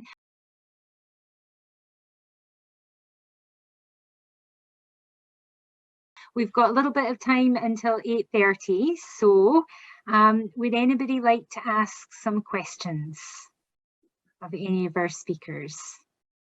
Silvana. Yes. Can you hear me? Yes, we can. My question is about the presentation on enigmatic writing. I want to ask Pauline or Philip about something interesting that they said. They are finding new signs, let's say, they are making new interpretations, because I have read in Joshua Robertson's fresh book about enigmatic writing that it's methodologically hazardous to consider new signs. I find it interesting because I think I found a cryptography in a ring that in the future I want to publish, but and I couldn't find a parallel in the Ramesside period. And okay, thanks about the fact that you'll find new signs as cryptography. So creativity. Could you clarify about that, please? Well, I can say a few words on that. So the lexicon, as it has been composed by Robertson, is basically a list of all values attested in New Kingdom enigmatic writing so far. As we have shown, this is a very creative and productive process, so it would not be surprising, as we showed in our talk, that we'll find a lot of new values for science in using the principles we just described. Of course, yes. And do you have criteria for confirming, oh, this is a cryptography? Well, it's the context, I think, because I would like to send you an email later, because I think I find, but I'm kind of shy in a way of showing, and I don't want to publish yet. And it's a ring, and I think I found the cryptography. I'd like to discuss with you later in an email, if you like, if you allow. Let's do this. Yes, I would be also very interested in that. Okay, so I will send it a ring. I will publish it. I intend to publish it in Journal of Egyptian Archaeology with Doa Muhammad, who is an Egyptologist. And I want to I will show you the ring and our article, because we have written an article, but we haven't published, and I'm suggesting a cryptography. And they are very similar to rings of Tutankhamun using cryptography. Sorry for using the word cryptography, it should be enigmatic writing. So I will contact you both. So can I? Okay, thanks. Thank you, Silvana. Jordan, you had a question as well, please? Yep. Yeah, so thank you so much, all the speakers. That was a really fascinating session. My question is for Tian Tian. I know Chinese as well, but I mean, I'm far less competent at it than you are. And my question, which might probably be of interest to Julia Hamilton as well, is how do these visual poetics feed into personal names? Because, you know, I have, you know, friends with Chinese names, and the characters that are chosen are, you know, they sometimes pun on each other, or they look visually similar, and they establish links with the family name, with the generational name. And I'm quite interested to see what you think of these things, because that's a context that I don't think you discussed in your talk earlier on. Right. And first, nice to see you, Jordan. We finally met. And yeah, speaking of name, I think my name is pretty good example. Tian Tian, same language, same like T-I-A-N-T-N-A, but in Chinese it means field and sky. So we actually, I think my dad literally play a word game on my name. Honestly, don't do that to your child. But the thing is, you have field as a family name, but you have a Tian sky that similar in pronunciation with your family name, but at the same time, its meaning is exactly contradict to a family name, which is field on earth, and you have a sky above the earth. So see, this entire names give an image of a microcosm. You have a field, you have a sky. So you have everything between sky and earth. And that's a very good name. That's what you mean by, you know, you put visual family names and pronounce it all together in one name. That's actually a very good example. I hope that answers your question. Thank you for that. Thank you so Scott, much. oh, Scott, you have your hand raised. Yes, more of just a general thought. I noticed that one of the charges that was put to us as speakers and audience members was to rethink some of the nomenclature and the terminology we use for these various phenomena. And I would like to call into question, not by singling out Barbara in particular, even though she's used this term quite a bit, and I want to say that I've learned a lot from her book on the theology of Hathara Dendera, but the term wordplay has, in my opinion, ceased to be useful because the systems that we're looking at are typically not based on words. The constituent elements are signs, and there's almost always nothing playful about the phenomena. And there are various kinds of phenomena that are masked by this term wordplay that are often very different and have very different effects. So I'm just going to put that out there. The term, whether it's jeu de mots or whatever you want to use, Wortspiele, these terms tend to be calques on each other and persist in furthering a kind of a false image of what this phenomena, we'll call it phenomena, are all about. So I just wanted to put that out there. I don't know if any people have any other thoughts about such terminology. We've heard about cryptography versus enigmatic writing. I think we're all starting to question these terms, and probably for good reason. Barbara, did you want to come back on that? I would just ask what kind of, how would you describe it if you don't say wordplay when you're talking? Well, in my book, I tried to think in terms of polysemy and pareidomasia, that is devices that are based on multiple meanings and devices that are based on sound. And within that, divide the taxonomy accordingly into different devices that have very different impacts and effects based on whether they have, not to say that they're mutually exclusive, but usually they're one or the other. So I think that's a starting point. It's not perfect, but it probably doesn't mask as much by the use of the term word and the word play, put together. It's food for thought. I think you have to. Sorry, I'm just watching the time here. I think it's something that we can maybe come back to at the end. I'm conscious that Anna has had her hand up for a wee while, and I want to give her a chance to ask her question. Yes, thank you.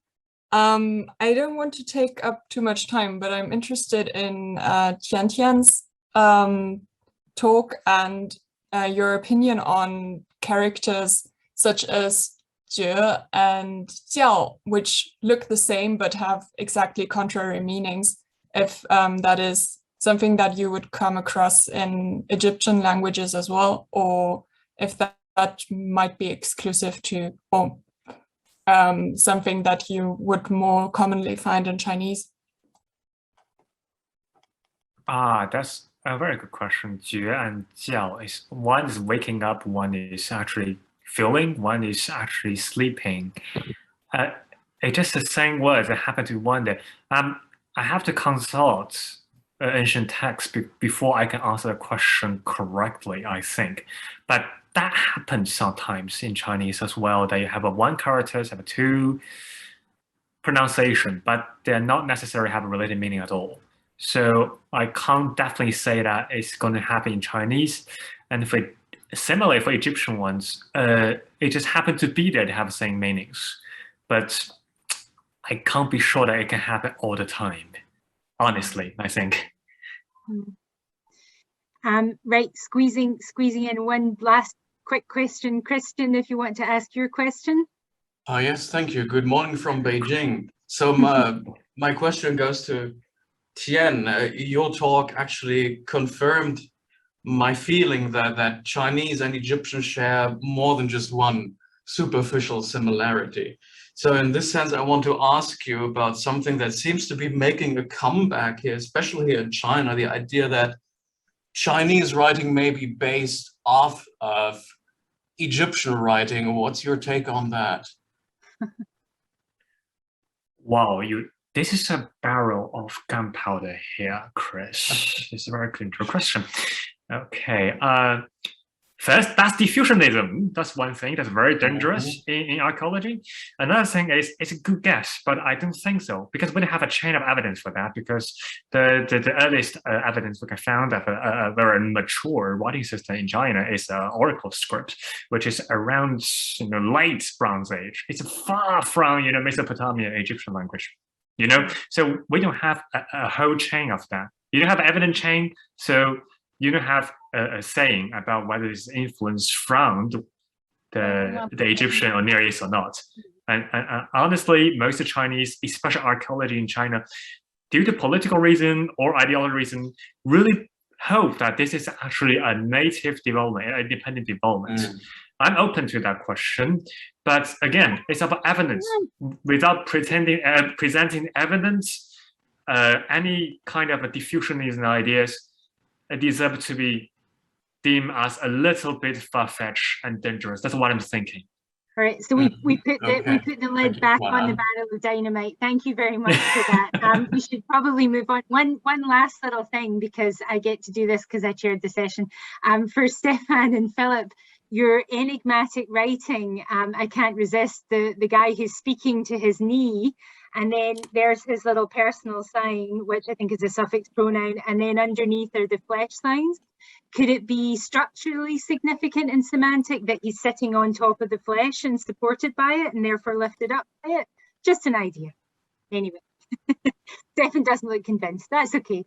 Right, I'll hand over the floor. I think somebody else will introduce our second keynote lecture. Thank you very much, everyone.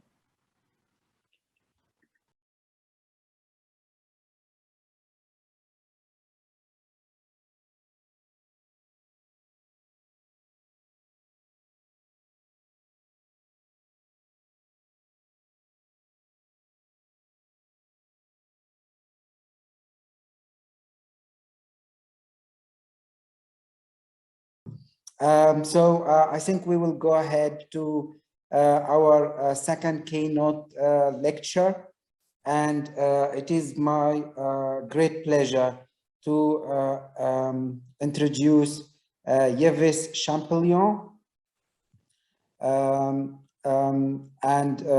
excuse my French, so my Egyptian French. So Yves Champollion will give us a good lecture about his relative Champollion. It's titled L'Égypte, elle est tout pour moi, je suis tout pour elle. Rethinking the personal life of Jean-François Champollion.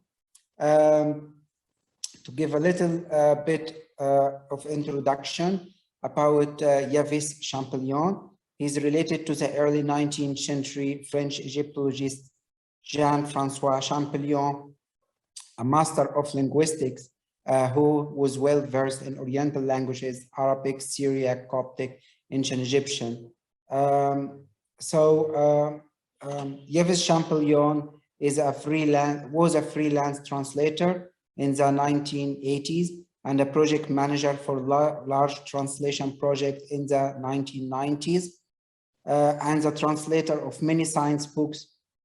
Beginning in 1999, he developed the WordFast and BLAST tools suite of computer-assisted translation tools, a popular product in the translation industry with over 345,000 licenses in use. He now runs WordFast LLC, the second largest provider of translation technology in the world. Lastly, Yves Champollion is an enthusiastic conference speaker, having delivered countless keynote addresses and lectures throughout his career. He often lectures on his ancestor achievements. It is great honor to have one of the relatives of Champollion to celebrate the decipherment of the ancient Egyptian writing. And we are really keen to know more information about the personal life and the family background of Champollion. So please welcome with me Yves Champollion, and the floor is yours, Yves.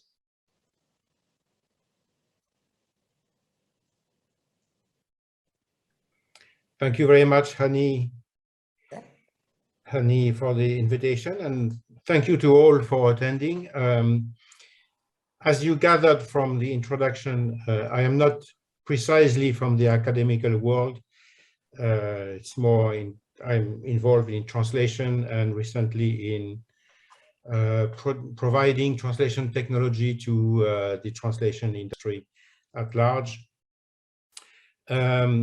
It's also the first time I'm speaking on that precise topic. You know, I usually speak more about the race to decipher the Rosetta Stone. You know, this interesting competition among Europeans to crack the code of the ancient Egyptian writings. That's my passion. But okay, I will try to put some flesh, to put some personal touch to the founder of French Egyptology, Jean-François Champollion. So I will start right now.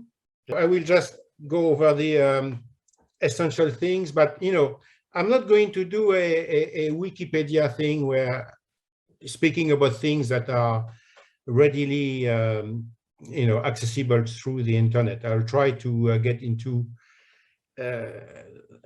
more unknown aspects of this Champollion guy. So born 23rd December 1790 in Figeac on the Lot River. It's a very nice place to visit if you are doing a road trip throughout southern France. It's made of old stones, a really old city. Let me see. Died in Paris in March 1832, buried in the Père Lachaise cemetery. The famous cemetery where many celebrities are buried, including foreign ones like Jim Morrison and those guys. So those were times of really difficult times of turmoil during the French Revolution, and that had an impact on Champollion's use, as we will see later. So he was a linguistic genius and a lover of all things Egyptian. He's considered the founder of French Egyptology, having completed the decipherment of hieroglyphs, which European scholars, I'm sure you all know about that, had begun before him, but with only limited success, but some real successes. I'm thinking especially about Thomas Young, of course, who had done some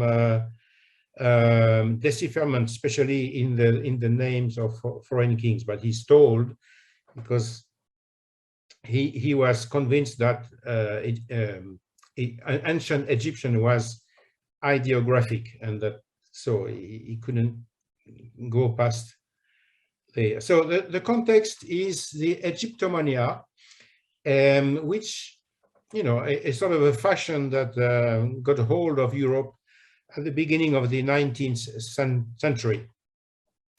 Napoleon had a campaign in Egypt. He was trying to block the British from having a land route to India, and that was a sort of the motivation. But he being I would say an enlightened dictator, and that was the sort of preferred form of government in continental Europe in those days.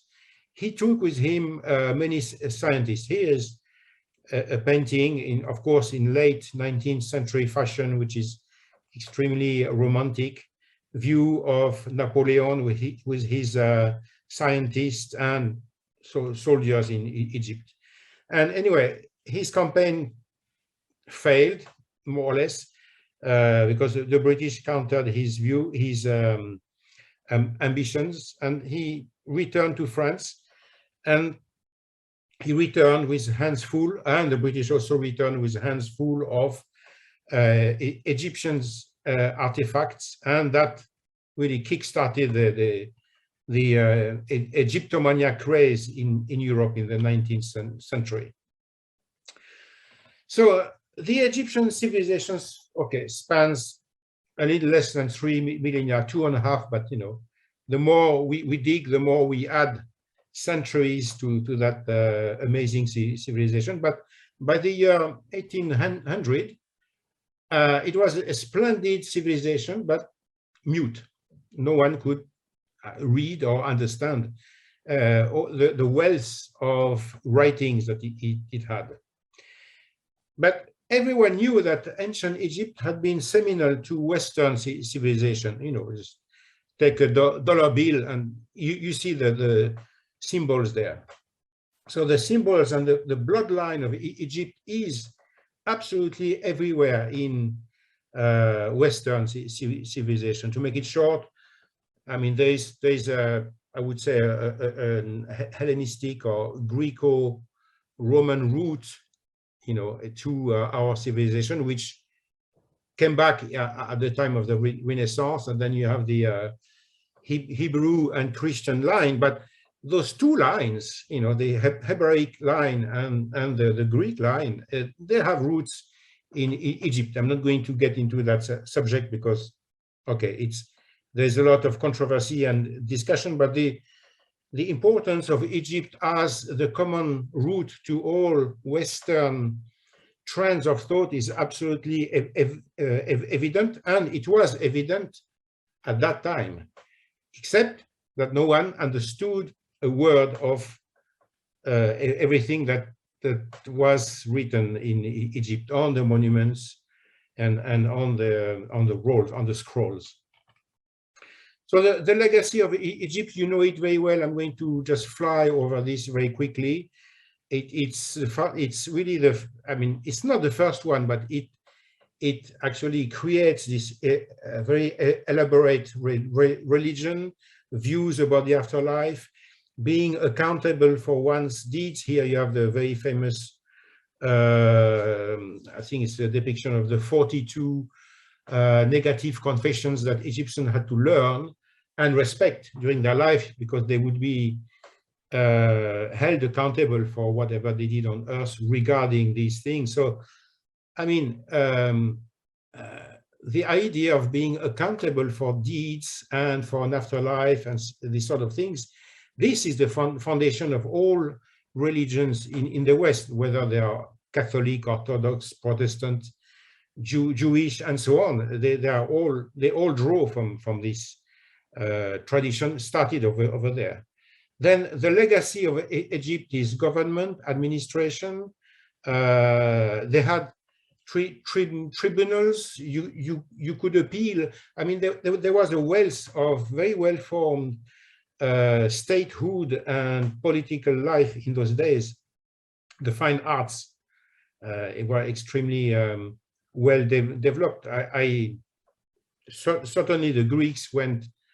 The Greeks went one step further, but in ancient Egypt, at the time when the Greeks were just a bunch of shepherds struggling to get out of the Stone Age, I mean the Neolithic, let's say, they already had a very, very mature and very well-made sense of art in all things, not just the statues, but the drawings and so on. The legacy of Egypt is found in medicine, pharmacy, chemistry, astronomy, and so on. And then, of course, the icing on the cake, the topping, you know, the glamour, the cosmetics, all these things. You know, when we watch an Oscar ceremony, then we should have a thought about those guys who already had the art of doing these things in their own time. So Champollion was born from a father who was running a bookstore with mixed successes. They were not poor, but they were not rich also. His mother was named Jeanne Françoise, and then you already see he was the seventh child and probably the last, and he actually inherited his mother's name. There's a surprising anecdote, and I'm going to quote this anecdote because I think, okay, here's a book. Here's a biography of Champollion, actually the first one, made by a German Egyptologist. She was herself had worked on Egyptology, and she spent more than 10 years of her own life researching about Champollion. And then she wrote, as a German person, she wrote a biography, which is very done according to very, very high standards. And being not French, she cannot be accused of, you know, singing the praise of Champollion. And she gives this anecdote. The anecdote is as follows. The mother, before Champollion's birth, the mother suddenly got ill. And the father, who was not a very strong religious man, he of course, he called doctors and he tried everything he could. And at one point, no one understood what she had. She would be stricken in bed, couldn't move, and so on. And there was a sort of a hermit, a sort of a monk, who lived out in the woods, a sort of a sorcerer or druid, but who was also a monk, and at the end, the father just said, "Okay, let's get this guy, and if he can do anything for my wife, then let it be, And so okay, I think I lost one slide. Okay, this guy came, and he got into the room where the mother was in bed. After 5 minutes, he turned to everyone and he said, "She's not sick." He produced a few herbs out of his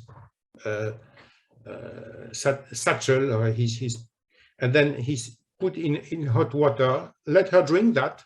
Tomorrow she will be fine, and she will give birth to a child who is going to amaze the world. And he left, and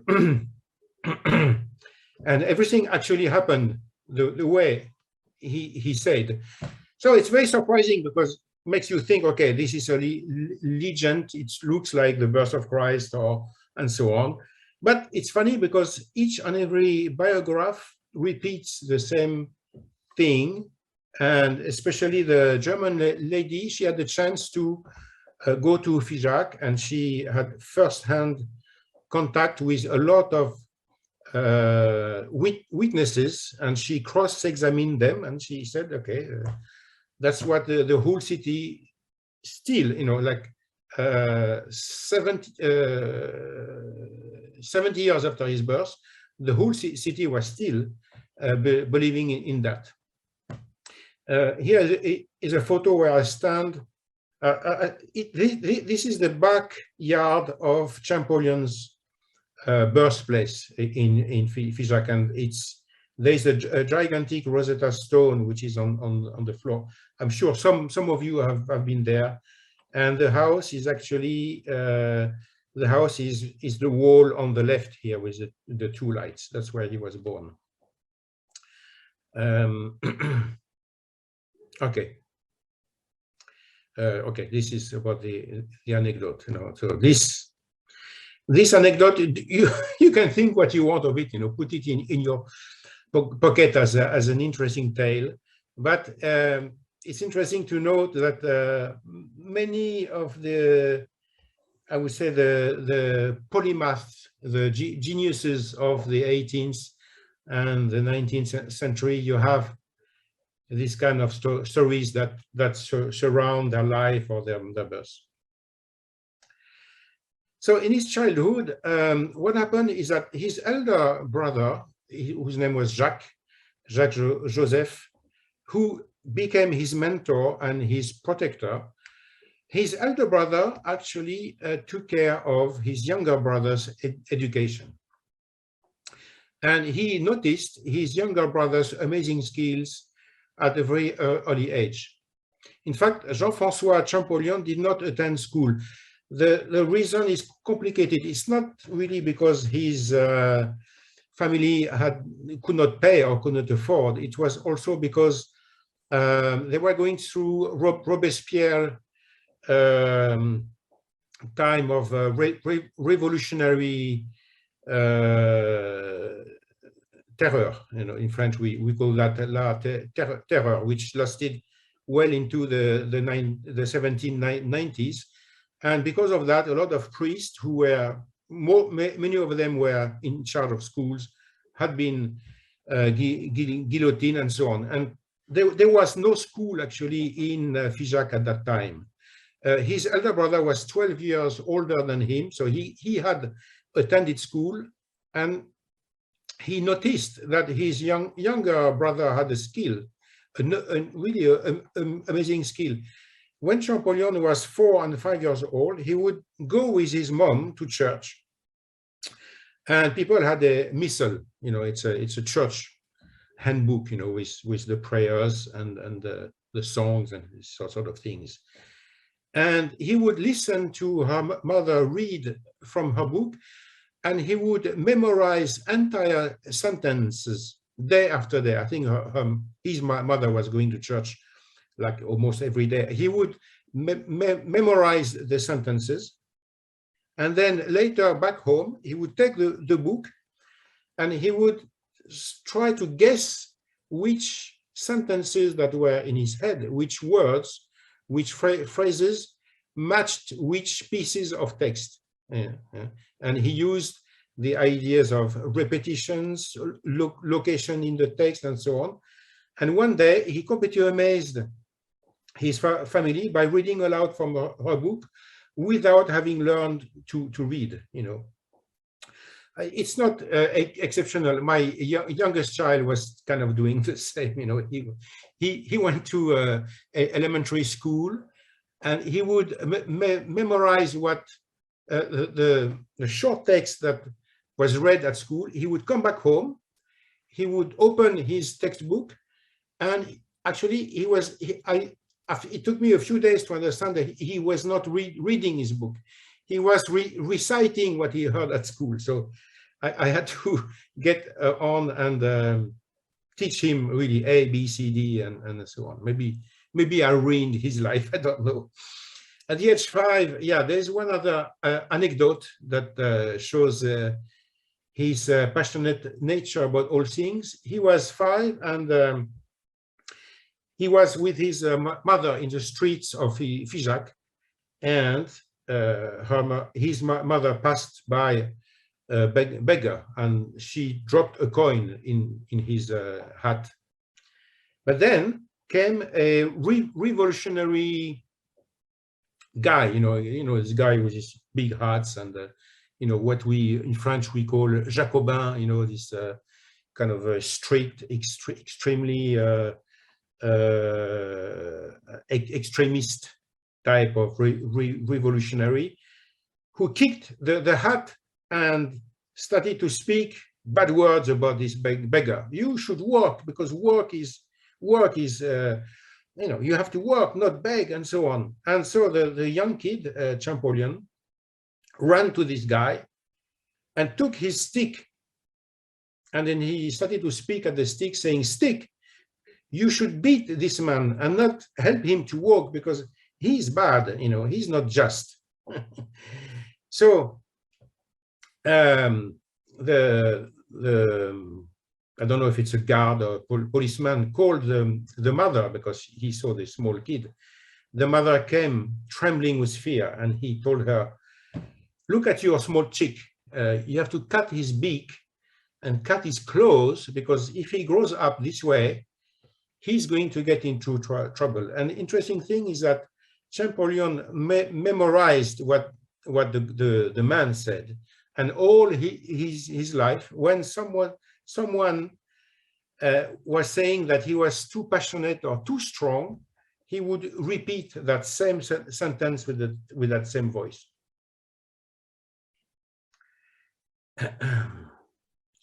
So schools reopened by November 1798.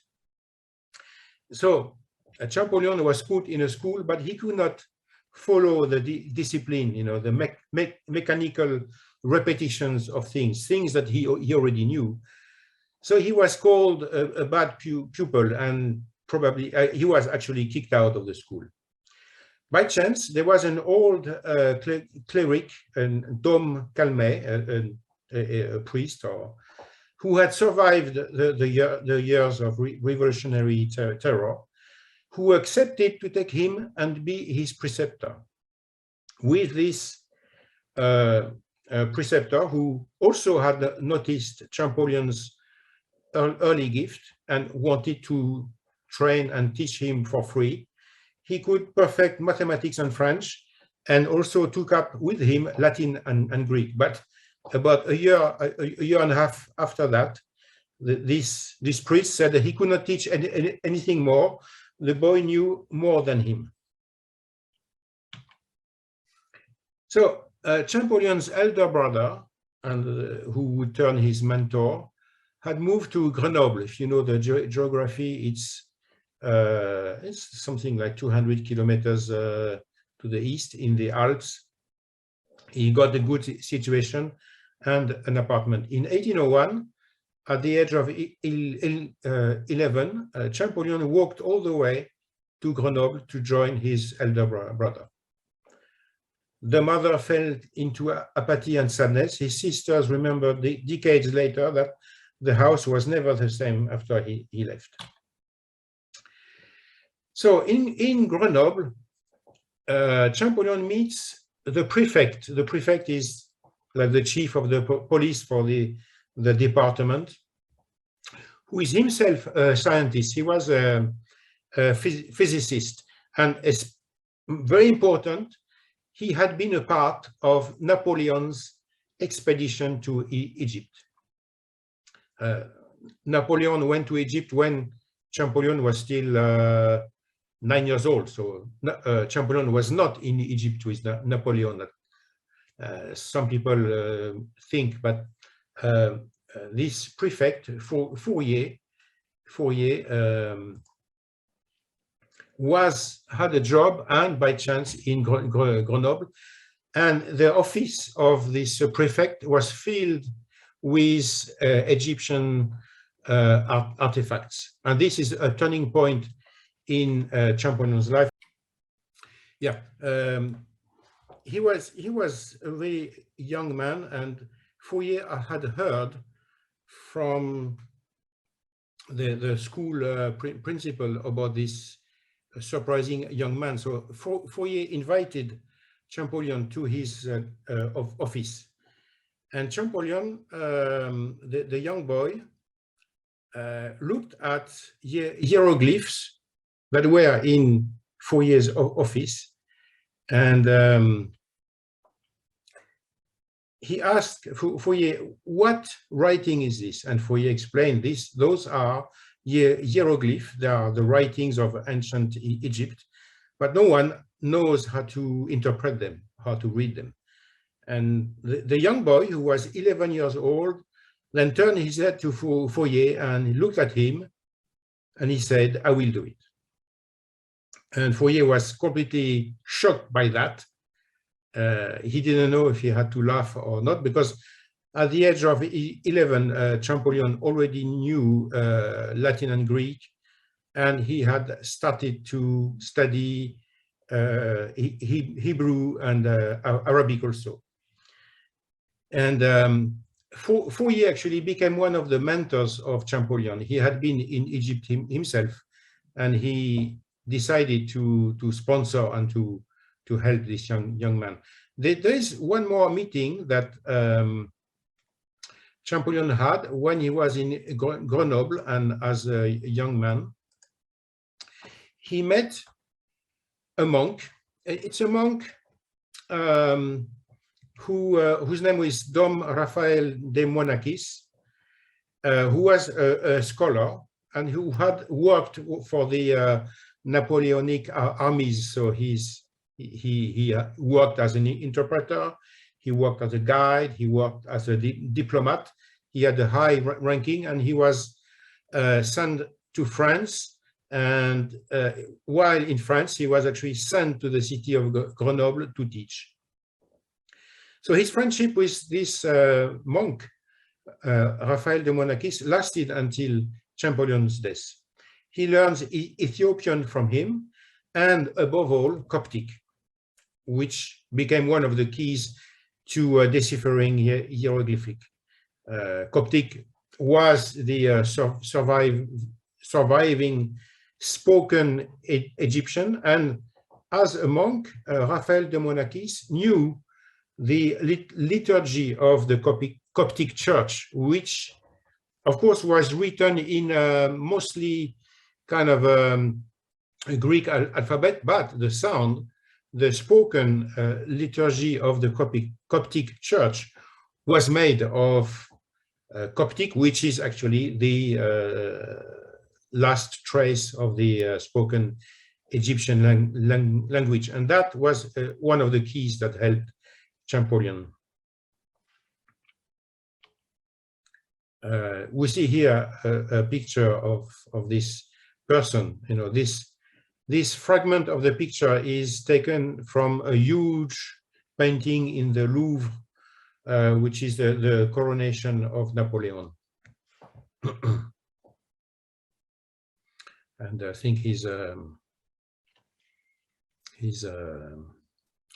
Arabic name, Raphael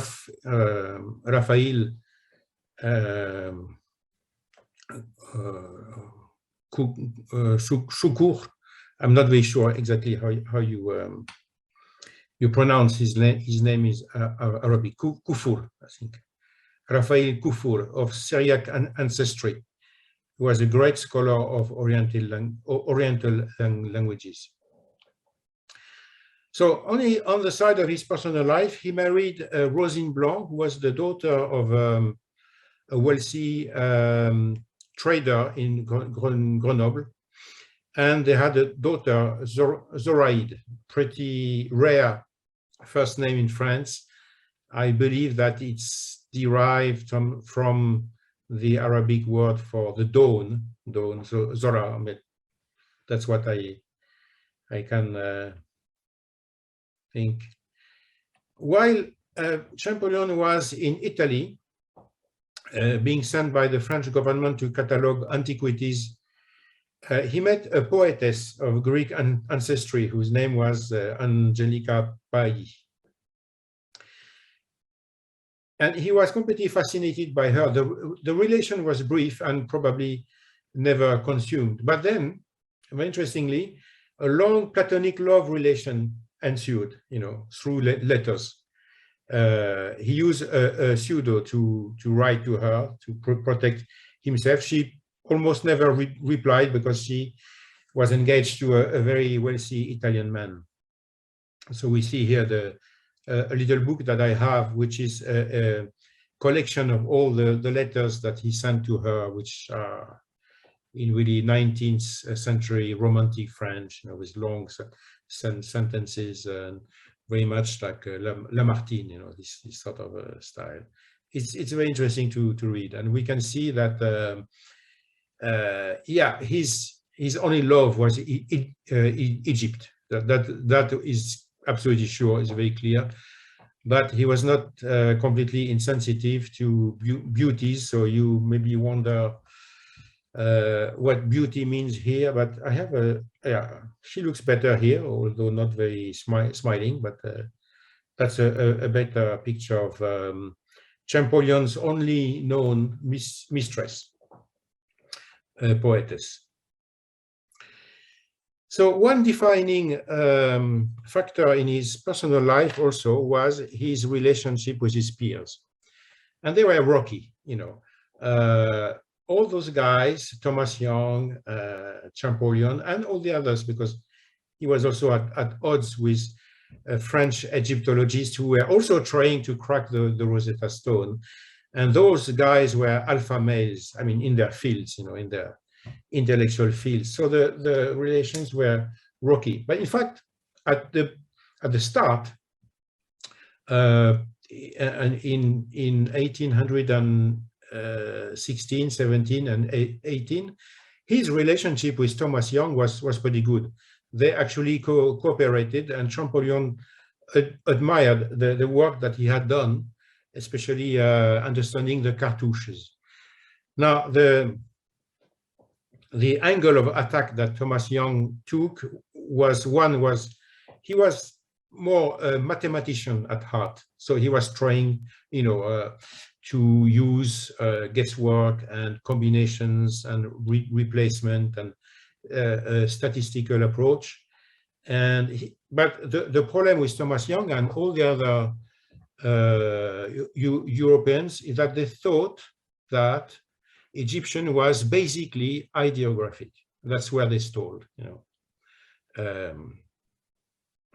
So he had success in deciphering foreign kings' names, like, you know, the Ptolemy dynasty, because they had Greek names and they had to be written using hieroglyphs. So of course they use the sounds of the hieroglyph to write the name. But he stalled, and he couldn't do any more than that.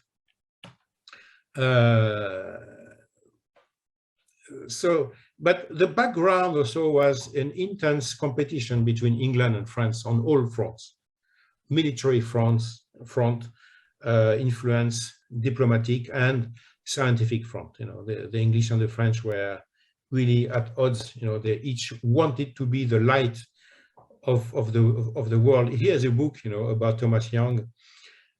He was nicknamed the last man who knew everything, because after that it became very difficult to be a polymath, or what we call in French génie universel, because science became so big and wide that you could not master each and every branch. But if you look at the caption below, Thomas Young, the anonymous polymath. So where does anonymous come from? Who proved Newton wrong? I don't agree much, you know, Einstein did, but not very sure that Thomas Young did. Explain how we see. Yeah, he was dealing with optics, which is okay. Cured the sick, that's, well, you could also say that he walked on the water. I'm not very sure. And deciphered the Rosetta Stone, oops, among other feats of genius. See, so if you were English, you were rooting for Thomas Young. If you were French, you were rooting for Champollion. If you were Swedish, for Ekerblad, or if you were German, for I forgot whom, and so on. Everybody had their stars, you know.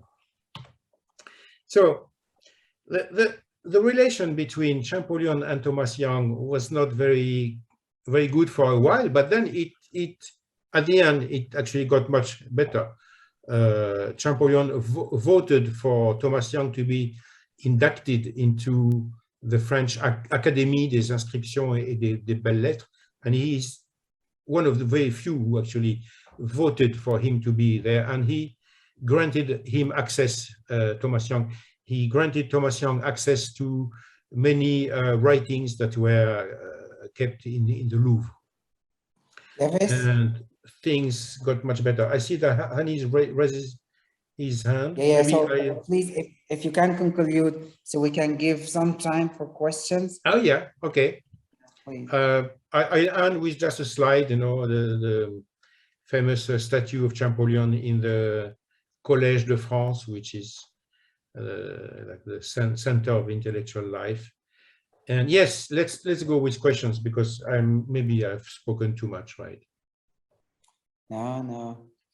Thank you so much, Yafes, for this lecture. You took us back in a time, like a time machine, to travel into the personal life and also the family life of Champollion. I think I have one question. You mentioned about his mother going to the church regularly and taking him with him. Was Champollion himself was a religious person, like he believes in a certain branch of religion or practicing religion? Yeah, it's a very good question. In fact, Champollion was a typical scholar and researcher of the early 19th. He was not an atheist. I think maybe the upbringing that his mother gave him was strong in him, but he was not also a particularly religious person. There is one anecdote, which is the Dendera Zodiac. The Dendera Zodiac was, a copy of it was brought back to France, and the scholars thought that the Zodiac was more than 15,000 years old. And some of the scholars said, we have the proof, with the stars, the eclipse and stuff and so on, that this is more than 15,000 years, which contradicted the official church view that creation was not more than 6,000 years. So Champollion was called into this, and Champollion actually found that the Zodiac of Dendera was very young, actually. It was it was made in the Hellenistic time of Egypt. So he dated it to be no more than 3,000 years. So the Vatican became very happy with that. They said, wow, he vindicates our view. You know, he defended us.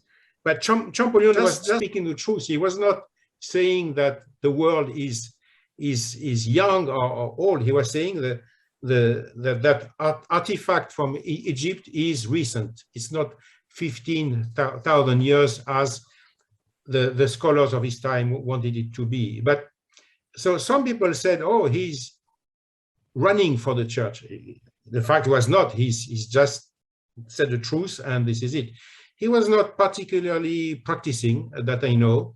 He was really, I would say, a non-atheist, but a non-religious also scholar of his time. Thanks a lot, Yves. Now we can open the floor also for other questions. If you have any other question in your mind about Champollion life, Champollion mistress, Champollion family, please go ahead.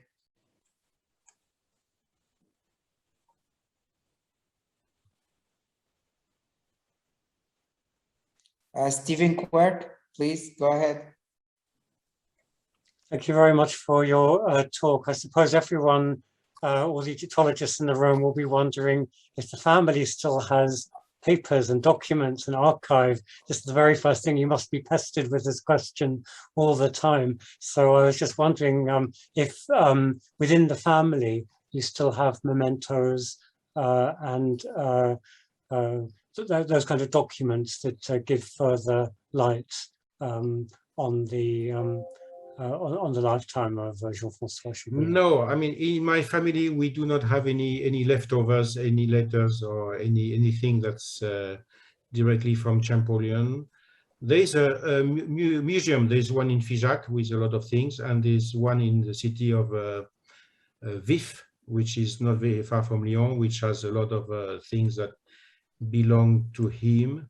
You know, I was born in 1956. That's 120 years after Champollion's death. So, no, I didn't have any acquaintance with Champollion or even with his descendants. No, not really. No. See, the thing is that Champollion's father was from not very far from Grenoble, a little valley up in the Alps. And he was actually a librarian. I mean, librarian. He had a bookstore, but bookstores in those days, he was going door to door trying to sell, in French we call them almanac, you know, these calendars that everybody bought, because every day you have a page, and that's basically it. But his business was very bad. So he was forbidden to practice bookstore activity in the department where he was. So that's why he moved out to Figeac, which is pretty far, 200 kilometers out west. But as soon as the elder brother, Jacques Champollion, and Jean-François Champollion were in age to join a university or a school, they did it in the Alps, actually in Grenoble. They all went back to their hometown. Yeah. Any other questions? Please go ahead. Yeah, we have a question here on the comments asking about the video link, I think of the BBC. So if you can kindly get the link from Google and post it here. Sure. Let me see. I'm doing that right now. The question was asked by Carrie Askland. Yeah. My computer is kind of freezing now, but okay, I've got it. Good. Yeah.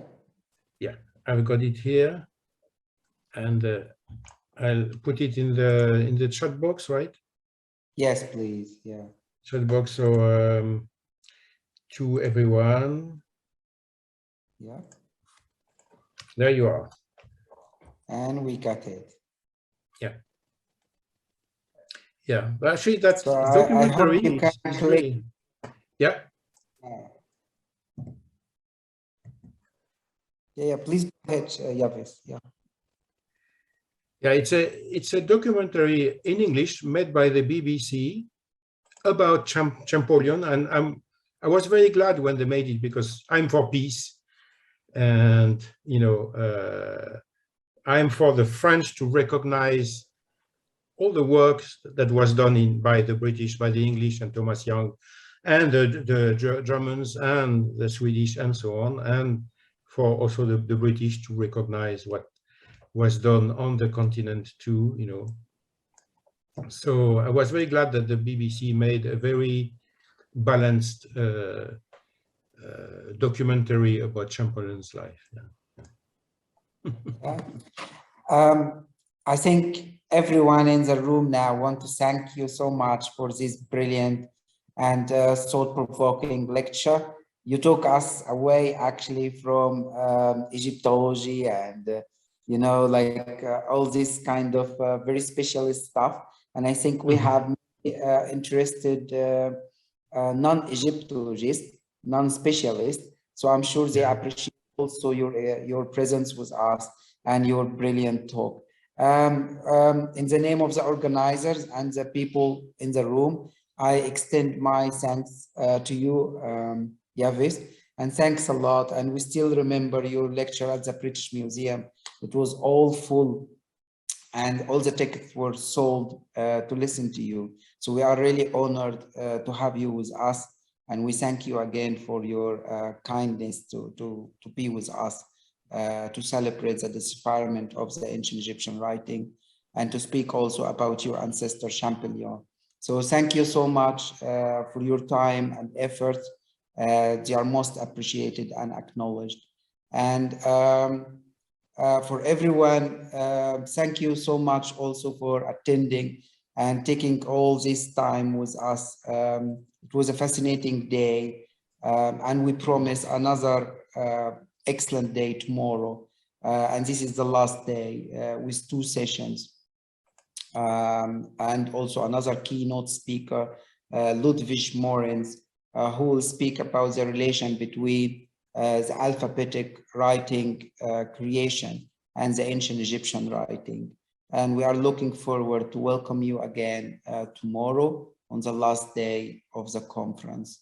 So for people in America, I say good afternoon. I hope you enjoy the rest of your day. And for people in England, I hope you enjoy the rest of your evening. And here in Egypt, I think it's almost midnight. And thanks again, Yavis in Paris. I know it's late as well. And you can call me Eve. Eve, okay. Eve, like Adam and Eve, it's very easy to remember. Yeah, Adam and Eve. Okay. Thank you, everyone, and we hope you enjoy the third day. Thank you so much, Eve. Thank you. Bye-bye, Angela. Thanks and bye. Yeah.